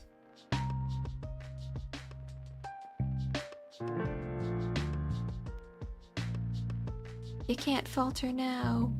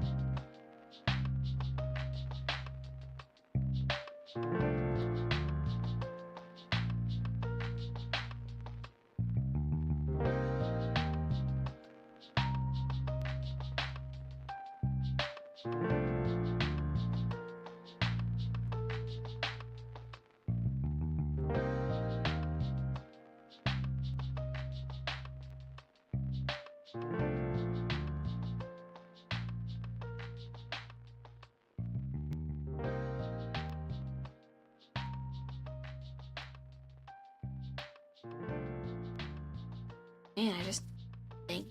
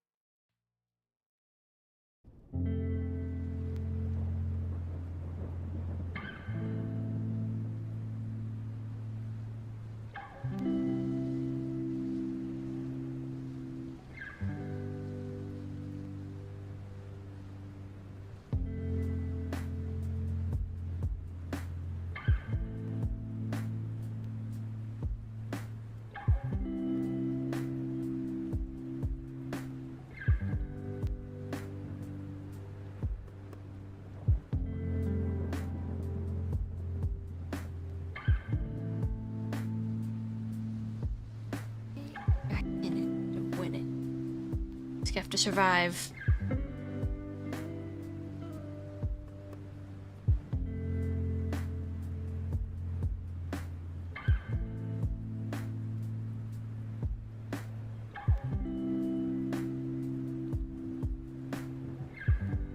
little hand mirror.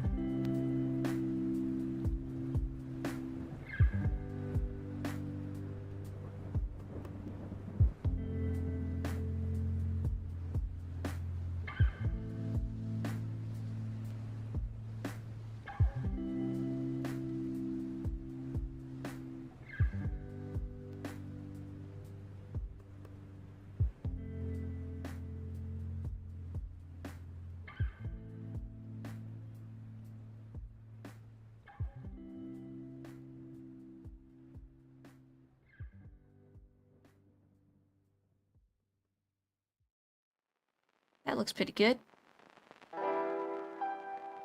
Now we just have to add the FE part of it.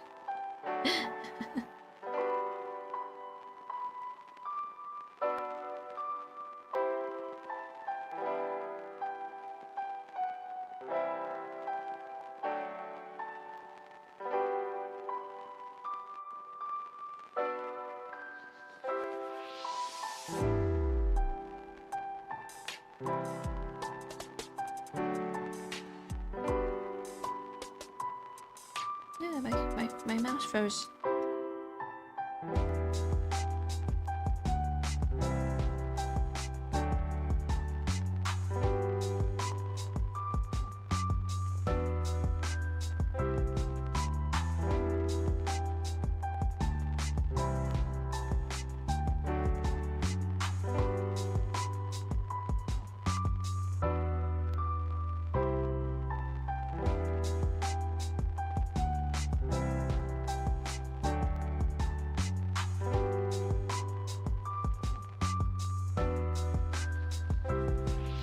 Great progress, thank you. Yeah.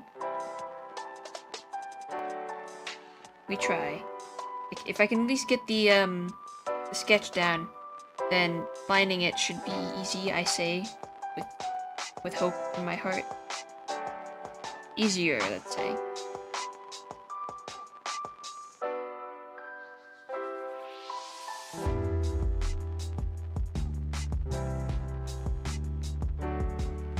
These. Part of some of the detail doesn't matter. I just like to get the general gist of it done, and sometimes I need to refine it to make sure it's gonna look good in every aspect.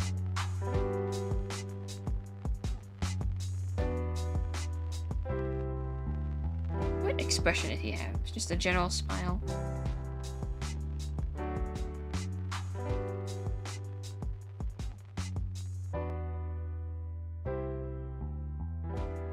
Slits are too in the way.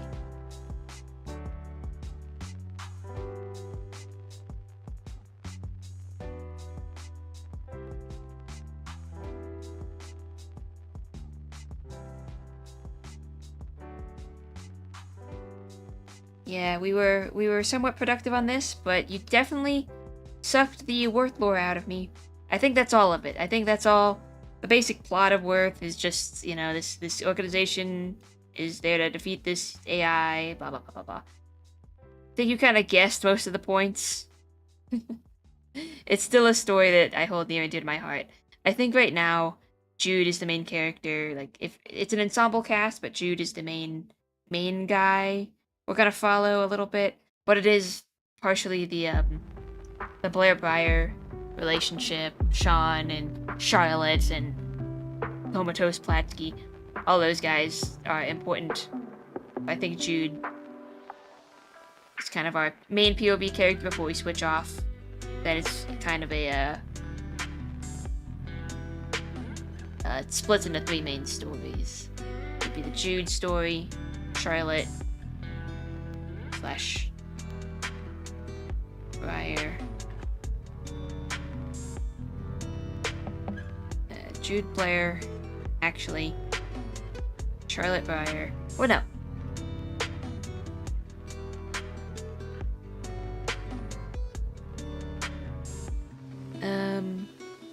It's Jude, Briar, and Blair, actually.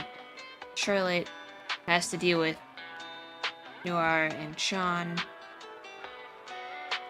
And then Sean has to deal with Blair and Ide. Really.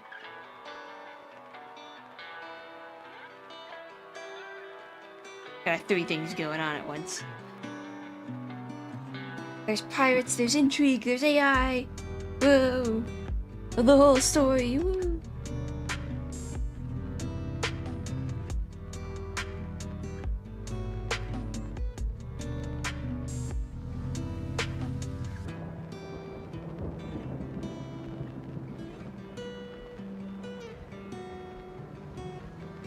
Ooh, Sean has to deal with so much.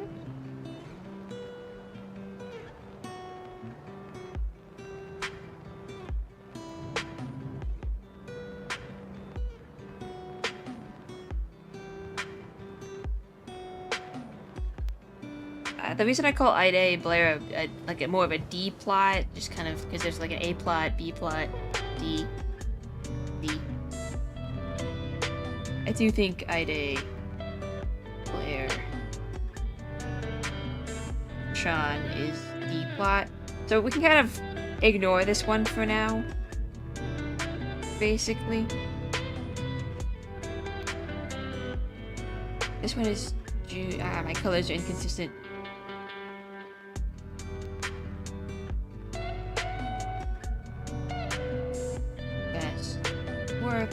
Actually, I think Charlotte's up here too.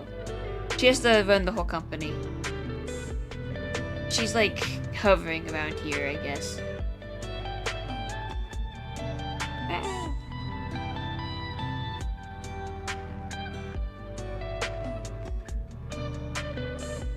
I don't know, the ensemble cast exists in A. B, we have Charlotte and Matt, really.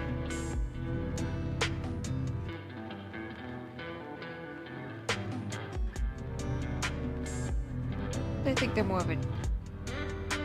Those guys are C. I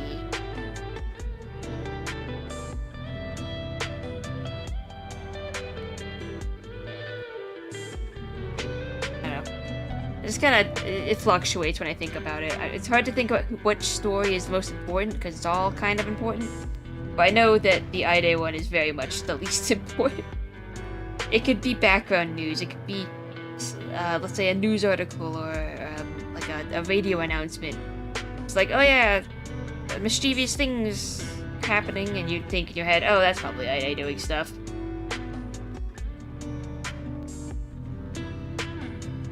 Our mysteries are far too. But yeah, Sean is caught up in the most of it.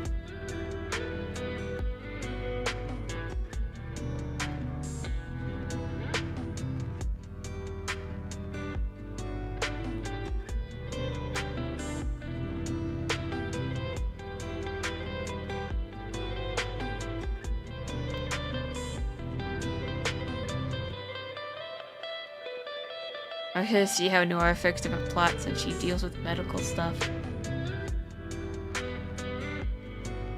Let's just say, well, you know what, I don't care about spoiling too much of the plot. You already know most of it. How it resolves, that's kind of like... what do you think Pirate Guy got the knockout drug that kind of got Reagan's ship all... dunked under?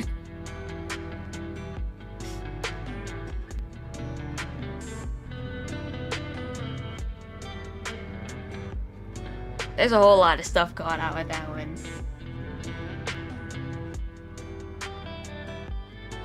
Like the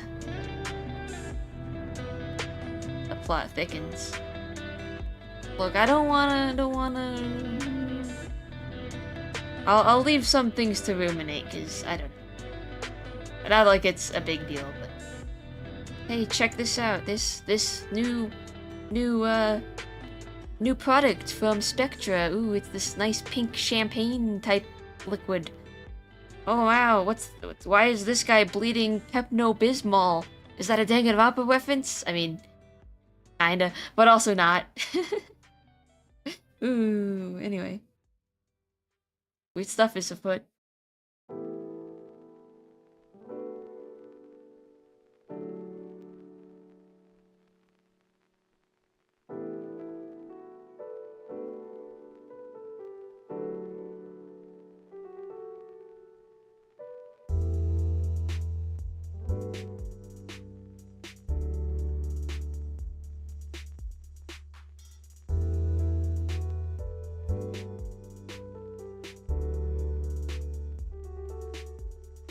Poor Blair, the bottle hit broke when he fall.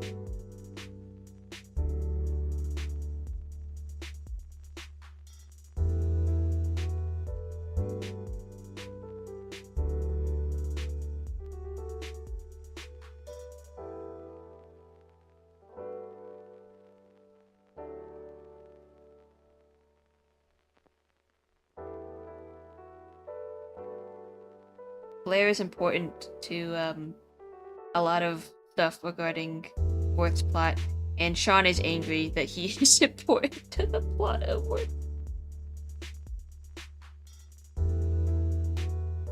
It actually does make Sean mad.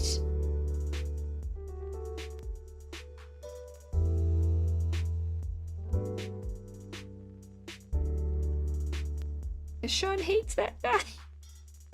Okay, he doesn't hate Blair. He just, again, expects a lot from him. And when Blair fails to deliver, that's when Sean's like, God damn it. This fucking guy.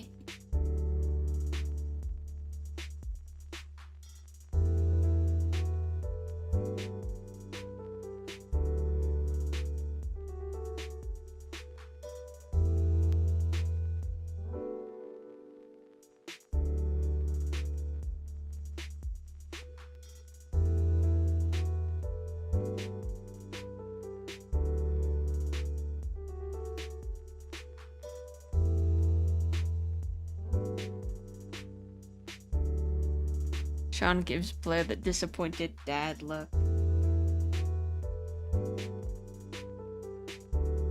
I did try to look over my old Worth writing to see if there's anything I could share, but it's not.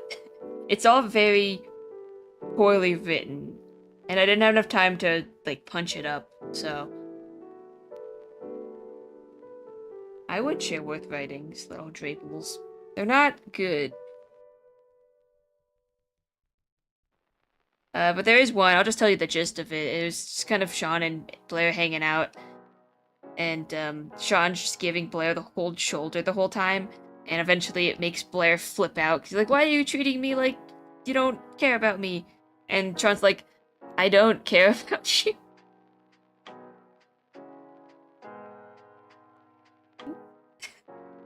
And Blair was like, shocked Pikachu face, and Sean had to give him the rundown of, look, we're not friends.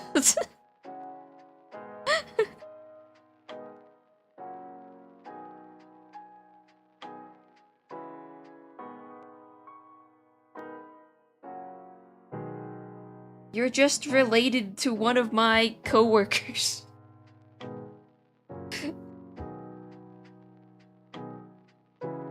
That's the extent of our relationship. And Blair is just like,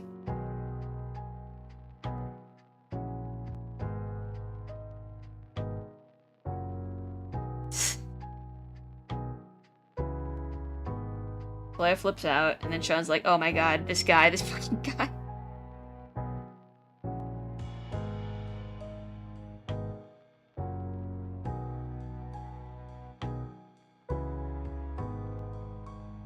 Why do I have to deal with this guy? And the reason is because he's a manager, kind of. And he has to protect his, I guess his, like, employees, and Briar technically works for them, so it's kind of... She doesn't want to see her brother, so Sean has to step in and be like, I'll take care of it. But Sean does not want to take care of it.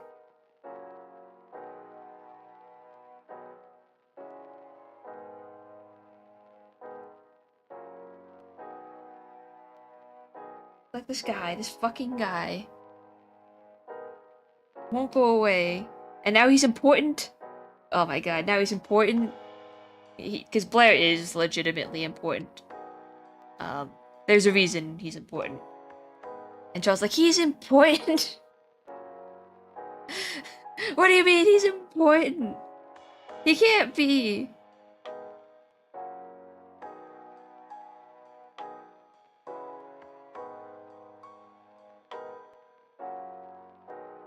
Oh, it makes Sean fume. He is so mad about it.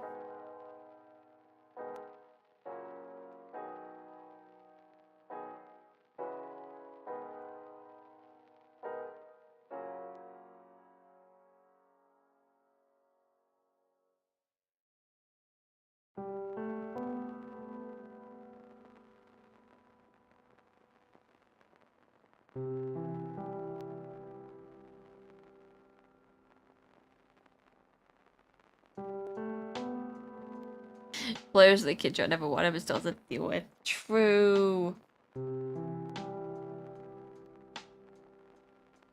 I mean, Blair alone would be kind of annoying to take care of. It's the other one that Blair kind of brings with him.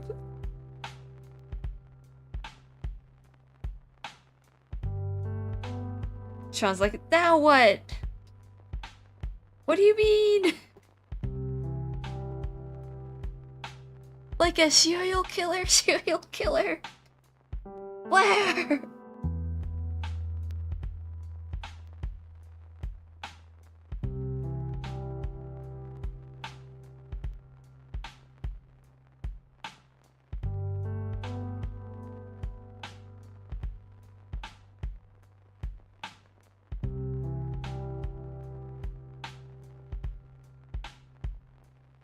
There's so many tangents going on. I think the hair is above Bo.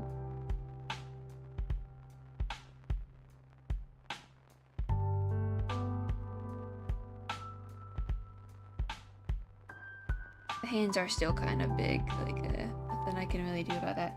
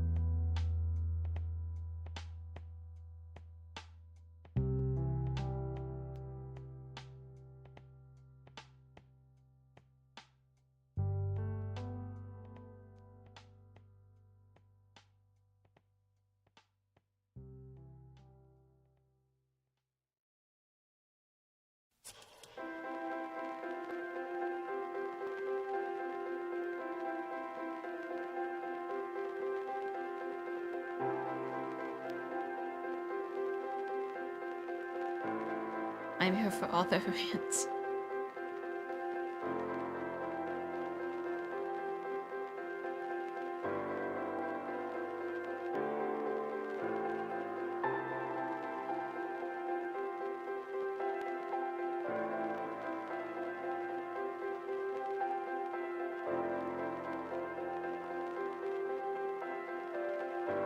I don't know if I have it written down. Maybe I could just read like the end of the dialogue. This is for Hot Rod and Hot Rod alone.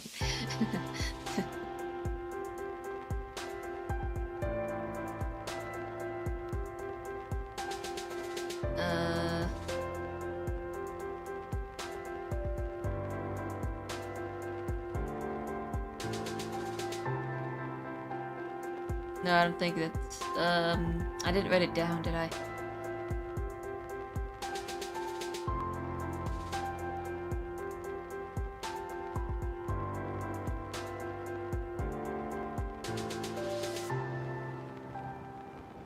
Aw, Sean's being mean. He's really mean.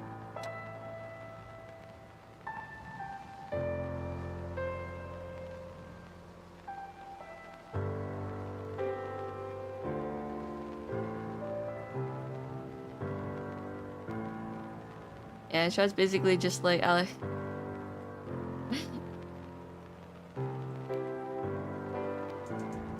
okay.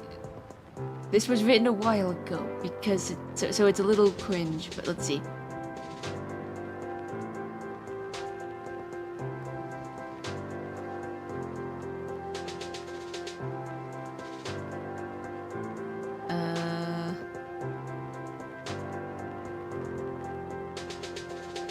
Like Blair's going on in his little whiny tirade, and Sean's like, "Oh, I get it now." Blair says, "What? You get what?" Sean says, "I'm not the solution to your problems, and neither are you the one to mine." Sean said simply. Blair stares at him, wide-eyed like a wild animal. I don't... Oh, wait, let me do it soft. You don't like the way I'm treating you? Oh, boo-hoo. We're not friends. I don't think we ever will be, so shut up. Wait, what? Wait, what's the rest of his little thing? No, I might have put it out of order. Oh, there it is. I'm not the knight in shining armor come to rescue you from yourself. You seem to be nurturing this fantasy where I swoop in, we embrace, the credits roll, the end. Stop being a child. You of all people should know how the world works, how cruel it can be. So why are you hanging on to such nonsense? Oh yeah, it's cringy. But yeah, no, Sean does not like Blair. And Blair's like, but you're super smart and I look up to you and maybe you could solve my problems. And Sean's like, no, not the case. I don't know what you want from me.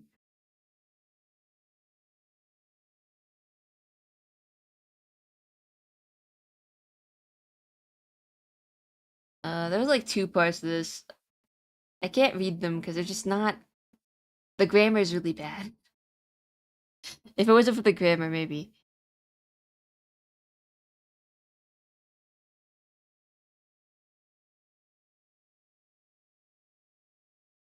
There was a part where, like, they get into an argument and then Blair leaves, and eventually Sean finds Blair drunk outside his house, and it's like, okay, fine, whatever. He goes out to just, like, help him get over his hangover. And he does apologize, like, yeah, you know what, like, I was kind of mean to you the other day, I didn't mean it, it's fine, you know, it's cool. And Blair's like, nobody cares about me. And then Sean gets really pissed off again. He's like, well, that's not true. You have friends that could house you. Maybe you could talk to them. But Blair won't listen to him, so he gets all mad again. Everyone else has no idea what this is talking about. That's okay. You'll have to catch the vibe. I forgot how bad the dialogue was, too. It's a wonder what years do to your writing ability.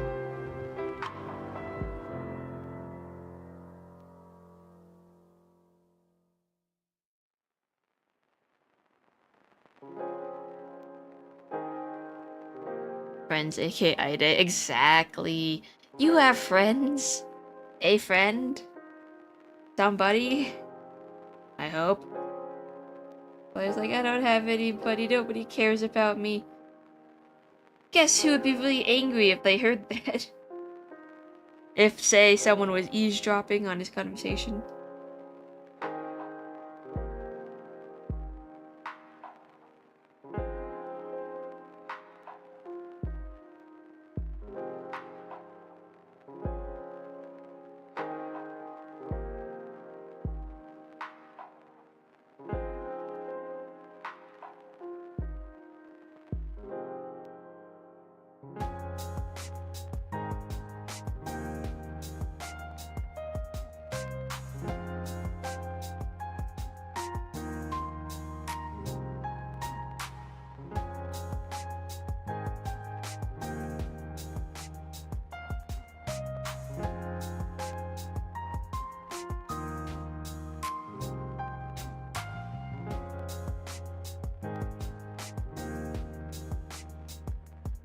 For everyone else really confused, it's okay.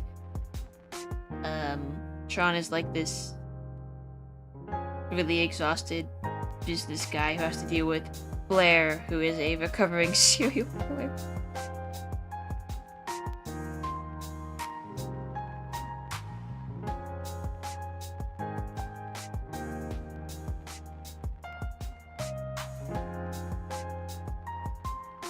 Okay, Blair was not the serial killer. He was friends with the serial killer and a bystander to that other guy's crimes. An accessory, if you will. Finally catches a clean break, he still gets involved in a conspiracy, so no rest for the wicked, it seems. He says that and all you see is Ida sprinting at him with a huge smile. You can't escape me, Blair.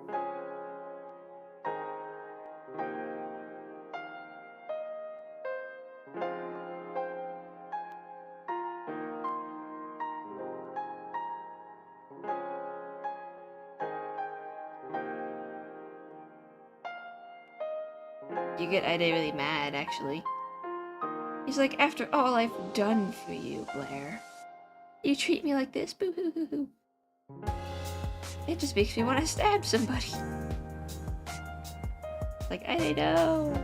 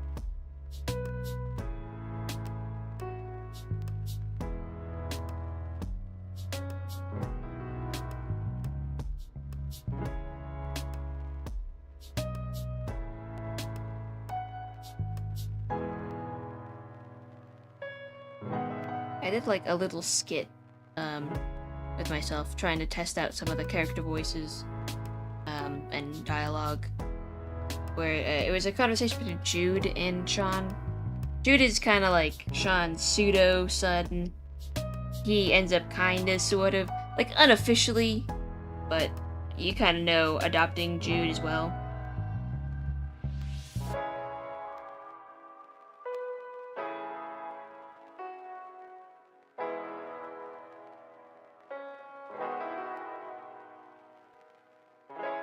It's just kind of an exchange between the two of them. I was like, okay, Jude, what exactly do you think I do for work? And Jude's like, you're a scientist. You do science. And Sean's like, when have I ever worn a lab coat, actually? Jude's like, then you're a businessman. You do business. Sean's like, actually, well, I'm more of a project manager. I manage people at Spire, and then I'm also kind of a software engineer, so you know, I'm not really doing business. I don't even run the HR department, even though people act like I do. And she's like, oh, then why do you dress like a businessman? It's like, well, I like to dress in business casual, I guess, like a casual suit, because I just want to look and feel nice, feel good. I didn't think it was that fancy.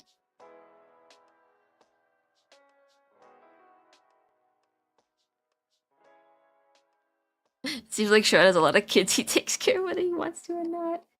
He just cares about people a lot, so he ends up taking care of them until they eventually just become part of his sort of family.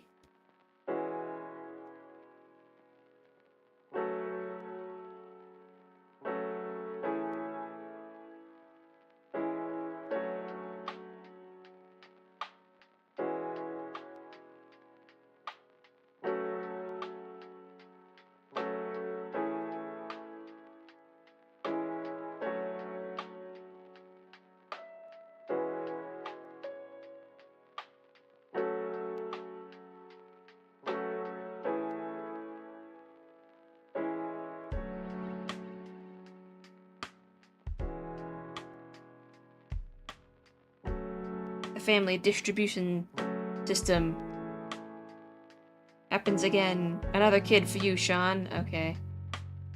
Yeah, right. He's cool with it. He likes taking care of people.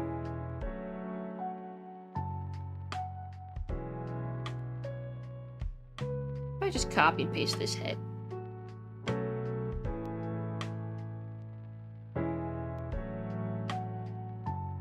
Just change a couple things. I don't have to redraw it again for the sketch.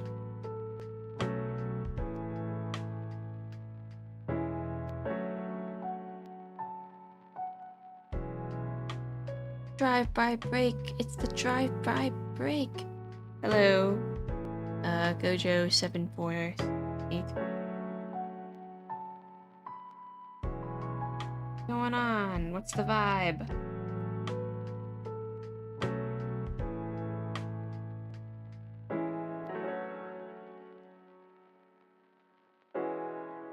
Take a break, and no, it's not an option. I have been breaking. Talk about characters, it's fine.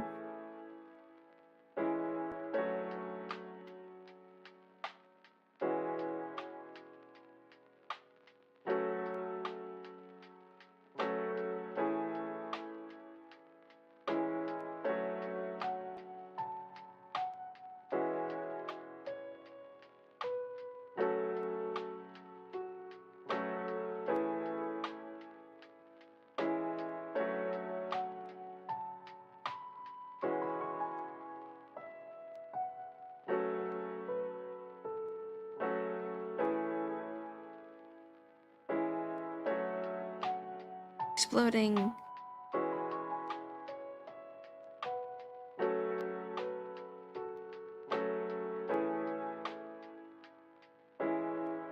Oh yeah, when was your last break? A few moments ago. Talk about Sean. My character.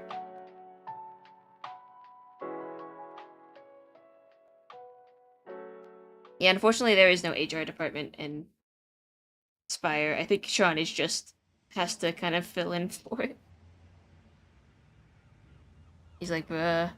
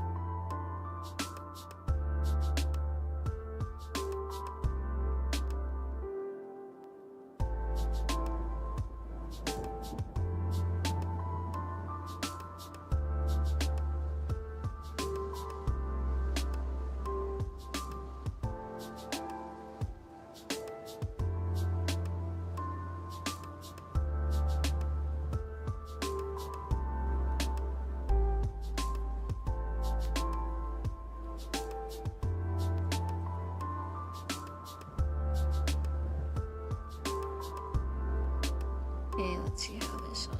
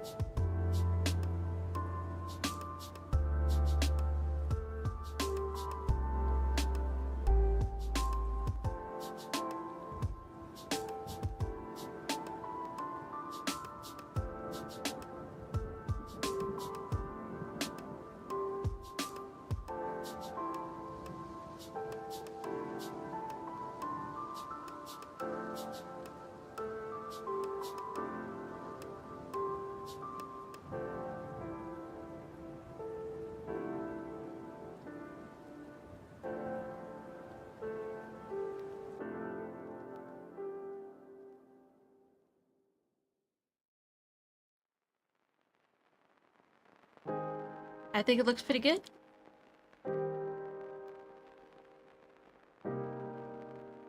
Yeah. Took a while. We got it down. That's 20 frames, 21 frames about.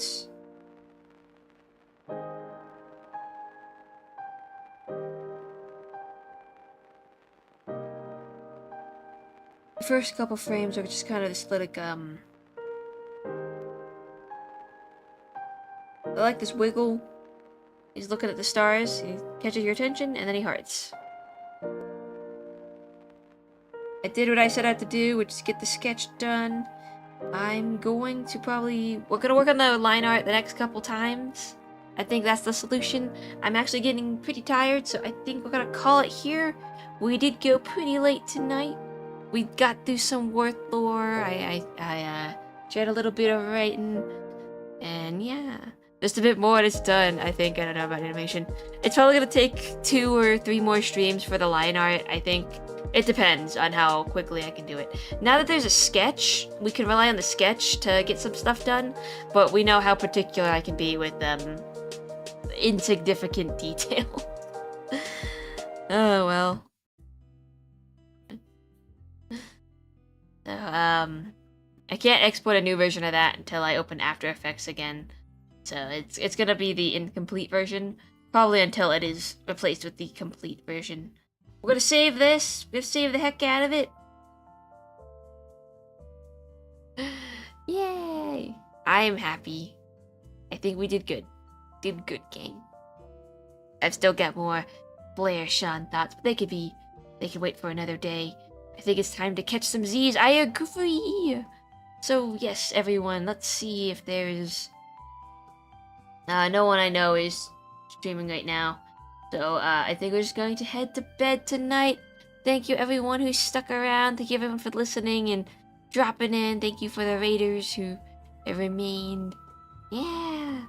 Making our animation progress. After the stinger is done, I would like to work on some live 2D redeems and effects, like the head pat redeem, the long-awaited head pat redeem, and also some glasses for Effie. I really wanted those glasses. Hee. But yes, everyone, hydrate, take care of yourself, and catch some Z's. No matter what time zone you're in, get a nap, get some sleep. I love sleep. Sleep is cool. Alright, good night.